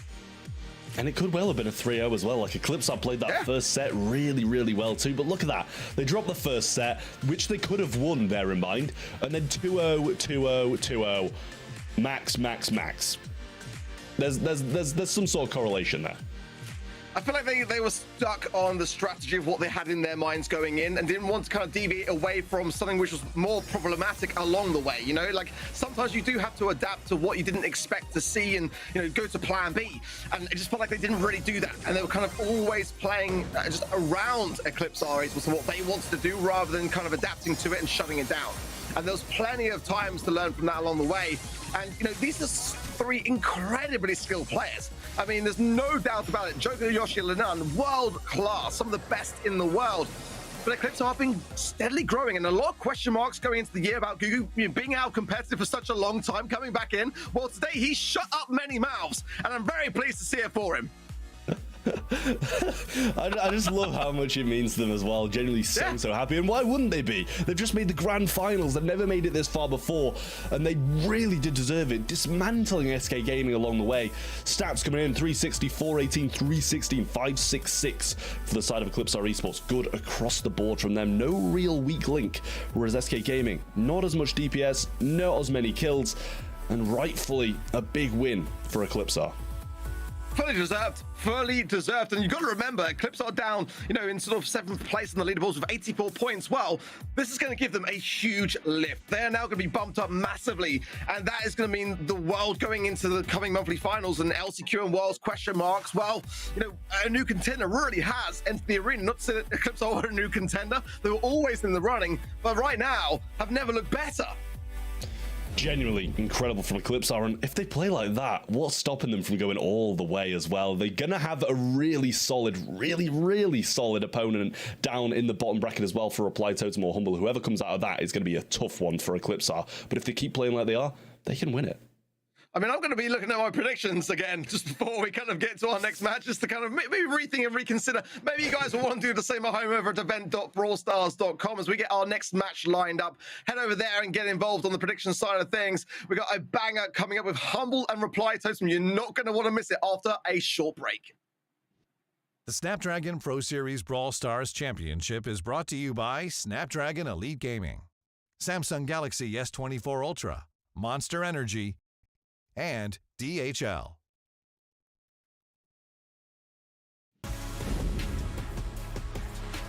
Welcome back to the BSC. When we say a short break, we mean it.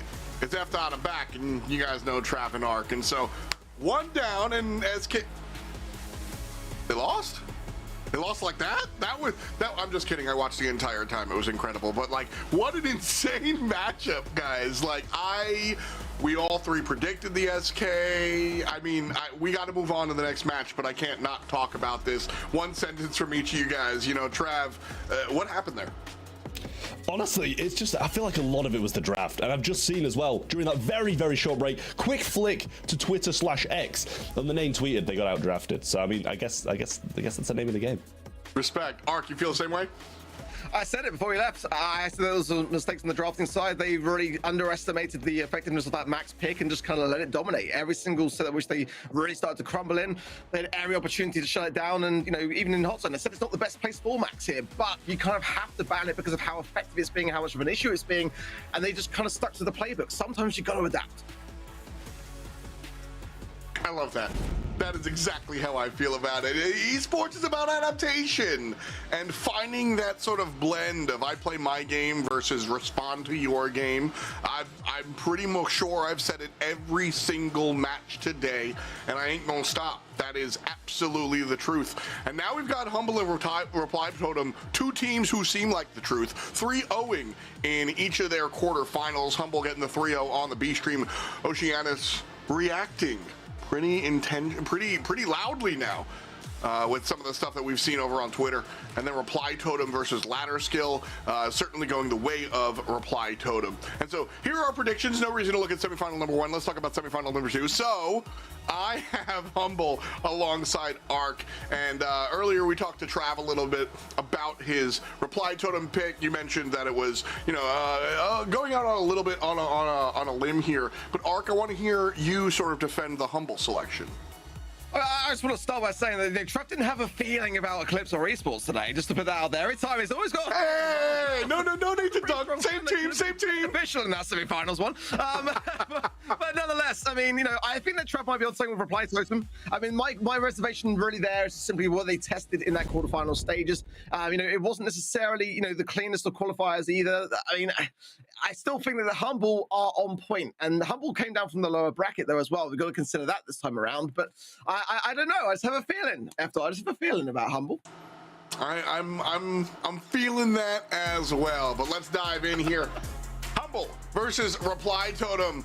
Humble, the loudest team in the BSC, Semantic, Boss, and Lukey coming through. And then these guys, absolutely. You know, like I said, Sim kind of takes the spotlight with respect to the outside of the line sort of thing. He's loud. We know him as a content creator as well. But he has, for a long time, also performed on the field as well. But we look around the team, Trav.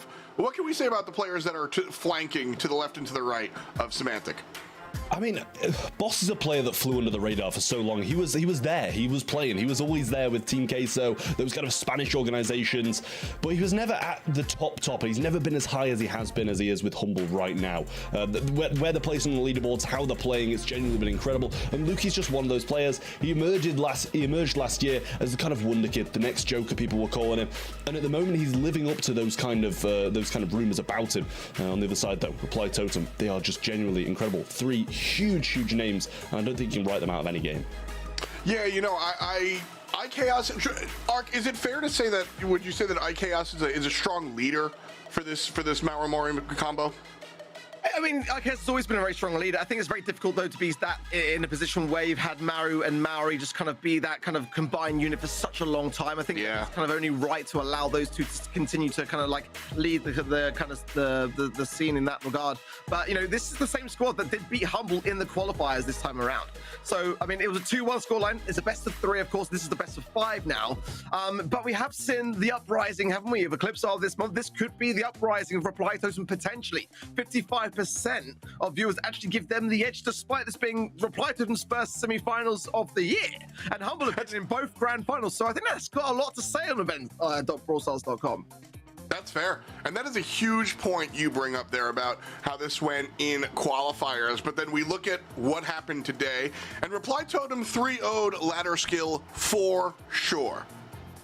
But that said, ladder skill tested them a little bit, and I'm sure there are harsher analysts than I that would say that that is telling of Totem Esports. Humble, on the other hand, didn't seem to have a problem.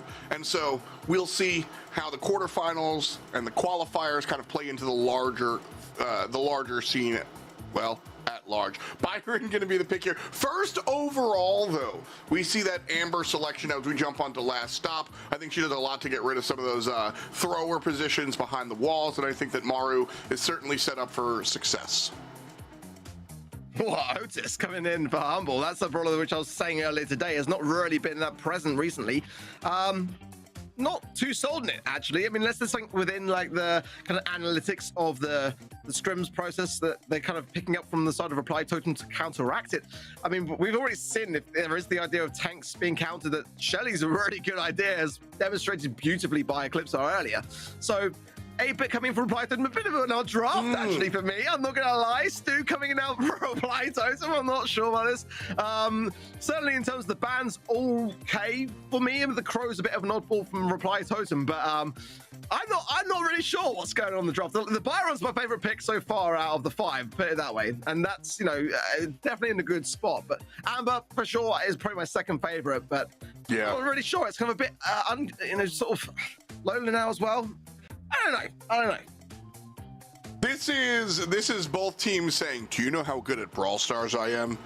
That's what these compositions seem to say. I'm with you on the Amber and the Byron. These are kind of like bog standard picks. Amber gonna do what she does, and Byron gonna provide the support that we have seen so viable and powerful, to be honest, in 2024, in the 2024 BSC season. But I see the 8-bit and the Stu combination, and I'm expecting Reply Totem are expecting themselves to outplay the opposition with this Stu. And then I look on the other side of Humble, and I see the Otis and stuff, and I'm like, okay, your job is to kind of prevent that outplay. But you're also leaning on the fact that this is just a raw skill comp. And Chaos starts us off with a kill from the 8-bit mid. Nice little TP back there to avoid what could have been an answer. But it's Semantic who finds it. And so 3-0 so far, Reply Totem up top, but it's Boss that finds the 3rd kill. And it gives Humble center control. Well, it makes more sense now. I think it's a different map to what I was expecting. I think we were expecting to see Bounty, but it's actually Gem Grab. And now I think it makes a lot more sense having that 8-bit mid, the Byron as well, to counteract that. Lola's going to have a good lane side, but I think the Stu still, for me, is a little bit of a question mark. I get the idea of having the speed zone behind the wall and being able to have that greater maneuverability. Otis now makes a lot more sense in the eventuality of tanks, you know, if they were to occur, being able to mute them upon landing from the jump pad. I kind of get those plays and those ideas in mind now, but definitely still not the traditional kind of draft I was expecting, even on this map, but it makes more sense, that's for sure. 5 gems on Humble, 3 to the side of Reply Totem now, and Maori's still just trying to maneuver forwards. Semantic giving him a really tough time on this right-hand side. Yeah, Stu's just a brawler that I think is... If you think you can outplay the opposition, you can pick a Stu. Very rarely is Stu going to be, you know, absolutely awful. I think that also prevents him from being the numero uno pick as well, unless you're just that guy. So, all that said, it's 7-all. Ton of time on the clock, but I think we'll hit a countdown and a victory before we hit a 0. Mid control still pretty much being wrestled on. Belonged to Reply Totem for a second, and then it belonged to Humble for the majority of the contest. And with a kill from Lukey, that's going to be gem number 10. 3 separate our opposition, and so it's not going to be easy. Just pick one up. We got to see aggression from Reply Totem. And as we count down from 7, here comes Chaos. He's going to fall to the wayside. Maru's going to fall to the wayside. This one in the pocket. Humble. Game 1. Yeah, clean, solid stuff. Semantic's holding that right-hand side so firmly from start to finish, and Lukey as well into the mid, just, you know, staying on his feet the whole time. And it's still early days. I want to see a bit more from Reply Totem going forwards, a bit more aggression and giving a bit more back and forth, but that was kind of how I expected things to start off for Humble, but we have seen them falter in the past. Let's not call it too early, but so far, so good for Humble. Yeah, Stu and Lola, that's really where I'm coming from with this idea that it's just, you know, it's just about sort of out-brawling the opposition on these maps. Stu and Lola kind of provide very differently similar ideas, just I'm going to out-DPS you, I'm going to kill you real quick. Amber, though, wow, look at Lukey. Amber just destroying Boss, and Lukey saying, you're not allowed to do that. Great heals from the support mid, and because of that, Humble's able to stand their ground, even find a return kill, and another. Lukey on fire. That said, look at the gems arc. It's all tied up. Yeah, Lukey's just playing so well, and again, just putting to rest the idea that Byron's, you know, in these drafts for no reason. He's definitely in here for the reason of the fact that he's back in the meta, and just keeping everyone on their feet, going over to Semantic now, and just juggling so nicely now, keeping Boss alive as well, and the improvised kiss as well, coming from that gap. Star power from Boss, keeping him alive. Survivability on the side of Humble, and the amount of heals they are getting from this comp is huge. Lukey has been the difference maker, not just on the healing side. He's also finding a little bit of damage as well. Chaos here, stepping forward, and Semantic's going to be able to provide some additional damage, forcing out the teleport from the slow as heck 8-bit. Mari's going to fall all the way down, and so Humble, they had the lead, and they secured it. Now they still have the lead here, leading by 3. Same situation as game number 1. Semantic finds a kill onto the Amber player. And Humble has a larger lead this time around. A ton of time on the clock. The 10th gem goes the way of Humble. Arc, this one looks all blue. Yeah, Lukey's honestly absolutely tapping. Really, absolutely nothing the 8-bit could do in that scenario. And despite the, you know, idea of trying to swap the lane side with the Stu, just didn't work out yet again. Humble just one step ahead the whole way through, making it look so easy, so clean. And that is the first set going to go their way, and they thoroughly deserved it. I mean, I don't think Lukey went down once. Not at all. You know, and again, I brought up the idea that the Lola and the Stu, these are characters that are just trying to outplay you. Stu's looking to cycle that super and just all the way around, constantly finding those kills. And, I mean, it almost doesn't matter who wound up piloting their DPS lore better, because Byron just consistently refilled those health bars. Amber on the left lane beat Boss, probably did enough damage to kill him twice over, and Byron just dink, made sure homie didn't fall. This was absolutely mid lane Lukey's performance. You love to see it. Yeah, really, really solid stuff, honestly. And, you know, looking at the player cams as well, I mean, that says a lot, doesn't it? Reply Totem just in complete silence, not looking at all, you know, comfortable in the scenario. These are times that you've got to pick each other up. I mean, after a loss, that's where you've got to be having that flow of conversation, be more so even there. And, you know, not uncommon for Humble to be locked in as they are. I mean, even last month when they came back so spectacularly against every single odd in Hot Zone, I spoke to Semantic after it and discussed it. And I said, you didn't celebrate. You didn't kind of do anything after that moment. He said, yeah, no, because you can't. You absolutely can't. You're going to lock in more than ever when those things happen and you're able to turn things around like that against all the odds, you know? And, you know, I think the Reply Totem, they've got to start talking. Mario on 37 DPS. Bro, is that right? That's stupid. Did nothing. On the other side, Semantic 9, almost 400 DPS, 5 for Boss, 3 for Lukey. I mean, you know, just only 2 overall for the whole of Reply Totem's kills. It's just not good enough. And in those moments where you're looking and you're reflecting back on a set, which just is a write-off, you've got to pick each other up and discuss, where did this go wrong? What can we do? Let's get into action mode. And they're not doing that. They're just kind of just completely silent at this moment in time. And that's a little bit worrying for me. I got to agree there, and I think these are the the maps that response matters the most. Listen, sometimes you go out there with a strategy, whether it's meta or off meta, and it doesn't work. Maybe you got outdrafted a little bit, and you just shut up, dude. Move on. This one, you got outplayed. You have to start bringing each other up. Little concerning, but again, this is a veteran team that has been around. Mauro and Mori has been playing for years, and so as we jump into parallel plays, this is where you get to show your veterancy. If they come back and they get especially if they get a 2-0, you know, this is the type of thing that just helps you just completely forget. Come on, man, that's not very good at mini golf. Are you good at mini golf, Ark? I'm actually quite good. I have a lot of fond memories playing mini golf and crazy golf with a lot of the players in the scene in the UK. Actually, we tend to do a little yearly annual kind of like crazy golf tournament. To be fair, Drade's quite the crazy golfer, and not in the way that he's good, but just in the way that he's crazy. Bans being in now. Lily on the left-hand side there. I saw Melody going to come in for a Reply Totem as well. I mean, I was going to say as well, a bit of a joke about the aim of that bot and compared to the last game, but I won't do it. Sandy, Surge, and RT banner by Reply Totem. Surge, Chuck, and Lily on the left-hand side. Cadillac coming in now for Reply Totem. Clearly want to have something on the defensive side for parallel plays. Makes a lot of sense. You're able to take your opposition off the objective. But Melody, for me, you know, I think that's one that I would have preferred to see banned realistically here. Stu, again, they work out for Reply Totem last game, but I think it kind of makes a bit more sense here. Yeah, for sure. Melody first selection. She's one of the stronger characters right here. No Lily, but we see the other member of the underworld, the Shadow Realm, so to speak.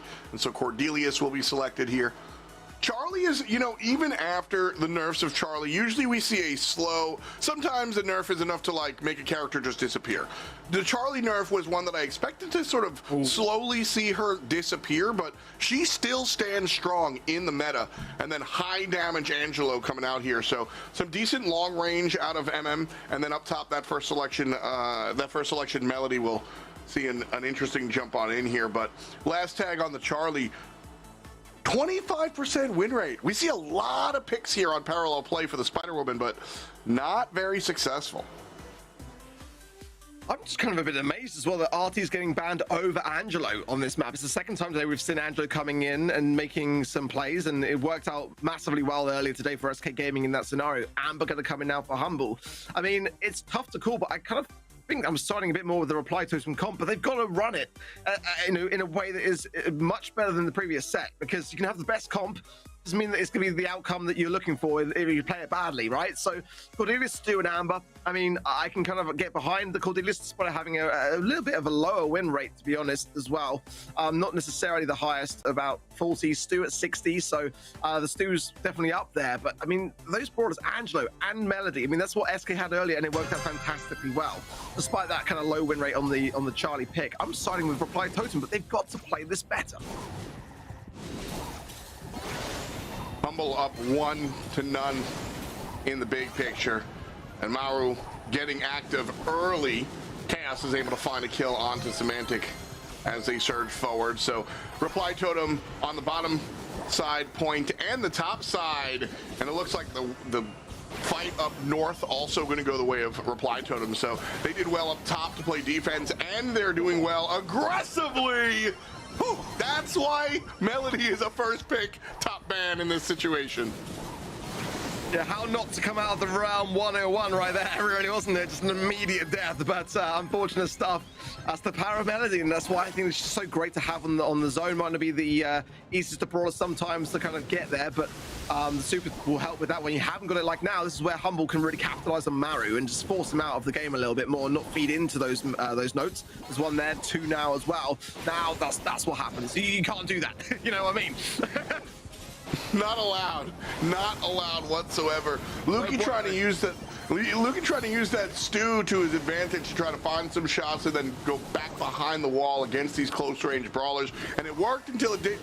Chaos shied over and find some long range damage, and both teams have their safe point. Reply Totem have been more successful on the unsafe point, and as a result they are well far ahead, and we'll take game number 1 here on Parallel Plays.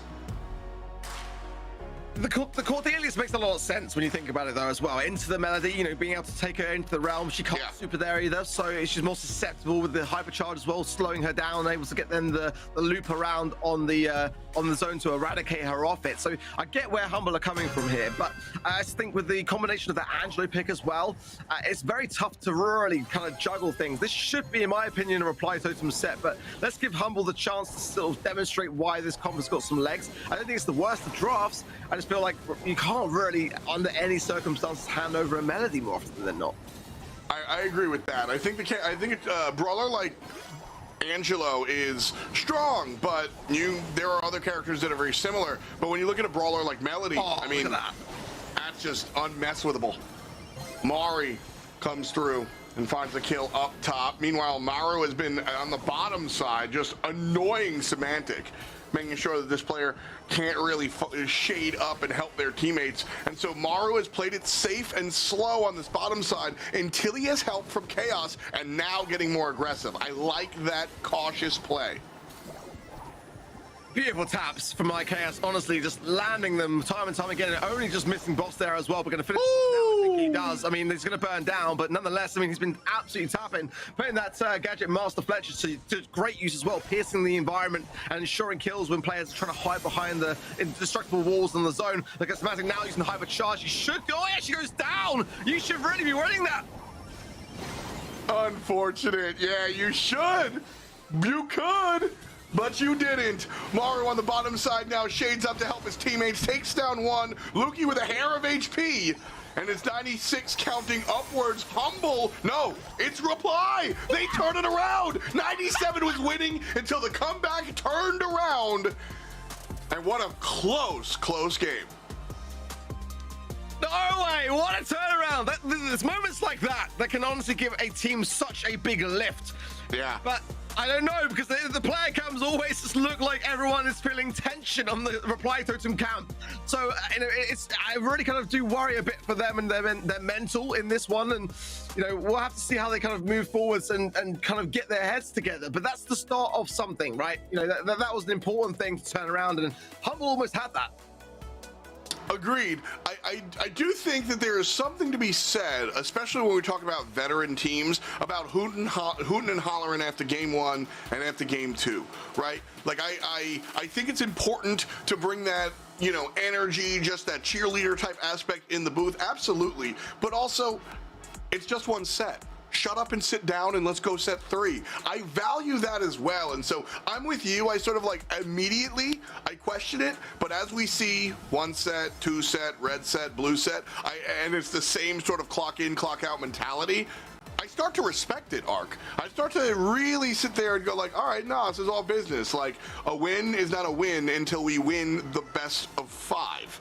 So I respect it, and I think that's part of why these teams are able to have the longevity that they do, because if you start getting the highest of highs off of a single set and the lowest of lows off of a single set, you're not able to find that sort of middle ground of success. And so our numbers come out here, and unsurprisingly, Angelo with the highest DPS in the lobby. Fantastic work out of the long-range sharpshooter. Love to see what he's been able to do here, and it absolutely worked out on Parallel Plays.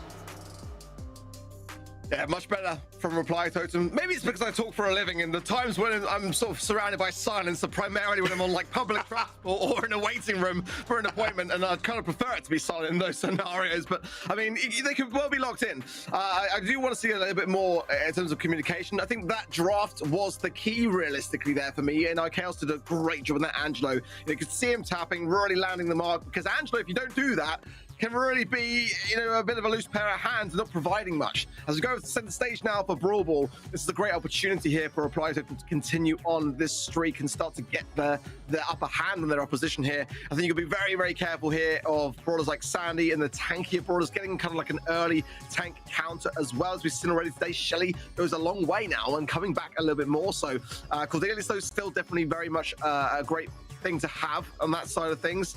I mean, the usual suspects. Charlie's going to be around here as well for sure. I think Surge will probably be banned, as we've seen time and time again today. It's been really interesting to watch that brawler have no play and constant bans, despite it being kind of not really, it is not really being available everywhere else. But it seems like it's just a pretty common thing today. Emma's banned, and that's the first pick. Shelly, I'm liking what I'm seeing so far. The bans make sense, and that's a great first pick. Very predictable draft here, if you ask me, and not in a bad way. This is kind of what you expect. Our teams are very strong at this point, and center stage, you're getting rid of a lot of the characters that can sort of sweep those bushes. And of course, Brawl Ball is about control. So you've got Amber to do the former, Gale to do, well, both, Ems to do the former as well. So a lot of sweep there. I'm always mad when Nita's banned, but the Crow selection here, we've seen Crow pipe up in largely South America, but it's been region specific, and you don't see a lot of Crow here, Ark. Yeah, you don't. I'm not too sold on it. I mean, I kind of understand why it's relevant here, but I mean, ultimately, if they're looking to kind of scout bushes, then over time the Shelly's gonna, I imagine, break a lot of them anyway. Right. It's a bit of an oddball one for me, to be fair. I mean, I'm expecting tanks from Reply Totem, so maybe they want to slow some of those down and kind of have more visibility. That poison ticking over time. I think Jackie's a prime example of a brawler which can be quite dangerous here. I think as well the Ashe can show its face time and time again on this map and have a good amount of win rate as well. Let's see what they're thinking here as we get into the next pick. But I mean, I'm not seeing. Yeah, Sandy is banned. Yeah, good. Jetty. That wasn't what I was expecting at all. I mean, it can get some value for sure. You find a connection, and then that will bounce and ricochet into everyone else. And even if it doesn't connect, you get some idea and some information as to where they might be lying in wait. But I'm kind of they're opting away from the tank. I'm kind of then surprised. I mean, I thought they might be trying to combine the Shelly with a tanky idea. The Shelly just clearly there for insurance purposes. Then. Yeah, I think Cordelius Crow, does that scare you away from taking a tank? Is that enough to make you deviate from the tank comp? I don't know. I think they were thinking Poco anyway, then just bringing Poco Ashe and then just pull its way forwards and then just try to overrun it that way. Rika going to come in and have the 75% win rate. I don't necessarily mind it, but again, it's not really my favorite brawler on this map regardless. I think it's kind of open to a lot of counters, hence why it's last picked here. I mean, it's quite a squidgy brawler, has a lot of vulnerabilities as well. But now with the multiple launcher gadget coming into a bit of a better place to counteract some of those assassin brawlers. But I don't know, not the draft I was expecting to see, in all honesty. I think that's kind of what I saw in the first set, and now is what I'm seeing in the third. I think, Crow, we don't see him often. He's been picked less than 20 times on this map specifically. And, that said, doesn't mean he's awful. He is an assassin that scares people. And on the other side from RT, we see characters that don't get surprised in the grass. All of these characters have a big fan shot, as Semantic and Chaos are going to be able to deal with the Shadow Realm, and Chaos makes it to safety after the fact. But that's what I see at a Reply Totem. They saw the Crow being picked, and they're like, I'm not getting surprised by Crow in the bushes. I don't know if that's going to be enough.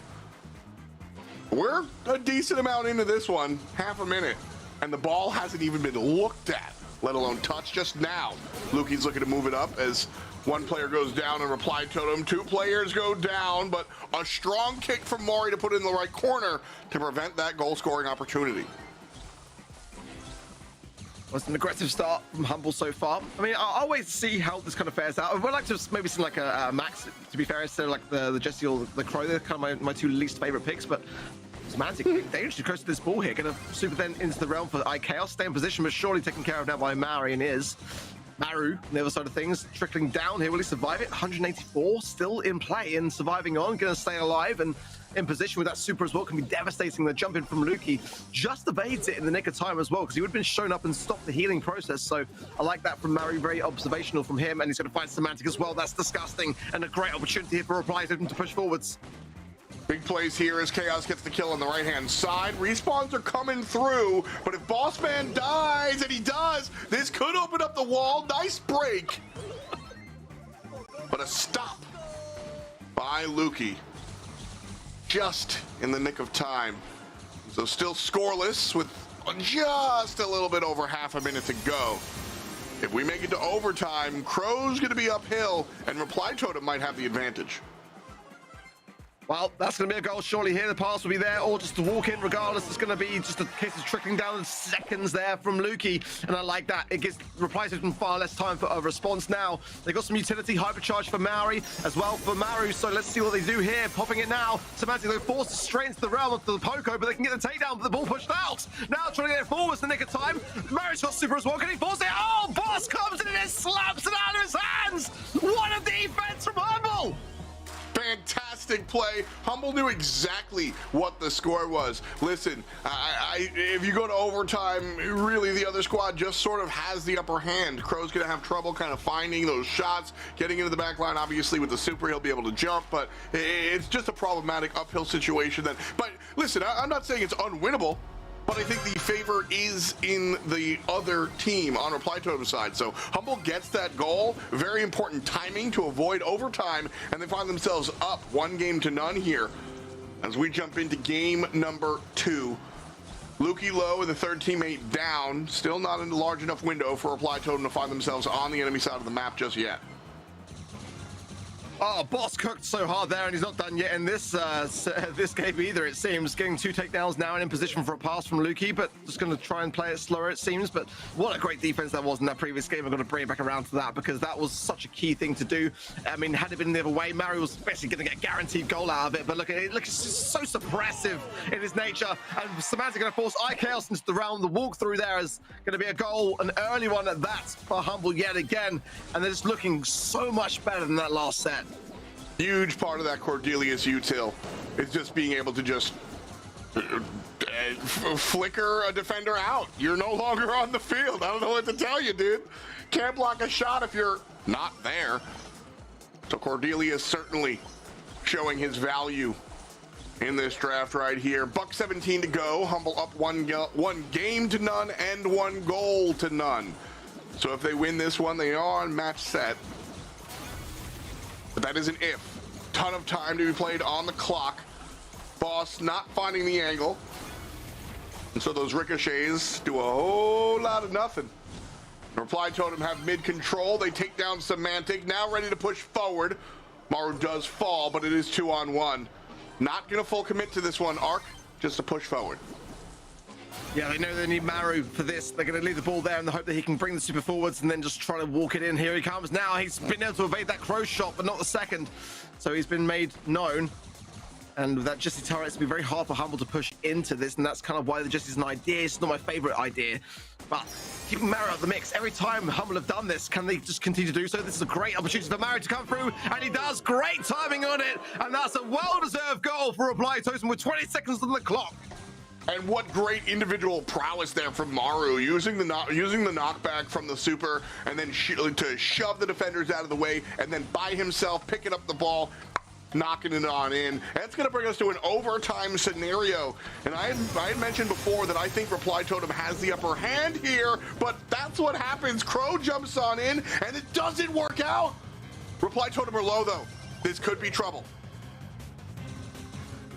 That was a guaranteed goal there for me, but Reply Totem saw it coming as I did as well, and we're ready for it.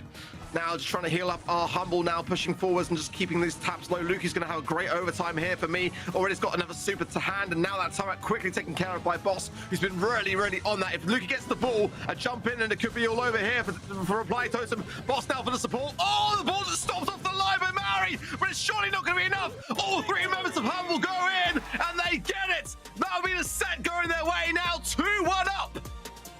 Well done.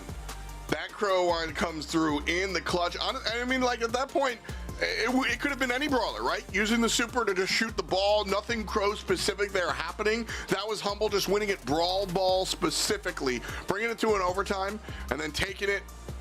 Big thumbs up from the big man there, Semantic, feeling good about that one. Is that a better response, Ark? You feeling better about that? I think that for me, like, that for me was pretty much Humble just really shutting down Maru a lot of the time. And they had to, because the Shirley pick is really quite a devastating thing to see on the other side of the field on that map. You know, you can creep forwards using the bush, and if you got super, as we saw with that goal, you know, it's very, very free to obtain if your opposition are just kind of like leaving things open, and you can't really have much to do else outside of it, because if you're in the line of fire, then you're going to get shoved back anyway. And, you know, it's a really tough position to find yourself in. I mean, I think Boss handled a lot of those Jesse turrets, you know, and just got them taken down. Everyone on Humble communicating really well in that regard as well. And, you know, a fantastic defense from Boss, which could have turned into a reply totem goal in that early moment as well. So I think that for me, just Humble played it really, really well. Both sides had a decent draft. The Jesse, not my favorite pick, but I understand why it's relevant and useful to have. And reply totem, to their credit, did well. That was a great evasion, by the way, prior to that goal as well. Yeah. Really just avoid going into the realm. Great save off the line, but it wasn't going to be enough here. The Crow worked out well in overtime in Humble's defense, but still my favorite brawler regardless leading up to things. I think that, though, reply totem did pretty decently, all things considered. I think Humble just played it better. Yeah, this was a tight one. Definitely a little closer than these numbers might show. The Rico at 327 DPS, certainly a lot stronger, or double the DPS of some of the guys on Reply Totem. But ultimately, I think this one was tighter. And Semantic coming through, showing us that utility on the Cordelius. Maru had the play of that set, though. I really loved that play on the left side of the map, the double super into the goal. Looked cool. Not enough to get the win. 2-1 for Humble overall. And we'll jump into Bounty one more time. That's what we've got in front of us. And so, Reply Totem. All right, prediction time, Ark. Surprise. Are we seeing a game 5? Or does Hideout go to Humble and we move on? I mean, if Reply Totem get a good draft in, but I mean, you know, you got to question that Poco in the last game as well. Like, you know, Hands was out, sure, with the gadget to take away some of that Crow slow. But other than that, we were expecting tanks, right, going into that one. Yeah. We saw that brawler, and that didn't happen. Whether that was a deviation from their kind of original like ideas or not, we're not really sure. But you know, the draft wasn't great. It really wasn't fantastic, in my opinion. But I mean, it could go all the way to the 5th. I think Humble, off the back of that last set, will feel very, very much good about things, and Reply to need to reset their mindset back into where they were going into parallel plays. You know, that's when we saw the most from them so far, and that was a very good draft. You remember the Melody as well as the Angelo. Those ideas worked out. Like, it's not rocket science a lot of the time here when it comes down to drafting and just kind of like going with what works. And I think they're trying just to be a little bit too experimental for me. I mean, in Bounty, you know, just kind of having, you know, some safe ideas. I think Sandy is a very strong consideration. RT as well, Melody banned out, Andrew as well, and the Gina like that. Max as well, Piper and the Melody for Humble. They're very good bans, to be completely honest. Byron, first pick from Humble. Dangerous stuff. We saw just how great Lukey was with it in Gem Grab earlier today. I think there's still some room, some openings here, potentially here for some throwers even, some Larry and Laurie, some Sprout, potentially Mandy as well. Brock, Bell coming in now for Reply Totem. It's going to be interesting to see what they will bring in and what they will fail. But RT is not banned here in this occasion. So I think that's definitely up there for me in terms of the picks. You mentioned the Brock, and I think Brock has some value here with respect to trying to open up some of the map and punish if we see any thrower picks. Without thrower picks, I think that he falls down a little bit. You know, I might be, if we see 2 throwers here, if we see Larry and Laurie, I might be slam picking Brock here for Humble. But as a result of not seeing that, we go just raw damage with Pearl. Some nice look here. Nobody really okay, and Cordelius. I was curious if we would see any sort of like speed, but it's gonna be Cordelius. A nice little tank counter. Deal with Meg somewhat. And there's Larry and Laurie. You mentioned it, bringing the throwers, able to sort of abuse that little L section, and without the dedicated, you know, strong stuff, I think that's certainly where we could see some prowess coming out from Reply Totem with this draft. Meg, Bell to provide some long-range nonsense, and then Larry and Laurie. This is a well-rounded composition. Often we look at Brawl as sort of like 1-to-1-to-1. A lot of the West looks at Brawl Stars as individual matchups arc. When I look at this composition from Reply Totem, this is sort of what the APAC region teams do, sort of like an all-3 composition squad. Ooh, Yeah, Larry's in mid. Interesting. Pushing forwards nicely as well. Semantic's low, and Lukey couldn't keep him healed up enough, and now he will go down himself, marked up as well by the Bell pick. I'm liking this so far from Reply Totem, honestly. I mean, the Cordelius is a bit of an odd one. It's kind of like, you know, about 50% of a win rate. But it's kind of...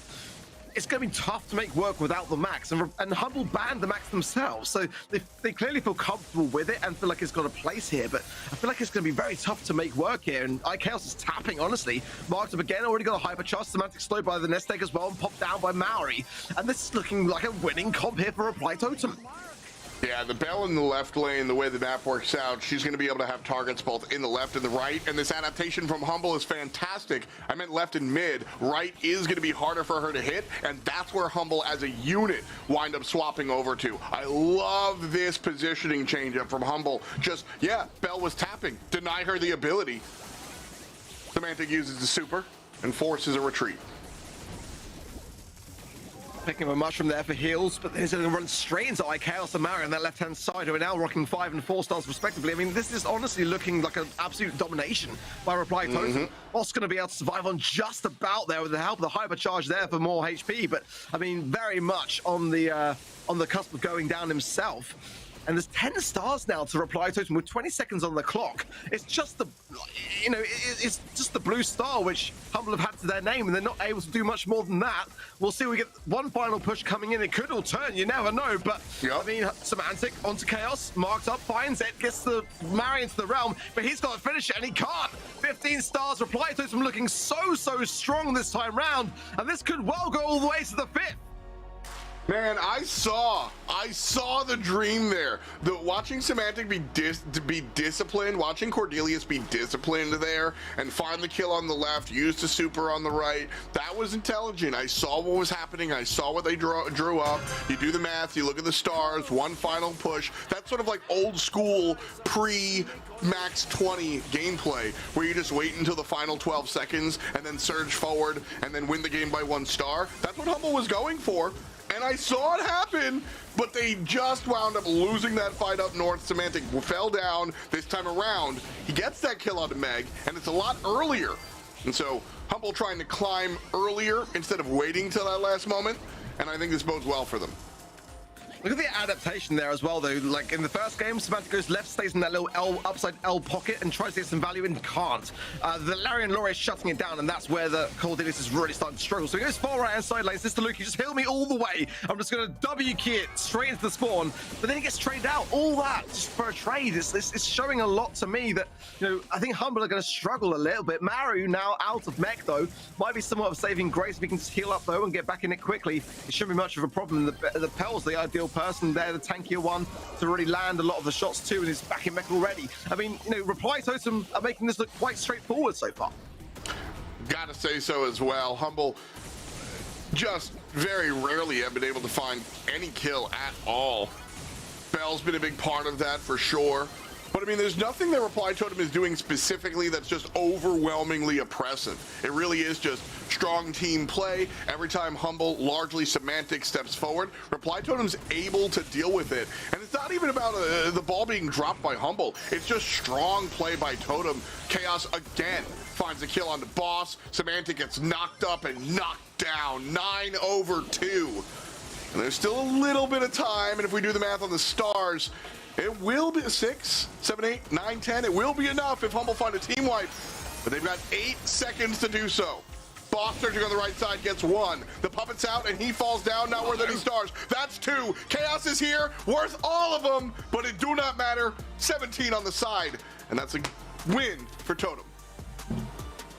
And the first slight glimpse of a smile there from Maori.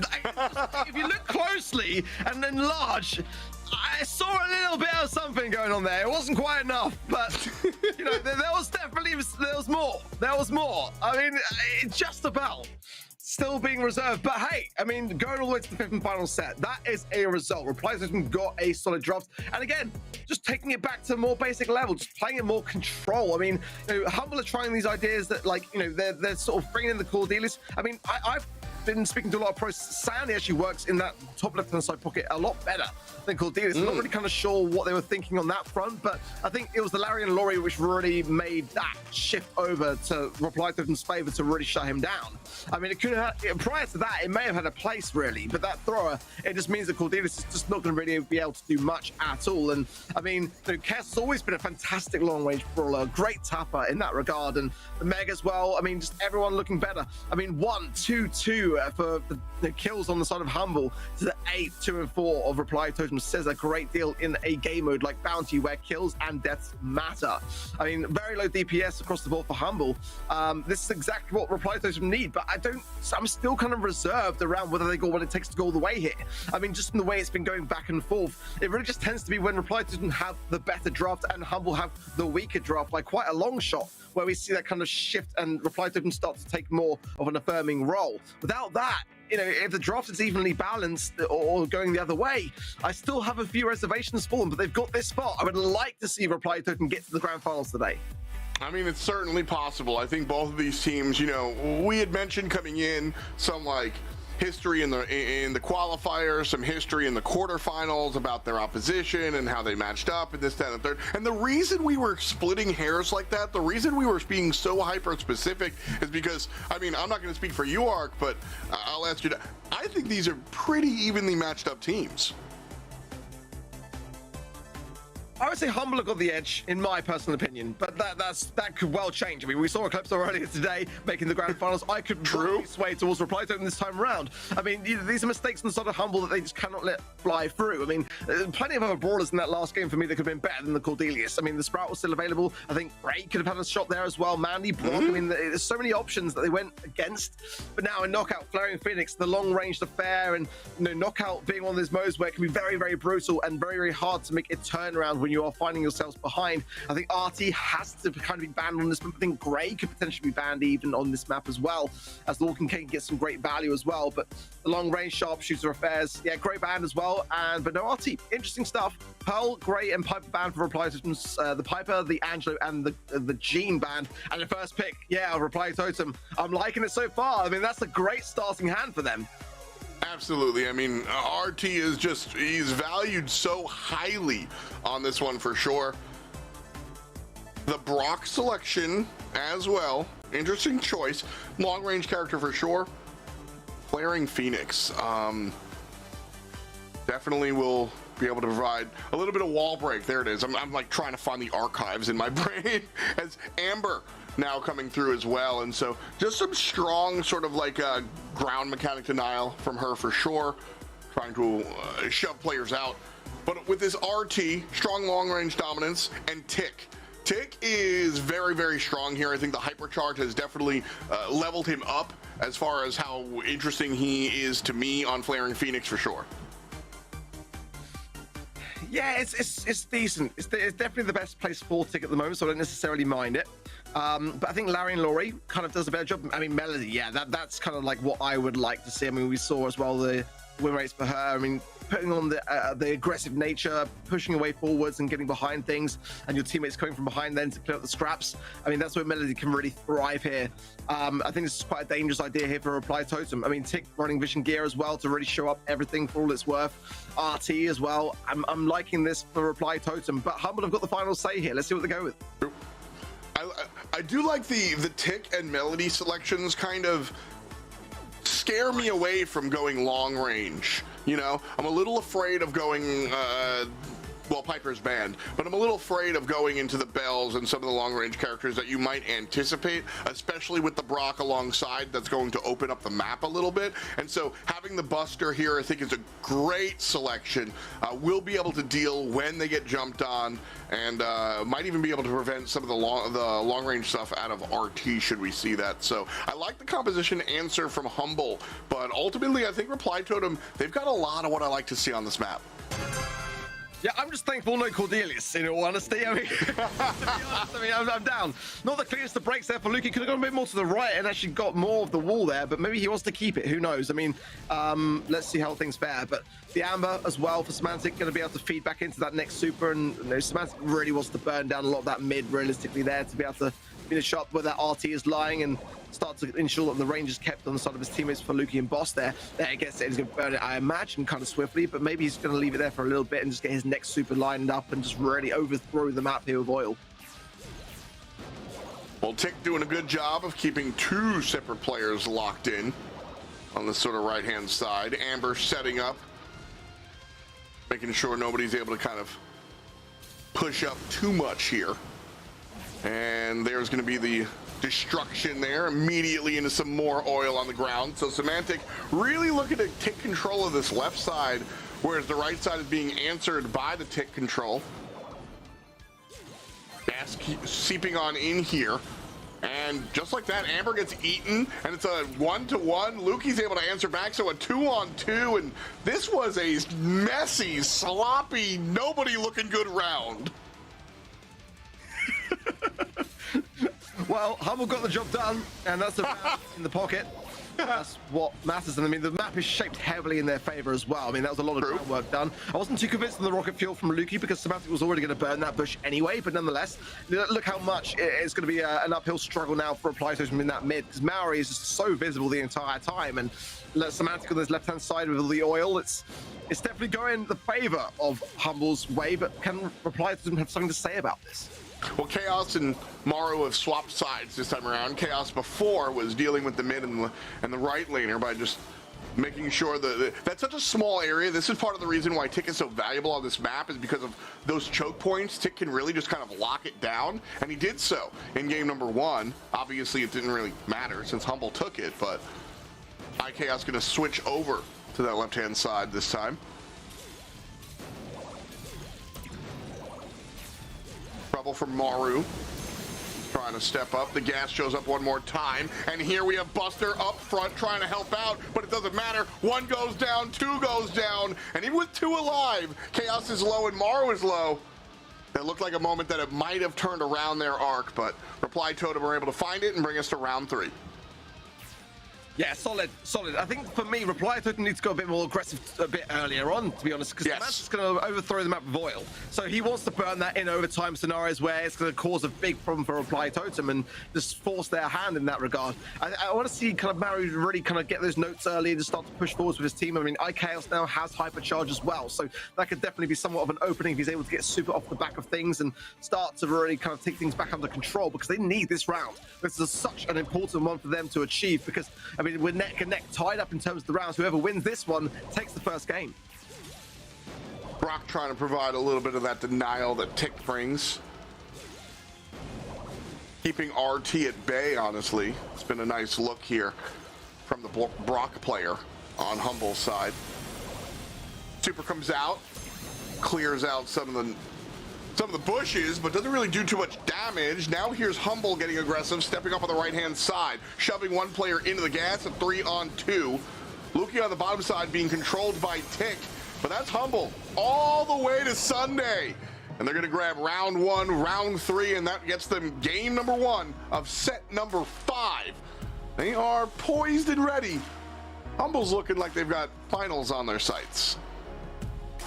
Nothing against Humble, but I would love to have seen that Tick 3 versus 1. I mean, that would have been a moment in history right there. I mean, the hypercharge was there. I mean, it would have been a beautiful play, but not to be, and deserved very much so from Humble.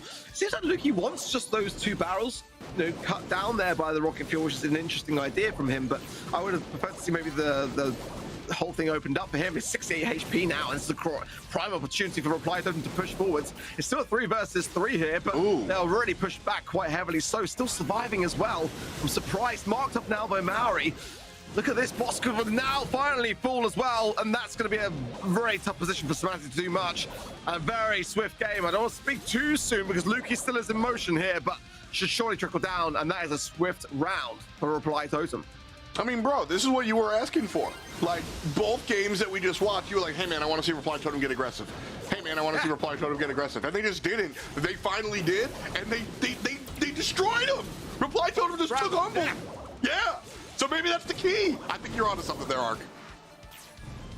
Got to be controlled with it, but you've got a melody for a reason, and the Amber is just to litter the map with oil. So you know over time it's going to be so problematic if you just hand things over to Humble, which is exactly what they did in the previous rounds. Now things are looking different, and Humble on the back line showing that they actually struggle a bit more when pushed upon this aggressive nature of things. But Reply Totem can't be overly aggressive. I mean, Maori there almost got tapped up. 2 consecutive shots from Lukey will seal it, and as quickly as that, Rocket Fuel as well to really open up that mid. The lane's making an adaptation now, pushing over to Mario onto that right-hand side. Let's see if they get better fortune for it. Well, Mario over here, the first couple of games, he was very, very scared of this damage on the ground from the Brock, and then this time around, he stepped forward and almost died because of it. But final moments coming in here. Melody dashes through, gets one, but turned on by Amber. And Semantic, no HP to speak of, almost gets the turnaround kill, but close only counts in horseshoes and hand grenades. This one goes to Totem. Very close to the end, very close. I was a bit worried there for Chaos because the support to take down that top right-hand brawler just wasn't quite there, in my opinion, in that sort of supportive role that needs to be there to ensure it. But nonetheless, it was done. And Reply Totem now have got a fantastic shot.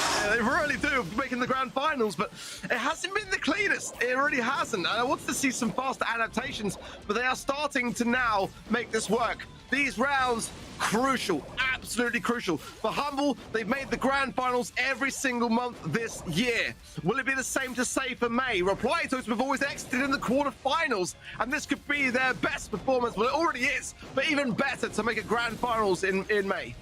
I mean, that's what we were saying that off camera before, how other teams have outplayed Humble, but Humble is consistently number 2, and consistency is key. 2-on-2 here. Chaos, I was gonna say in trouble, but not really. Just backs on off, but it's just Chaos by himself, so trouble is relative, I suppose. Gas coming in here, and Chaos just gonna give it on up, move on to round 2, deny the supercharge. Good call there. That one seemed to be okay until all of a sudden it wasn't. What happened there? Well, I mean, for me, Lucas used all 3 gadgets. He's opened up that entire left-hand side in the time that was given to him in that 3 versus 1 affair with Chaos and the rest of Humble. I mean, this is now really under Humble's thumbs. I mean, they couldn't have asked for a better result. And Chaos now wastes his super on that right-hand side. Boss takes down quickly. There are supers available to Maori and Maru, but nonetheless, I mean, they've had a great start on the side of Humble, but they can't falter now. If they do, then this could go very much all the way to the very final round, but I mean, they've got the map shaped exactly how they want it. Will they keep it? Well, Maru now looking for some trouble, has the notes around, thinking about the super. And as a result, Humble has fallen all the way back. If they win this round, they being Humble, they will humbly move on to the finals.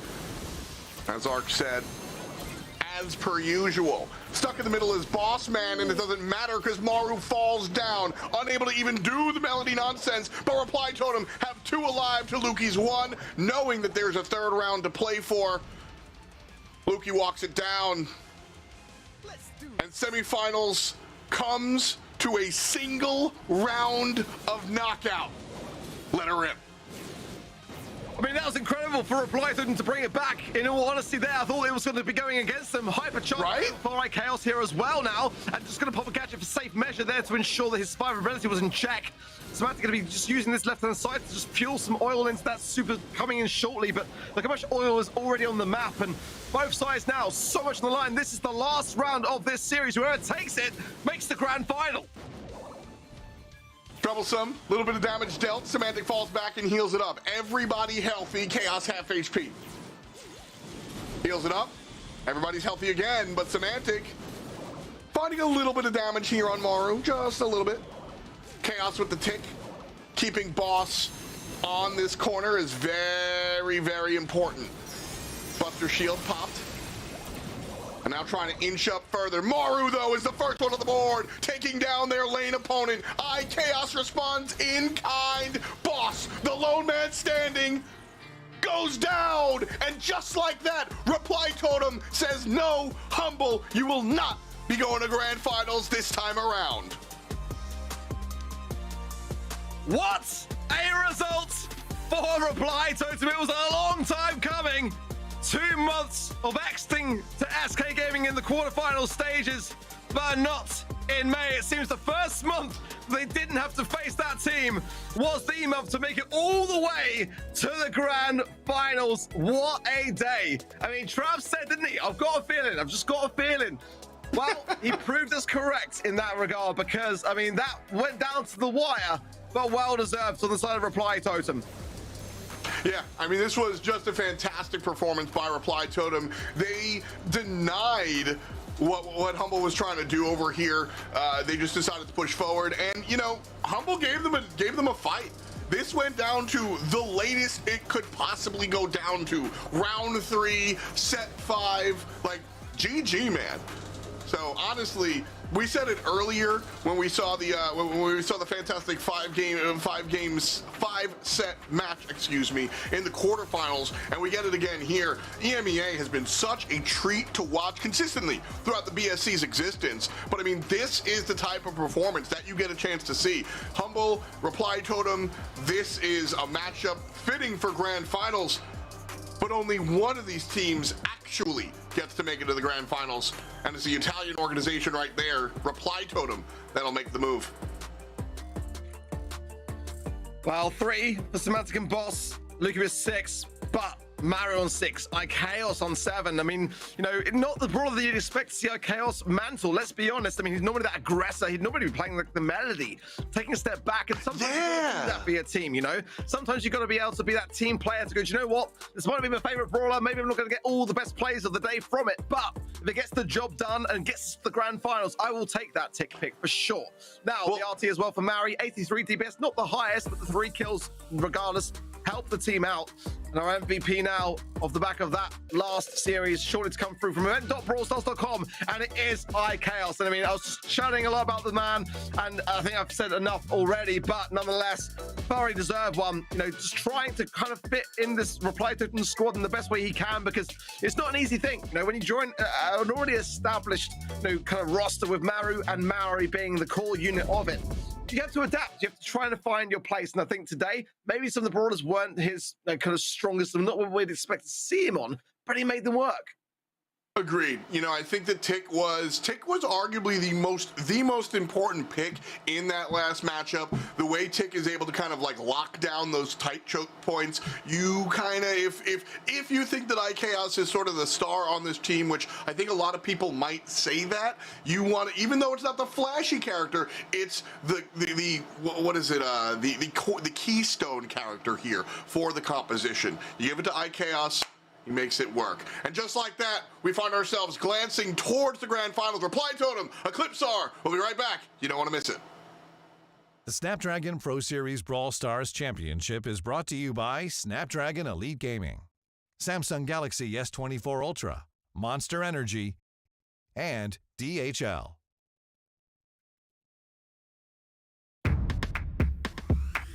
We could tell you all about Spike Air, our new brawling shoe with explosive technology and a podium-perfect profile. We could tell you it's banned in 42 countries for unfair advantages in the Brawl Stars Championship. But we'll let Spike do the talking. Spike Air. Look sharp. Sorry, Paula. Maybe we can try again if we get more comments.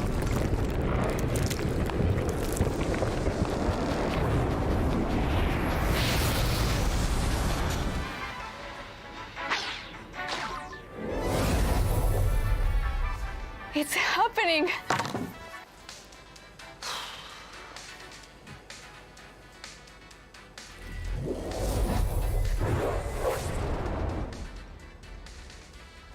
What the? Yeah, so I was thinking at least chicken, and then chicken, and then... I want barbarian. Barbarian. Sure, that works. Oh, hey, look at this. The buttons are here.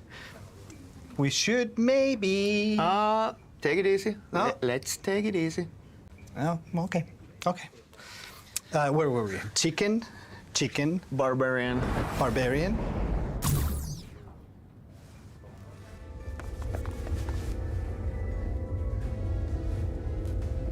Come on, Ilka, you can do it. Yes, do it. Press it. No, not that one. Yes. Oh, Squad Busters is going global.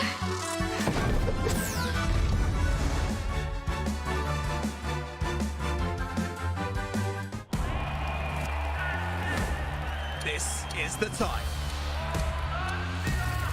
The time when dreams come true and legends are born. Oh my word! This is the place. Some seriously spicy stuff. An absolute masterclass! The place where teams from across the globe come to battle it out for their shot at glory. Oh, you're kidding! And a piece of up to $2 million in prizing. No pressure, guys. No pressure. This is the feeling. It's beautiful! The once-in-a-lifetime feeling of lifting the trophy at the Brawl Stars World Finals. Here comes the push. Here's the damage. This is now the crunch time. This is the game. Immediately taken down. Still not going to fall. He refuses to die. The game you love. This is the Brawl Stars Championship. Let's get ready to brawl.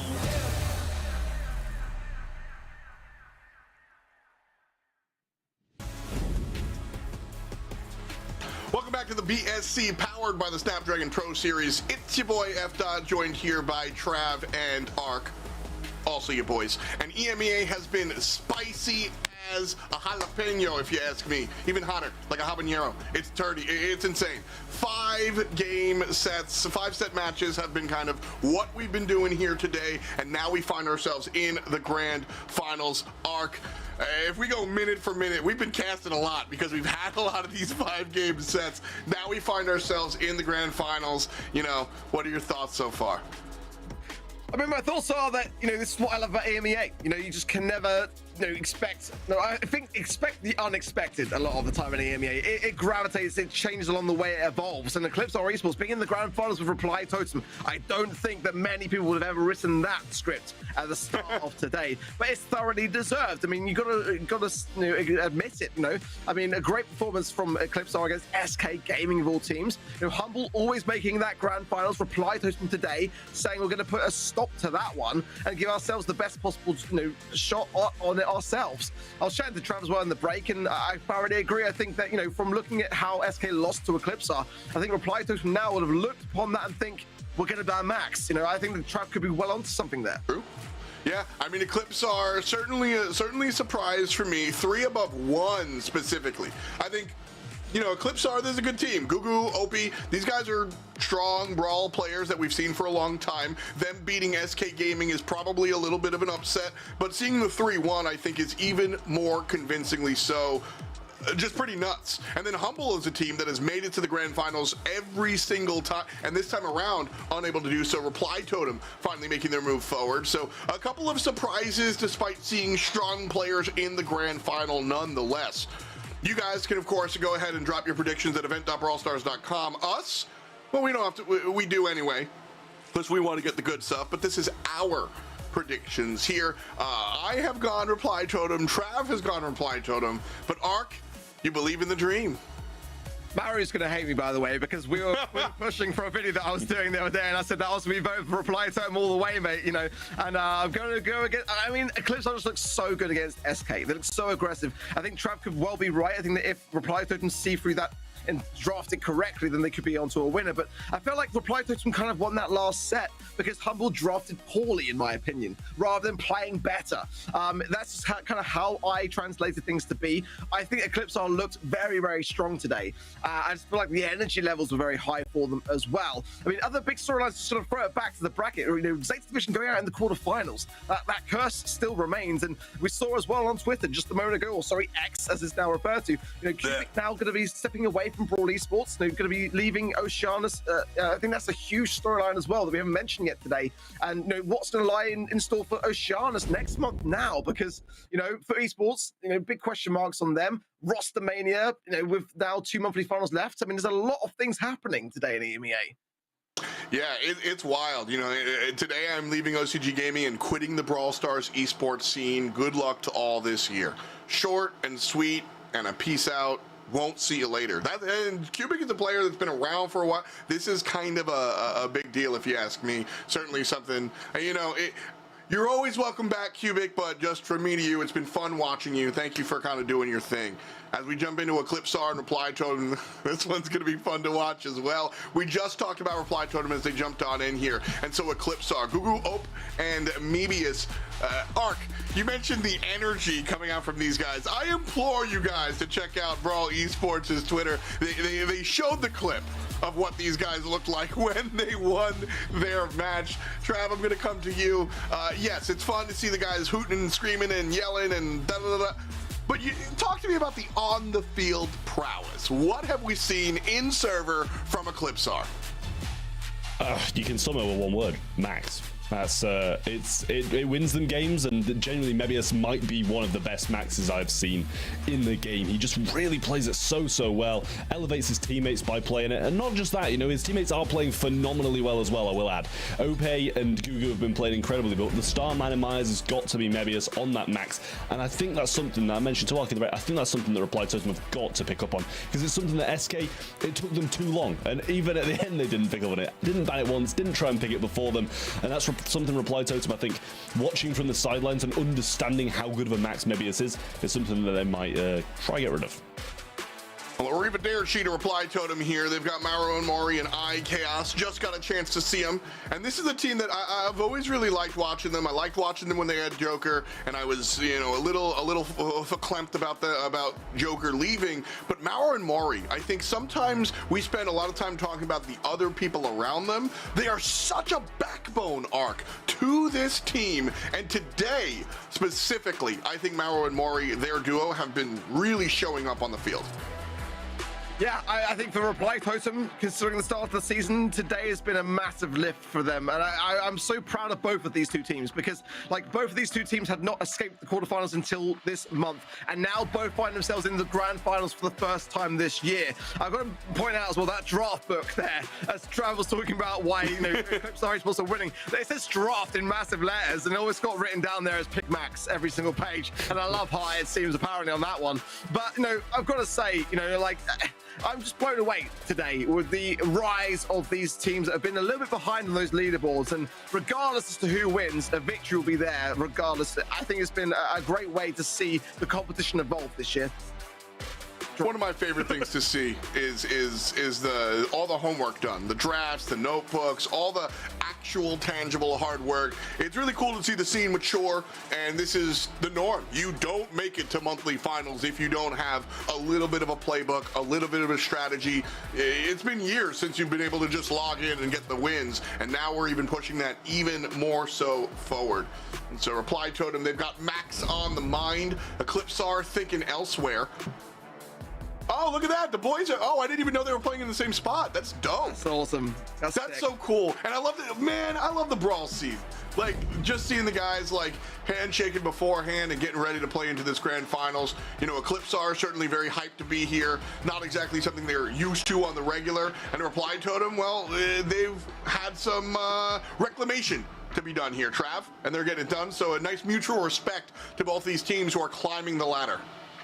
Yeah, it's really nice to see that, like, I think a lot of the EU teams are in the same area as well, or have been in past months, and it's really cool to see everybody kind of getting together and playing in the same place, and it's something that can be done so easily in Europe, so these guys doing it and then showing the sportsmanship before and after the games is really incredible to see. We'll jump into Kaiju Park, Kaboom Canyon, Heist is where we're going. And Ark, any last words before we jump into our grand finals here? Great sportsmanship, but when the games start flying and the celebrations go between the walls, I kind of wonder a little bit. That might have a bit of a reflection on the outcomes, but I mean, best of luck to both teams. I'm really looking forward to seeing how this one goes.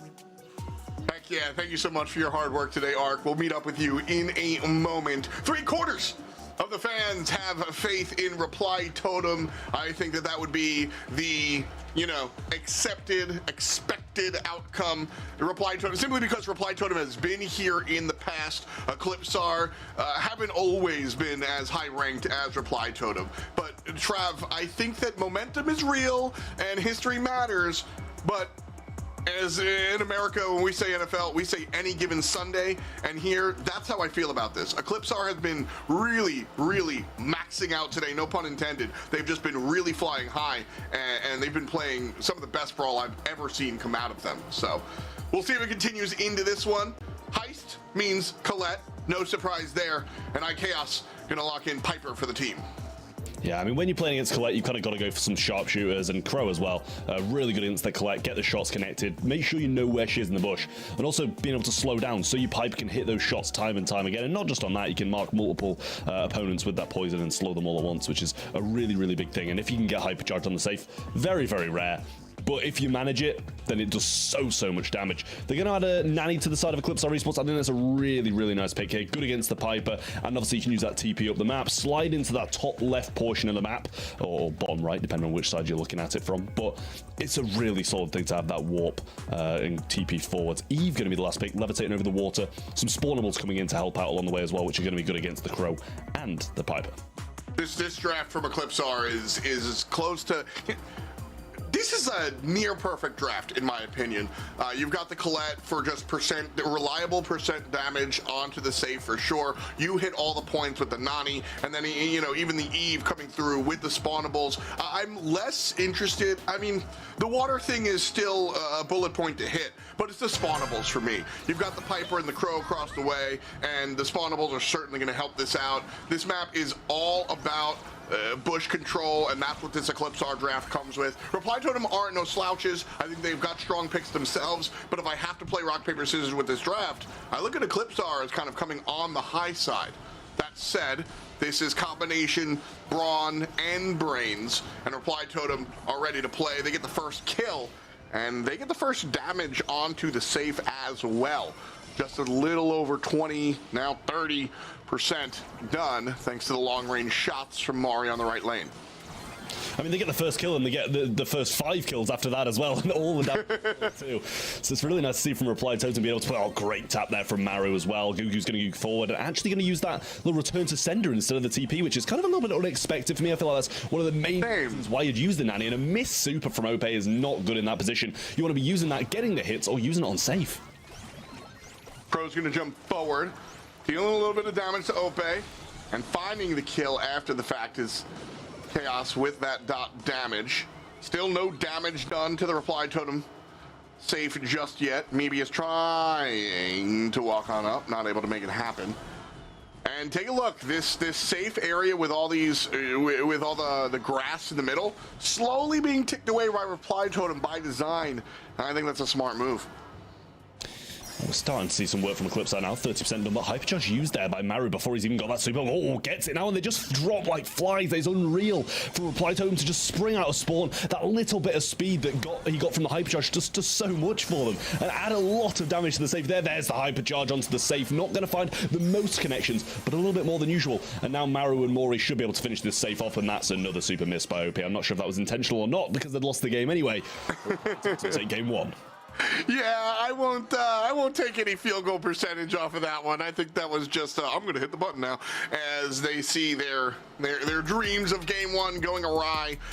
And you know, listen, I'm going to double down on what I said. I honestly think that Eclipsar have the better draft here, but Reply Totem just played this very well. They maintained control of the bushes, whether they were close or not. They made sure the players weren't really able to utilize that too much, and then they just made sure to, every time Maru had the super, step up to the wall, toss it out, do a ton of damage. And then also, you know, get the takedowns. That's also a huge part of what's happening, and you highlighted a bunch of times. Just beautiful taps coming out from Reply Totem. I mean, you saw the patience there from Maru. The return to sender was popped. He just waits for it. Okay, fine. That's fine by me. I'll just get you when you come out of it, but maybe it's moving forwards now. And still 100 to 100, but 50-50 control across the board here. iChaos is going to go down, though, which should allow Gugu to win this matchup versus Mori, but he does have that bush control. Return to sender used once more, and a little bit of a break coming in from Maru. Every single break is going to help them so much to get this mid control back. Yeah, specifically Ope. That's gonna. It's hard for this shorter range brawler to find that. Colette is here for super, and it's hard for her to find that super if she can't walk up and find the shots, and if there's no grass, she can't do that. It's that simple. That's the math, PEMDAS included. So Reply Totem are on the bottom side this time around, 78% to 100. So 22 done by Eclipsar, and there's Ope coming through and making it happen, bringing the enemy safe down to about half, give or take. And that's the ideal play pattern for Eclipsar. That's what they need to happen. Reply Totem denied it the entire time last game. This time around, working out better for Eclipsar. Much better for Eclipsar, but now Totem spring into action. Starts to come through, and a few supers and the bush down too, but they need to keep control. Maru's so low, and Mori's taking a few hits. First signs of damage for Reply Totem on the safe then, but Gugu has none of these return to senders left, which means the matchups against the Piper and Brock become increasingly harder as the game goes on. But a super avail from OP, he wants to make his way up. No gotcha gadgets left for him either, so no heals along the way. Has to juke up nicely to be able to do just that, and that's poor placement from Mebius on those little babies coming in. But 30 seconds, they're holding well until that. Trouble. Here comes the push from Reply Totem. They see it. It's blackjack on the clock. We'll see if they can get the chips themselves. 83% to 42. Still a ton of work to be done by Reply Totem. Here's the jump in by iChaos, and just like that, they done did it. 5 seconds left, and Eclipsar are not going to be able to walk up top and make it happen. Maybe it's showing up, but it still goes to Reply Totem all in at the end. I mean, one push is all it takes, and the hypercharged Crow super is just so disgusting on that safe. Brock shots following up with it as well, and Piper did a good job of just defending. You know, we saw OP pop that hypercharge. He wanted to just go up, use that super on the safe, and it probably would have finished it. It would have definitely won them the game in the long run, but I think the hypercharge just about ran out just before he used it, because we didn't see that much damage up top for that to have hit the safe. So good defense there from the Piper overall, and Reply Totem do manage to take this first set. Second game, definitely a bit more struggle. Had to win it in those closing seconds, but the first game, smooth sailing for Totem. Yeah, smooth, and again, this was just better performance in server for me, if you ask me, from Reply Totem. I think they just outplayed their opposition. Eclipsar, and when I say outplayed, I mean ever so slightly. I'm not saying they dunked and ran circles around them, but again, I said it 3 times already. I think Eclipsar won the draft, and Reply Totem came through and just pushed their buttons better, which is valuable and a lot of fun that our game is able to kind of have those picks, those ins and outs as far as strategy is concerned. But Beach Ball is ahead of us. We'll go to Gem Fort and Canal Grande and Dueling Beetles if we need it, but let's not get ahead of ourselves. Grand Finals, this has been a wonderful one so far, and our Grand Finals, I think, should give us a fun matchup as well. Eclipsar coming through, and that was the thing, was Ope, when that channel was available here, Trav, it happened. But I mean, you mentioned the Crow hypercharge. You see how quickly that bar falls? It is absolutely ridiculous how much damage that one hypercharge can do, and you saw it there as well. OP tried to go aggressive, but only 2 kills on the board for him. And I mean, as you mentioned it, Colette, it's not for those kills, it's not for any control, it's to get the hypercharge and get it on super. And I don't think we saw one hypercharge on super. We saw a couple of, you know, plain supers. Deals 10%. That's fine, deal that 10%. But if you can't match it up to the damage that the other team are doing, unless you have the hypercharge, which obviously she can't, you need to get them on safe. But the positioning just wasn't there for Eclipsar. Yeah, that composition is just looking for routine plays, you know, like you said, 10%. Well, we can do the math. That's 10 supers coming out from Colette, but Reply Totem knew exactly what needed to go down. This composition from Eclipsar is dictated by their control of those mid bushes, and Reply Totem just said, no, thank you, destroyed them, didn't allow it, and that control of, or that denial of area, more specifically, really enabled Reply Totem to not just find the victory, but find the victory in the way that they did. So a nice look from, again, the green and black, looking cute, feeling cute for them. So a nice look on Heist so far. Beach Ball is what's going to be in front of us, but as we kind of reflect on this one real quick, you know, Eclipsar coming into this one, they got to be feeling high on this. You know, they've got to have this momentum coming in here. Beating SK Gaming, you know, that's a legendary org team with respect to Brawl Stars, and being able to tackle that. Do you think that momentum follows them into finals, or do you think they come in here just like, all right, brand new day, let's get it done? I mean, I think you've got to have some level of momentum after beating a team like SK Gaming, haven't you, really? And if you haven't, then, I don't know, the mentality seems to be a little bit wrong, because you saw how buzzing they were after beating SK Gaming. Gugu was out his chair, he was screaming into the camera. Like, you've got to bring that same energy into the grand finals, otherwise you're going to be falling out of it and placing second, which, don't get me wrong, that's not bad. I'd take second place, but everybody wants to win. Amber, Charlie, and Jesse bans for the side of Eclipsar, I believe it was there. Nita going to be their first pick on the other side. The Melody, the Surge, and the Sandy bans from Reply Totem.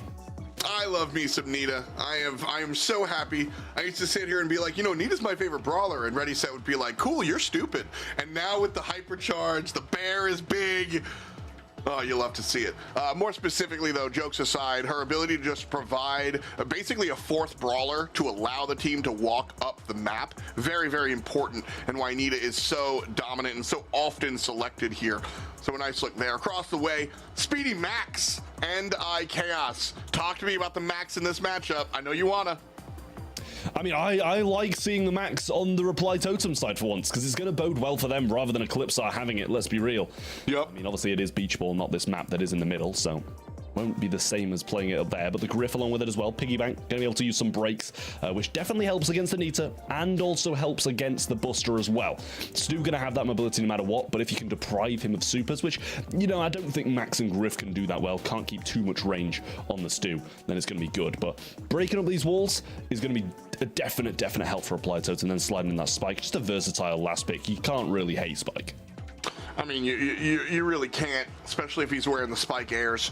You know, at the end of the day, you've got big area control, slowing players down. Spike has been a staple of Brawl Ball, kind of meta independent. You know, that super will always be valuable and viable.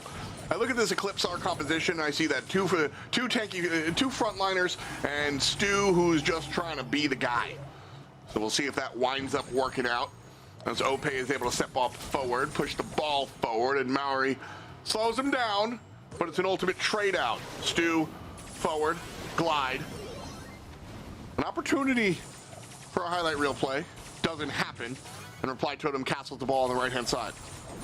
You know, the gadget there for Maru should mean his death, and that leaves Chaos alone in this backside, gets the pull back and stops him in his tracks, but he doesn't get the ball. Might just be enough ammo for Mori to stop this, but doesn't get inside him properly, as you kind of have to have that extra damage from that, but obviously it just shot the ball through, so 1-0 up here for Eclipsar, and a great start for them.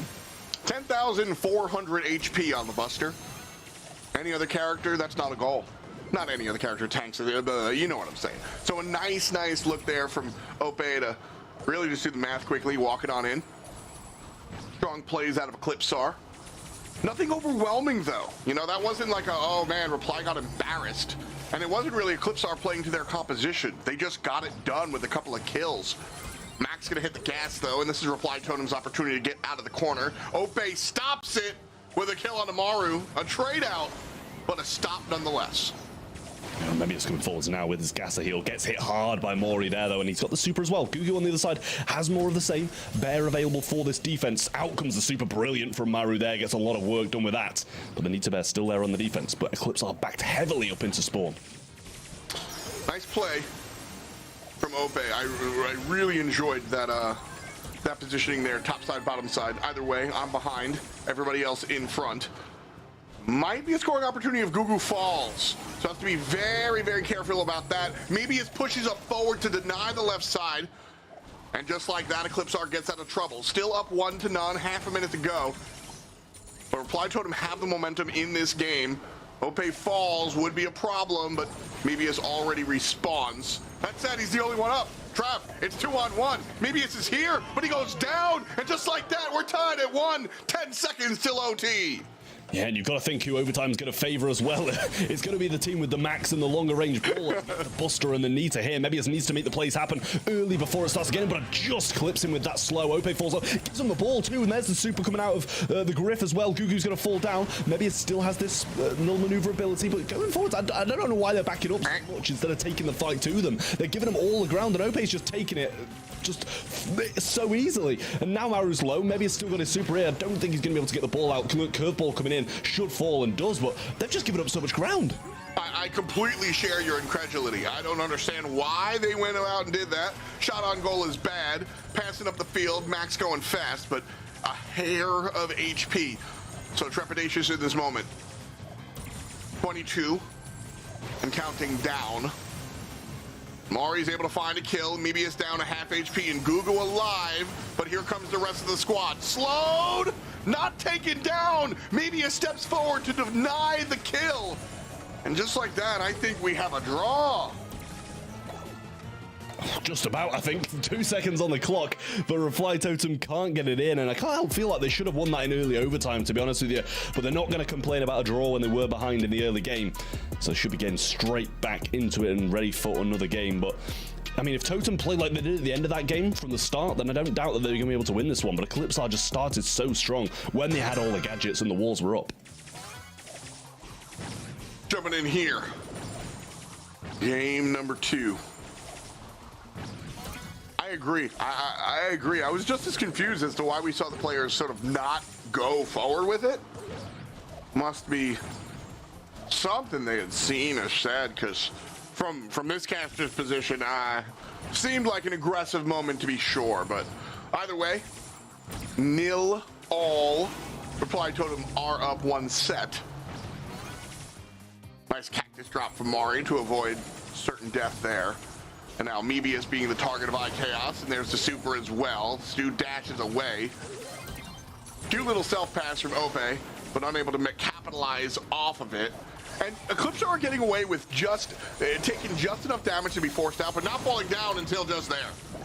Yeah, huge damage there from Maori, and that should be a pass to Chaos. Maybe slot the ball in. Can't find the angle, though. Just wants to heal off that cactus. But Mebius isn't going to provide it, and he's not going to let him score that goal. Just backing off and starting again for Reply Totem. But there is a hypercharge ready to roll for Chaos. Eclipsar's ability to escape with 10% HP basically prevented that from being a goal-scoring opportunity. Consistently getting out of dodge right when it mattered, just like we see Ope on the left-hand side handle that one. Mebius this time around can't make that happen. And as soon as Mebius falls down, Max hits the gas pedal. Ope still alive for now. But the trades, they go the other way. Need to find the kill on the left-hand side. And again, what seemed like a scoring opportunity for Reply Totem gets stopped by Eclipsar Esports. Great defensive play, particularly by EE. Well, Gugu pushing up, finding some room on this left-hand side. Just gets in range of Mori as well, but Super couldn't have come at a better time. Same for Griff as well, but Ope moving forwards now. Wants a barrier to be able to make something happen. Pulls him towards him, but gets obliterated by that Super of Griff there. Through ball, straight to Chaos's hands. This should be a walk, but everybody spawns in at the same time. 30 seconds on the clock, and yet again, Totem with all control, but nothing to show for it. They tried to pass it upfield quickly. I liked the speed and the attention to detail, but just not enough time to open the window and step on through. A dozen seconds. First one to score wins, essentially. Overtime will make me a liar. So Eclipsar on their side of the map. Trav, you mentioned it before. It's definitely the Max team that has the upper hand in this barren wasteland of a map post-OT. So 1 kill goes down to the right-hand side. Ope also turned on and burned on. And that is the window open. And game 1 in the way of Reply Totem. Just about. Got close at the end. Almost went down when provided the ball. But Totem do manage to hang on, get the ball out of the corner and get it in the goal before the game does finish. So nice stuff from Totem. They're in control of the entire game there. Don't think Eclipsar really got a look in. They maybe had one attack that got shut down really quickly. And Totem, ever since that first goal that Eclipsar scored in the first game, have just seen absolutely everything go their way. We hit the field one more time here, and Eclipsar much more aggressive than we've seen them so far. 1 player, 2 player, both go down, and okay, that's low, but the wall break is good out of Mebius, and that is how you get it done. Out of the gates like a bat out of heck, just surprise, we're aggressive now, and Eclipsar find themselves on the scoreboard. Some more wall breaks from Mario as he drops another P-Bank. Mari's going to get pulled in, just survives that one. Slither of HP, but Mario on this right side going to eat all of his shots thanks to that barrier of Ope and does get taken down. That was a 2v3, moving up, but the curveball's hitting and hitting hard. Ope just wants a pathway through, can't find it just yet, goes for the shot, and Mario almost lets it in. Bear there as well, just going to get taken out quickly, but pinched in. How difficult of a situation this is. Mebius just doing such a good job of keeping everybody low, cleaning up, and just a spike. This should be an ECP game, and pull back, and a goal, and that's exactly what it is. Even some cute passing in the later stages of that game, you know, that second goal was not as easily guaranteed as it might have seemed. Players were respawning. If they don't successfully pass from the right side to the mid side and score that goal, it's intercepted, and it's just enough time for players to respawn. So not just cute on the Brawl Stars side, but also some smart football play coming out here. And we get Brawl Ball, we get everything we asked for. So game 3, split down the middle. This is the decider, and Mebius just giving them a reminder. One player left in a red jersey on the field, the other player stuck in the goal. So because of Maru being back there, not going to be a goal scoring opportunity. Well, Gugu trying to move for the ball, but should be pinched in and killed here. Just about is. Maybe it's so low, but just dashing unbelievably well, and even forces a super out of Maru to be able to make sure that death goes through. Chaos wants to grab this ball, but OP just keeping him at arm's length away from it. Gives him it now, but not without gaining some room along the way. Speed provided to Mori there. Pullback evaded because of it. Nice stuff, and the slow comes in. Should be able to get the finish off shot, but 96 is all that remains. OP dodging the curveball nicely, and Totem regaining some room. Ball centered one more time. Little bit of an opening as far as the mid is concerned, which should ever so slightly favor Reply Totem. Make life a little bit tougher for Buster, but that's why he does find himself on the left-hand side of the map. Slowed down, and the Spike Super, the Hypercharge Super, totally doing what it was picked for, and just destroying one particular player. That said, doesn't really do anything. Wait enough time, and the respawn comes through. OP just intercepting this ball so nicely, but there's the hypercharge from Chaos going to go through now. OP still surviving, and there's another super forced out to get him down, and only just does at that too, as 775 is what remains for Maru. Healing up nicely now though, thanks to that star power. Maybe it's moving down this side with the ball. Dashes in hand, wants to go for Chaos, but actually uses that dash, gets another one back. Gas a heal available. Oh, still goes down though, and Totem are just playing so well as a team, so cohesive. That's the key there, is that they've really identified what Eclipsar is doing, and as a team, they have tried to stop it. It's working out here in game number 3. We've got just a little bit left on that clock. Eclipsar getting aggressive again. This is how they score when they get aggressive. If they sit on their heels, they do not find these wins. So Eclipsar trying to do that. They know overtime is looming, and they know that Reply Totem has the upper hand in that position. The hypercharge is picked, the kills are down, the goal is scored! Reply Totem, they're 2 above none. I mean, that's the instance where using a hypercharge when you don't have a super just works. We've seen some today where, you know, it's used to escape a little bit of a kill or something, but getting the game won because you pressed that button is what it was made for. The extra speed, so helpful. Reply Totem there. Just get the breakaway. They controlled the entire game, kill after kill after kill, but couldn't get the goals, and eventually one showed itself. I love that you brought that up, because I think that's something that separates sort of like the plats from the pros, the goods from the greats, is that yes, most often, 90% of the time, you want to pair that hypercharge with that super. But every now and then, there's that moment where you got to remember that they're not tied together, and you can use them separately. And right there, that is the moment that you want to do so. You just see that Spike barreling up the left-hand side, waddling to victory, and getting it done there. Eclipsar, you know, Trav, I think if they were as aggressive as they found themselves in game number 2, they might even find themselves with the set. But for some reason, and that reason is Reply Totem, I understand that, but for some reason, we just didn't see that level of aggression every single time from Eclipsar. Yeah, I think it was just managed better by Totem. You know, they started game 1 really aggressive as well. That's the thing. They got the goal early on, and it really did. It was working for them until Reply Totem managed to drag it out and play for the draw. And then eventually we saw Reply Totem kind of pick things up, managed to get kill after kill. I mean, look at 19 kills from Chaos. That is just absolutely incredible on a max. Wow. It's just not something that Eclipsar could, you know, match. 5-7-6 to 10-10-19. The smallest amount of kills on Reply Totem is almost equal to 2 of the players on Eclipsar. Yeah, and like, Brawl Ball is not a game that's dictated by kills and deaths, and you have to kind of be cognizant of that when you look at the box score like this. But when it's 10, 10, and 20, I think that kind of tells a little bit of the story. Yeah, I rounded up, oh well. But like, I think that is a very big deal here. for Reply Totem as they find themselves up 2 above none here in our grand finals. Eclipsar can certainly fight back. We got a best of 5, and we have seen some 5s. If you're just joining us for the finals, we saw a 5-game set in quarters. We saw another 5-game set in the semifinals as well. It would take a lot of work for Eclipsar to bring us all the way the distance, but I'm not going to tell you I'd be surprised.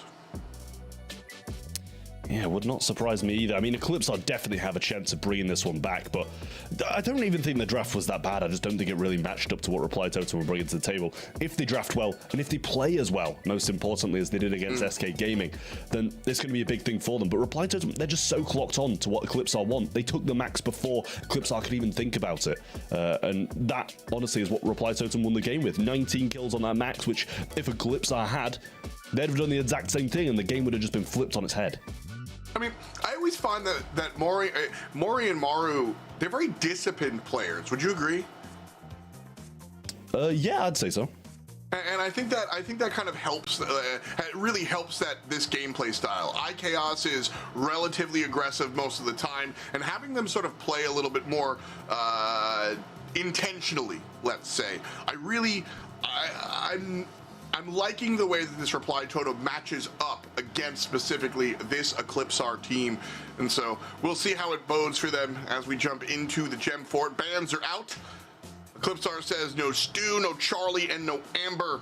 We don't want to see the healer, the sleeper, or the Gene. So first pick, we've got the Max for Eclipsar. And I mean, that was the headline coming in here. Don't let Eclipsar get Max, right? It was, and this might be the start of the end for Reply Totem now that we're getting it. Jesse going to come in from Reply Totem. That was their first pick. I do like the Jesse on this map, and it's good against a lot of the things that people can bring in that have spawnables and stuff like that on this map as well. So they do still have their second pick. We'll see what they choose to go with, and let's add as well that Jesse can slow down what Max brings to the table when the turret's thrown towards them as well. Surge going to be another pick as well. It's quite hard to avoid giving Surge levels here because of the amount of grass and how unpredictable he can be and just randomly poke his face out and get 3 shots on you, especially when you're playing Rosa. But Max Rosa, great combo. Definitely want to see the Rosa. I mean, she excels well when we see a lot of grass. She's going to be able to deal with a lot of players, especially when going fast. And then the Nita is strong here for sure, but some wall break and a Surge. This last pick is available as well. Nita's one of these characters that really kind of is going to rely on, and that's what I was getting to. Nita's going to be one of these characters that's really going to rely on the cover of the walls, the cover of the grass, etc., etc., etc. And so once I see that, and I already have a little bit at a Surge, Griff is where I'm going to go. You know, there are other options as far as wall break is concerned, but I think Griff is certainly a strong selection here. And I like Reply. Yes, Eclipsar have the max. They've got a strong composition. I like Reply Totem's answer specifically with respects to the Jesse to sweep the bushes and the Griff to break them down.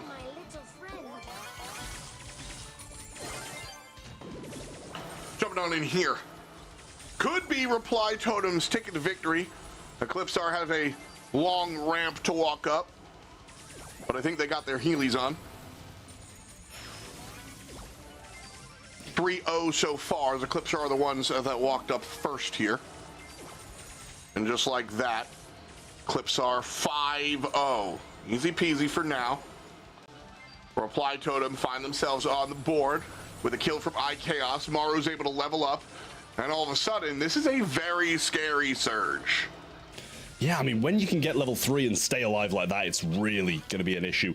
You might want to try and break up that left-hand side bush, but he actually just chooses to break up some of their walls more in the mid and open things up just for Mori to have a bit of an easier time here. And he's just going to play this back spawn against the Rosa and ensure that he can't get flanked. But a level 4 now for Maro, and if he can stay alive for the rest of the game, that is going to be huge. Really nice placement on that turret as well, and the slow does make a connection, but luckily he retreats enough to not have it affect him too much. Big push here in mid, and Reply Totem gaining some of that ground they lost. Reminder, game started off 5-0. Now it's 6-all.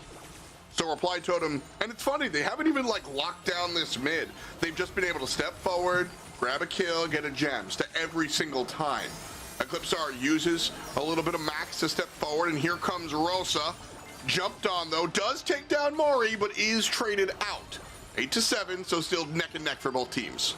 I mean, that turret could not have been placed at a better time. Just goes down, but gets the hypercharged turret into that pocket. Unfriendly Bush is used by OP once more, but to no avail, really, as it doesn't do too much. Flank coming in from Nita now, and that's going to open it up a little bit for Mebius, but this turret is doing so much. It's hitting so hard, and Jump comes through. Maru's going to clean up that defensive or offensive line for them, I should say. Now, hypercharge used by Mebius, but no super to follow up, not helping the Nita out. He might fall himself, needs to stay alive, but down he goes, or say, I should say down. The turret goes back in the spawn. OP coming up now, 4 seconds to make something happen, but maybe it's surely too low. 1, and that is a match point for Applied Totem coming up next. A tight one, and again, I say this often when this happens, but this is veterancy. This is experience. It's really easy to see yourself down 5-0 gems and just go, all right, we gotta go. Hit your supers and hit the gas. But they took it carefully. They didn't try to wrestle and own mid-control. They found their opportunity and stepped forward and got a gem and played it slowly and slowly got back that lead and then brought it home. That intentional play out of Reply Totem got them the victory here and puts them at match point. I mean, that's 2 unfriendly bushes to make that 3 used now, and he's still Totem just survive. I mean, they've got 4 gems, but it's the same story as last time. When Totem start to establish themselves, this game's surely going to flip. But maybe it's just doing so well in this mid. Gadget going to be used by Maru to try guarantee himself like guarantee level 3. Nothing so far. OP uses his 4th and final gadget, thanks to that gear that he's going to be using. And during that time, 7 for ECP if they pick up these 2. Morrow's on that level 2. Trying to turn that corporal into a sergeant. Does so with that level 3. Jumps over the wall, finds the kill. Beautiful play! And just like that, Reply Totem looking towards this mid for control of it. Down 9-0. The margin of error much lower. Kill goes through, but Blue recovers no problem. And now OP on the top side, a much different story for Applied Totem as they find themselves pinched between a rock, a hard place, and another guy.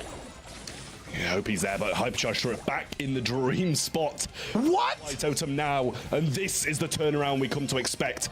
Now, 5 gems to 8. They've got a lot of work to do, especially when Nita's got them in hand. Slow comes through, connects onto OP, but has a little bit of help thanks to the speed gear, I believe, in this bush. Oh, Gugu's going to use the hypercharge without a super and go forward. How much damage does it take to bring this turret down? OP's going to use his super to open up some space for the rest of his team. Up there's the Griff super now. Not going to find any connections other than Rosa, but Maru guarantees himself that level 4, which is going to be huge. Eclipsar was 9-0, finds themselves at that same 9, and this time it's not recovered. The gem's picked up by Reply Totem, but it's OP on the top side doing the same darn thing as the opposition. Finding the kill, recovering the gems. He got a baker's dozen and then some. 17 in the pocket for Eclipsar, and Reply Totem might be on match point, but Eclipsar ain't gonna give it up that easy.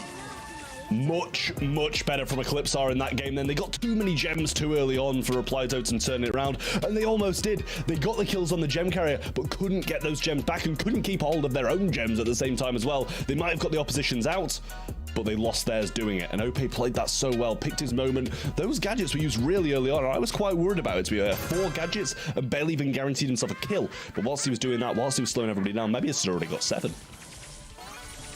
Well, a reset. Still match point for Reply Totem, but Eclipsar 1 step away from bringing us to a set number 4. Reply Totem did the same thing in game 2 as game 1, but let it get a little more out of hand. Eclipsar 4 above 0. Again, this is the same song and dance we saw in game 1 and game 2, an early game lead for the blue side, Trav, but not definitive just yet. Well, Gugu went forward quite far then, but got himself a bear. And it's the same story. All 3 games have been the exact same. They get the control, Mebius gets 6, and then Reply Totem starts to turn it around. That's going to be level 3 permanently now. And now Nita having to be pushed back by Maru's coming in hot, going to have the jump as well. Jumps backwards instead of forwards directly onto him to guarantee himself that kill, and still doesn't get himself it anyway. But level 4 is going to be a big help down that left-hand lane to keep the Nita back. You know, and I like that caution from Maru. Could have jumped in and confirmed the kill, but he doesn't know where the rest of the team is. Could be collapsed on and wind up being a kill about nothing. So I don't hate the trepidation Ope comes through, activates the super already relatively low and doesn't really capitalize off of it as a result.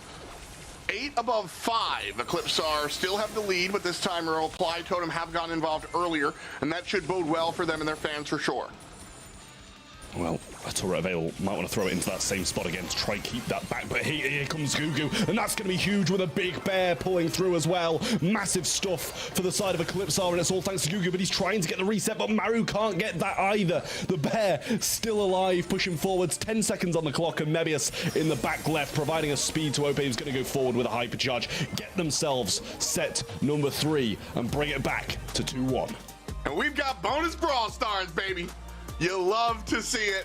Ain't no sweeps in the grand finals. I'm like smiling ear to ear, man. I like to see this stuff. Eclipsar are a team that deserved, they earned their way here to the grand finals. I didn't want to see them go down without a fight, and they were able to wrestle control of the game early, all 3 games. Obviously, it didn't go their way all 3 games, but they got 2 of them. And so a very, very clean play here coming out from Eclipsar. You love to see the way that they were able to do so. And now we find ourselves on the way to Bounty. And so with respect to Gem Grab, they got the max. What percentage of the win was because they got the max, Trav? I don't know, to be fair, the max was just there picking up gems. I won't even lie to you. Like, it didn't seem like the max was doing too much. Like, the lanes were playing out phenomenally, I will say. We saw so many slows coming out of Ope really early on that Rosa unfriendly bush. She just used time and time and time again to get that lead ready for them. And then when they had the lead, Reply Totem started to push back. Certain moments like this where Totem really just nailed it down, got control and kept it. But in the other games, they couldn't bring that same energy. Yes, they got a bit of control back. They started to claw it back, but Eclipsar knew that what they wanted to do, what positions they wanted, and kind of just made sure that wasn't a possibility. Yeah, you nailed it. I love the fact what we saw out of Eclipsar here was, yeah, Max has been their centerpiece. You've been talking so highly about, or so importantly about how, my bad, how you've been speaking highly about how important this Max is for Eclipsar, and you're totally right. But this time around, the pick winds up being utility selection. I see more out of Gugu and Ope than I do out of Mebius here on the Max, and that's not a bad thing. Sometimes you need to be the guy and hold the ball, and other times you need to facilitate your teammates. I'm saying this, and Mebius gets almost 300 DPS, comparatively speaking to half of that from his teammates, but it's the damage when it counts here, Trav, and really enjoyed the performance out of Eclipsar here in the Gem Grab. Earned this victory up and down. Yeah, I mean, Reply Totem definitely had their moments. They had some really nice stuff. Like when Jesse got that turret established, it was always so strong. Such a good position, especially when his hypercharge is an impossible situation to break out of. But Eclipsar managed to do it time and time again. So a very deserving set for them. Reply Totem definitely deserved the first 2 sets, don't get me wrong. I've played way better in those. But Eclipsar on this one especially really played absolutely phenomenally and definitely deserved that set. So intrigued to see if they're going to be able to get more drafts right and continue playing as well as they are now. Because I'm dying to see that set number 5. Back to the draft book here. The green notebook cracked open for Eclipsar. We'll see if it turns into a green light and brings us to a game number 5. Canal Grande, or Grand if you're ready, set, and wrong, but that's a different story. Bounty should be a fun one. I always think of Bounty and Gem Grab as like the super classic quintessential Brawl Stars modes. Can you brawl? Let's find out. Yeah, Canal Grande going to be possibly the decider here. If Reply Totem can win this one, huge map for them to be able to get the first monthly final win of 2024 on the board, especially with how early they've been exiting over the past couple of months. 2 losses in 2 consecutive quarterfinals to the same team of SK. For Reply Totem, 2 months in a row is not where you want to be. But if they can get this win on the board, it's going to catapult them up that leaderboard and put them in some of those world final spots. So really intrigued to see if they're going to be able to pull through here, or if we're going to be seeing a set number 5 and a possible Eclipsar win. Carl, going to be the first pick for Reply Totem, allows them to get that blue star, which is always a huge thing on Canal Grande. Also, one of the brawlers that's able to kind of jump over the water. Angelo is just dummy strong, so we usually see 60-70% ban rate. and even more so here because he's dummy strong on top of being able to navigate the water. Eve is able to navigate the water for sure. So if I'm Reply Totem, that's why I like the selection of Carl here, because the spawnables out of Eve, Carl doesn't really care about them. You know they're going to pick Eve if you pick Carl. And so, or you know they're going to pick Eve if you don't, most likely. And so I like this positioning from Reply Totem for sure. Yeah, well, we'll see what they do choose to pick up next. 2 following picks from Reply Totem, and then back over to Eclipsar for their third and final. But the Eve, I like it. Obviously, there's so much war on this map, which makes it absolutely huge. Carl, however, can slice through Eve quite easily and through those spawnables, so it must be just the kind of pick that makes it so solid. But Willow's going to come in. Throwers, very valuable on this map. If you get a spawn trap, Throwers and Carl slicing through these choke points is a huge thing. A lot of the time we actually see Barley on a map like this, but they're going to take a Shelly as their third and final, defend themselves against more aggressive brawls, which you have to do when you've got the Willow and Carl on your side.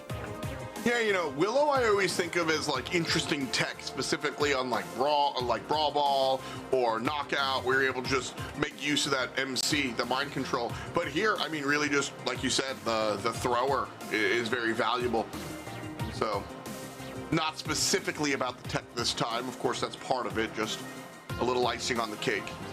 Shelly will be able to provide some pushback. And there's that Barley you mentioned. Predictor of the future. Can you give me the lotto numbers? I wouldn't be giving them to you if I knew, I'll tell you that. I'd be using them myself. I believe it. But Gugu here with Ope and Mebius. You've got the Eve, you got the Cordelius, and you've got the Barley. Rolling their dice this time around. Canal Grande is just such a different map, comparatively speaking, to the rest of the games that we play. Yeah, it really is. Like, the meta's just so different on it. You see these throwers coming through, and we've barely seen any throwers today at all. Never mind 2 on the same thing. So we'll see who's going to get there first. Should be Carl grabbing this, regardless of even able to fly over the water. Look how easily he's slicing through her. Maru on the right-hand side, sorry, having some real heavy issues there against Mebius. Well, finding some shots as Chaos brings Ope fairly low. Maru falls very low as well, though. But it's a 2-1 narrow lead for Eclipsar. East and West, as per usual. Interesting position, actually. I didn't see that third player. I didn't see Maru up top there. And so it's going to give Eclipsar something to be concerned about. They can't just focus on the East-West matchup. Here come the Eve babies. And that's what I was talking about. Carl just able to delete them, no questions asked. Bounty is usually dominated by sharpshooters and snipers. And as you can pretty much plainly see why neither of these teams kind of leaned on that archetype of character. Yeah, well, we'll see if Maori does choose to go in at some point, because obviously Mebius is out of the way now, thanks to him being in that realm. Chaos making a little rotation there, and very low. Doesn't manage to get himself a kill. Maori might be able to secure Gugu here. Goes for the flying hook across. Puts himself in a really tough position there, and he's surely going to go down in this spawn. But Mebius looked to rotate to the left-hand side. Maru trying to get him out, but jump backwards and securing the kill makes it a 4-star lead now. Mebius kind of accidentally picked up the kill. Chaos went to the right-hand side while Mebius was down in the Shadow Realm, and as he exited, was trying to shoot his direct opposition. Chaos would just happen to be there and fell over. Unfortunate for Reply Totem. But it's 7-5, 7 the side with the blue star as well, and that side is Eclipsar. So we'll count down from 13, and Reply Totem looking for that classic bounty surge. Here comes Mari, surging forward, but pushed aside and dismissed. 10 gems, but it's 12 stars. On the other side, Reply Totem do what they came to do and take them down. Match point for Totem.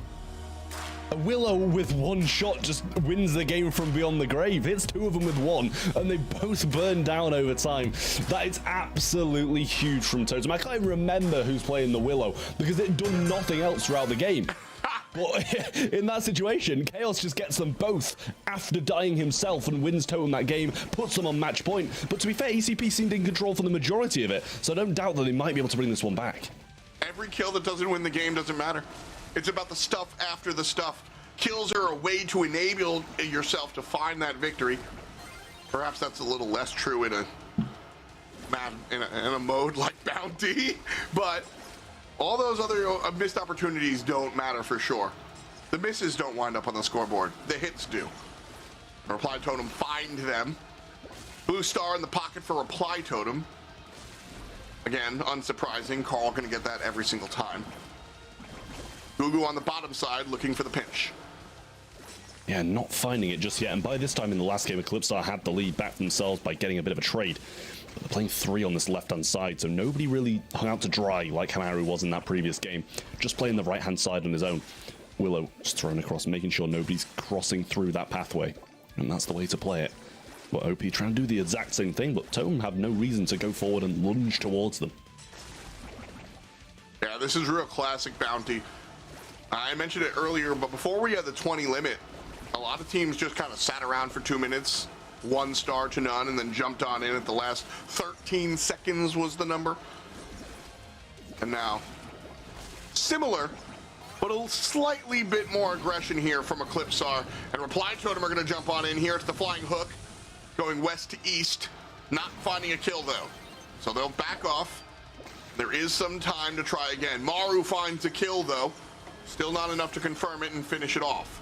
Reply Totem do have the lead, and they're gonna walk into it 5 above none. Eclipsar have to make a chance, have to make an impact if they want to turn this around, but the slow is good. 1 kill might go down, but it doesn't matter. Reply Totem, 9 above none, 3 above 1. They are your monthly finalists and your winners of EMEA.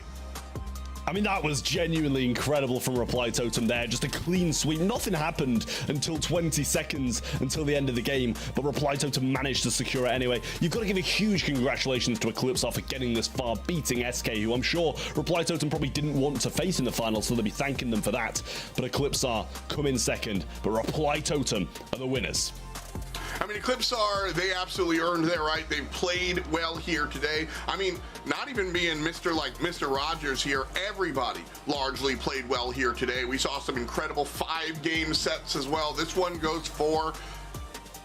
Even Eclipsar just stretching it to a set 4 in the manner that they did was dummy impressive to me. Finding that gem grab and able to just stretch it out like Mozzarella was very, very cool. And so we don't get to see the dueling Beetles.